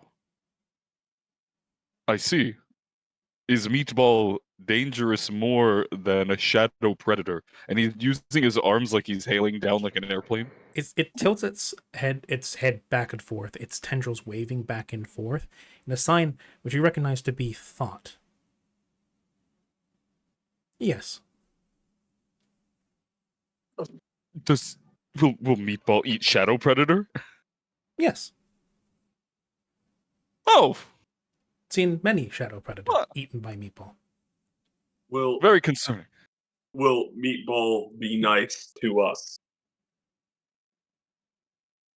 No idea. Fair enough. We have kept you long enough, friend. Careful journeys, but Scale does not know the way out for you.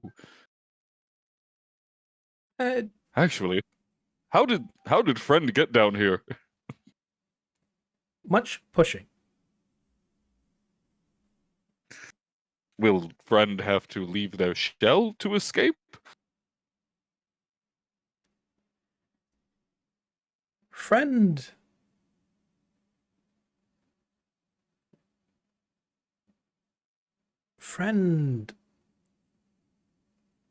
skinny. Oh. Quite the legend you are. Yes. Friend thank Scale. Scale thank friend. Friend very lovely. Scale become king, and will seek out friend again. It's big bludgeons, like the top two and then the bottom two clap together. They bonk together.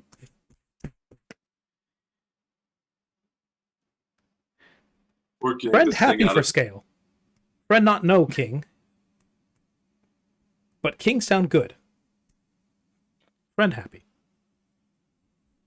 Scale also happy. This has been delightful. All of these trials are worth it. I have found some passion once again. Friend, take care and be well. And should anything hurt friend, Scale will destroy with untired and eternal ruination. Clap, clap. Saying that, the creature in the water above. Okay. Friend is this kind of like drops his top half over the collapse bit of the fence and then goes to Friend betray you now. Slaps Karya. Friend happy. 2 shells. Not normal. Indeed. Friend thank Scale. Broken. Thank Fur. Thank Little Scale. Thank Spirit. Thank Glowman. Thank Second Glowman. Thank Glow Lady. Thank Shadow Man. Thank Fox and Little Fox. Is it?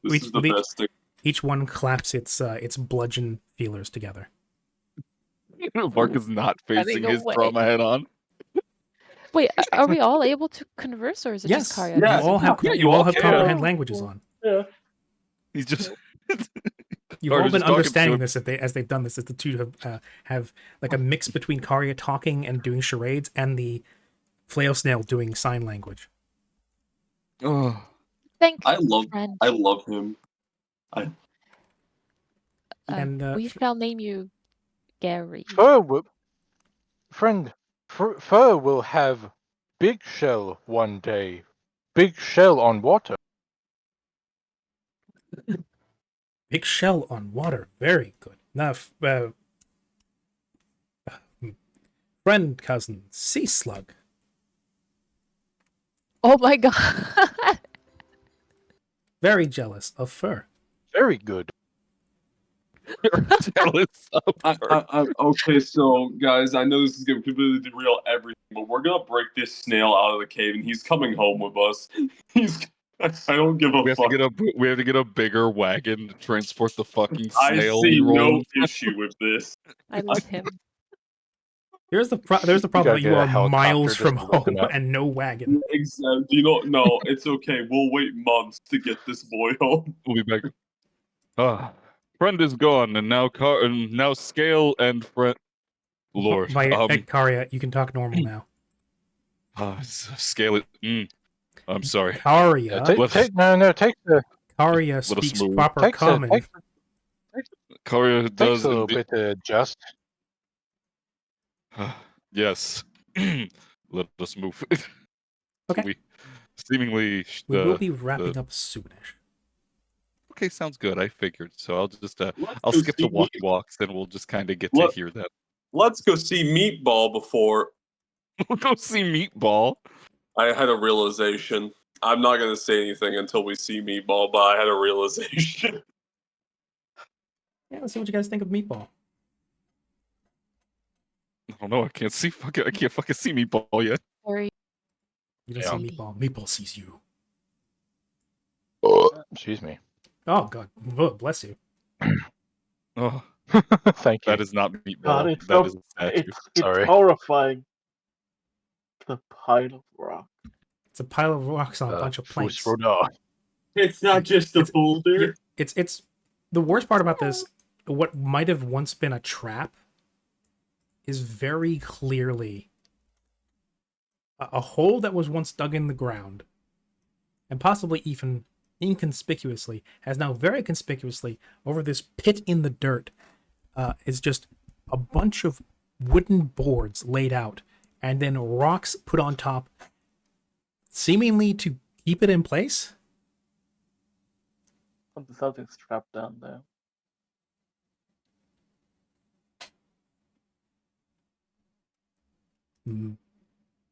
Let's see. Anybody want to Here's a question. Anybody want to check for tramps? I'll do that again. Well, the head trauma Kari is taken. Can he really speak normal, common? Good question. Honestly, when Siren looks at Karya, it doesn't matter what he's saying. Hey. She's not listening to what he's saying. She's all of her attention is on his lips, not on his words. All of her attention is on that dragon butt. Why are you looking at this dragon ass? You think it? Do you think it has scales? I don't want to know. Anyways, it has scales on scales. It has scales on the dimples. I suppose we'll have to check at some point. Flick is specifically. If anyone else to check anything. Wait, what? Nothing. Moon one is perfect. Okay. Just scale in sleep, apparently. Listen, she has trouble falling asleep, okay? Mm-hmm. Just stays up all night looking at him in his sleeping bag.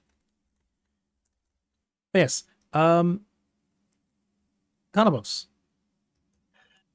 I'm not making the mistake of forgetting to look up and down. There's nothing on the floor here. In fact, as a matter of fact, that pitfall has been made painfully obvious. So you check around to see if there's anything else. And up above, you do spy, clinging to the stalactites, more of those dark mantles. They seem inert for the time being. Oh, good. Do I see where exactly they are? Yes, actually. Oh, okay. Yeah. Colin will draw everyone's attention towards the dark mantles. Maybe avoid these spots in particular. Very good. Scale will. I will avoid them. You're not speaking to a snail anymore. You must understand how difficult it is. So this is the pitfall, correct? This right here. Yes, it's very obviously what was once like beyond the edges of the boards. There are still what you can see little slits that look, if you look into them, show a very deep pit with some very sharp looking spikes inside. Oh, how lovely! Someone has done us the great pleasure of boarding it up, so we'll take that victory. Again, as you progress in here, it seems the rock face inside is getting darker and darker. It's not fun. Must have some buyer's regret about the pitfall. Yes, right about here. Is that a tent?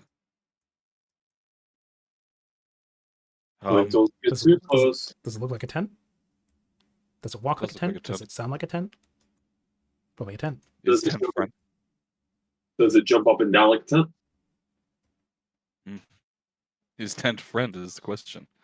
Does tents? I think we're just permanently stuck in that language now for the duration of this session.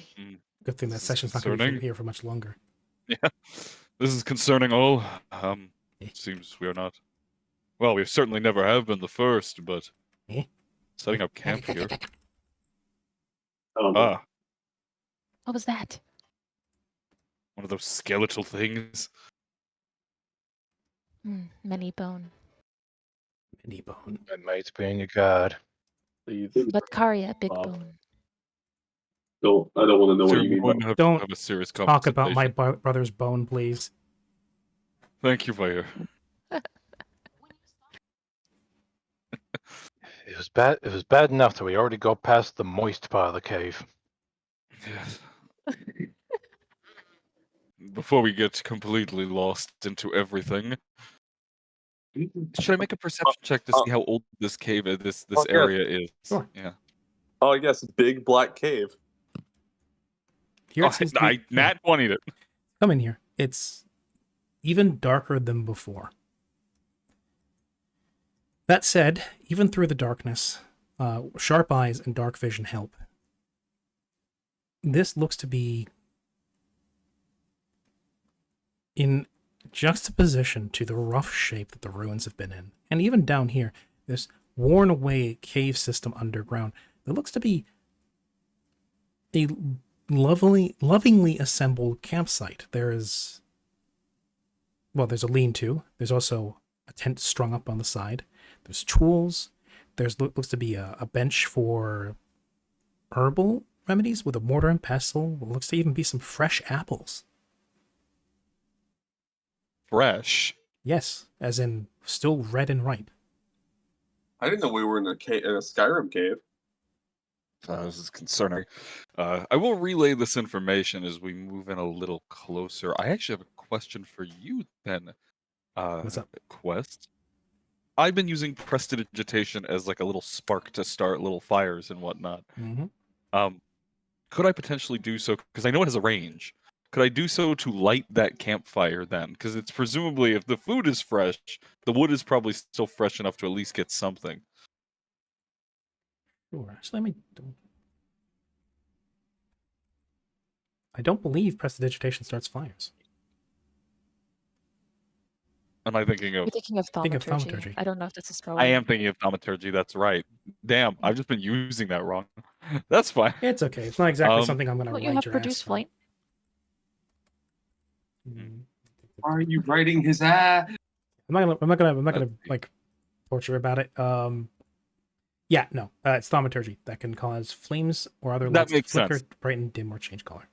Not gonna be a massive pedant about it. I'm fine with you being able to conjure a little bit of fire. That's okay. There's hardly the biggest thing you can do to offend me. Yeah, really. Yes. So you can potentially, not from a distance, light it, but you could produce a bit of flame and toss it at it, for instance. Well, that sounds fair. He'll snap his fingers, kind of like lighting a match, and then just kind of get a little closer for it, and then just kind of flick it towards there. Dry as can be, the tinder immediately ignites. Allow me to actually do something very quickly. Let's just put it in here.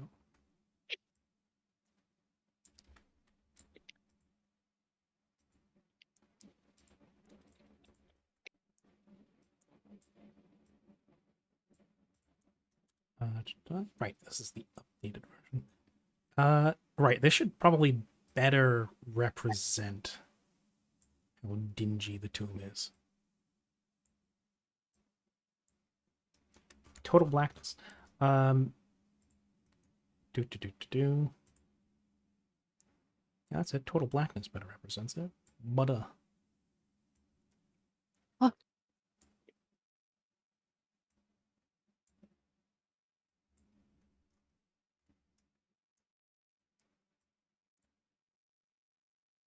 This is advanced darkness.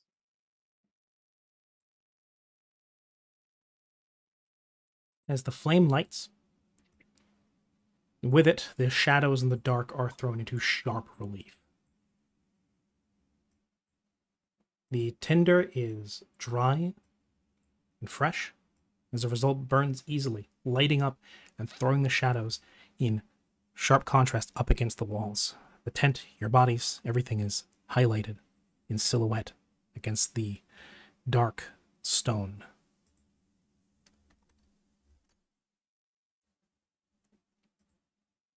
Take it. No one is here. This looks really. Where is the? Oh, right. No, it's just really. Who's been here?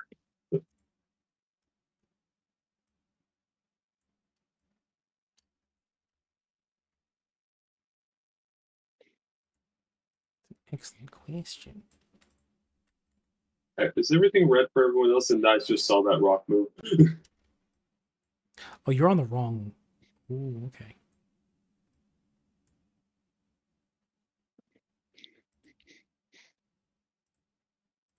Ah, there we go. Yes, I had you on the wrong layer. On the wrong map. Yep, there we go. The campfire's lit. The mood is appropriately dim. Perfectly purple as Karia's fire. Rain. I suppose that we should at least inspect the camp slightly before we walk through the very ominous underground stone doorways with the skulls at the front. You think what we're looking for is behind those doors? I am almost certain of it. I thought that these tombs were properly so, but I believe that there is a bit of a wire crossing done. I'm sure that this crypt was maintained more properly when it was more relevant. I just heard a certain something make a giggle.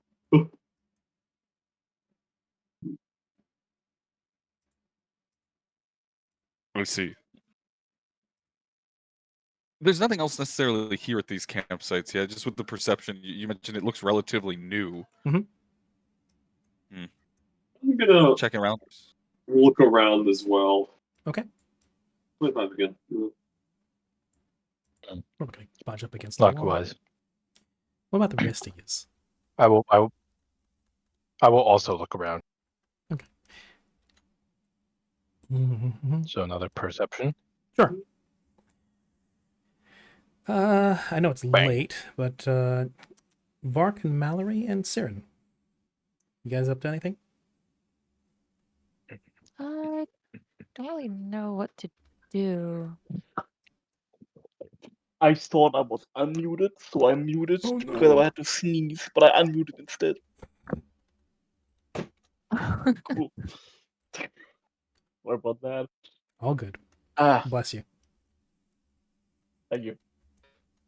No, I'm still concerned about this pit that's covered up. Mm-hmm. Yeah, don't get me wrong. I'm right there with you, buddy. That bodes that something's gonna crawl out of there. Maybe that's why there's gigantic rocks on it. Yeah, that's exactly why I'm walking up to it like an idiot. Yep. I mean, yeah, it's same as before. There's a visible lip at the very bottom. Doesn't look like there's anything down there besides a bunch of very sharp spikes.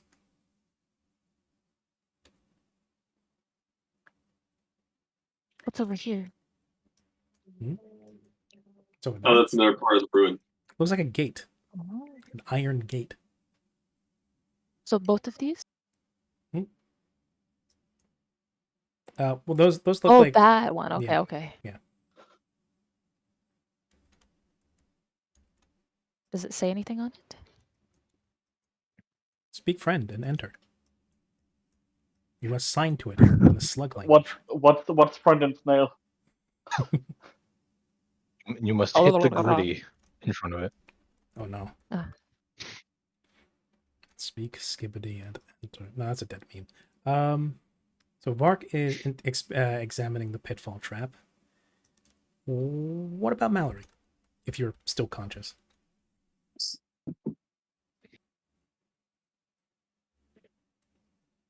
Mallory must be Lynn, you dead. still with us? Oh yeah, I am. Okay. Anything you up to? Anything you're examining? Anything you're especially nervous, suspicious, paranoid of? What's all the gold stuff around us? Candles. Really? These are all candles? Candlelight. Yes.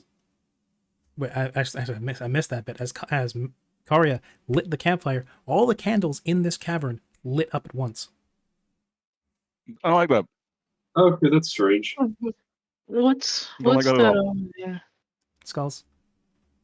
As for that table, it's a mortar and pestle, some alchemy, some herbalism supplies, and a couple fresh apples. Okay. What's down here? This little black corner. Oh, good question. Allow me to unveil that. It's rocks. I don't know. I don't know what to do. Anyone checked out this tent? Or Yeah, actually, can we look inside the tents? Sure. Like, just go through. As part of your perception checks, yes, you may certainly look inside the tents. They seem absent of occupants, though they seem neatly made. The bedrolls and tents look well looked after. And though there seem to be patch marks, they look warm, comfortable, dry, and perfectly usable. Same with the tent above it.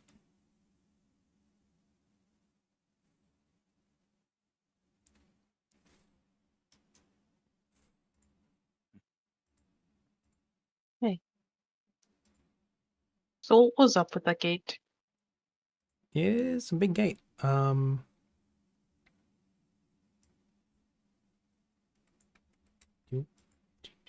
Yeah, this large iron gate looms ahead of you.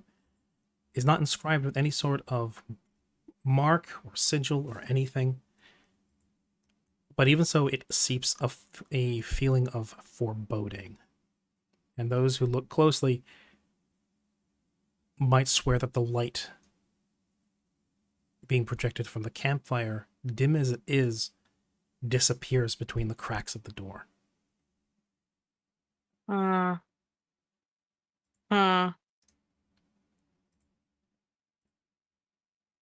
What is that? What?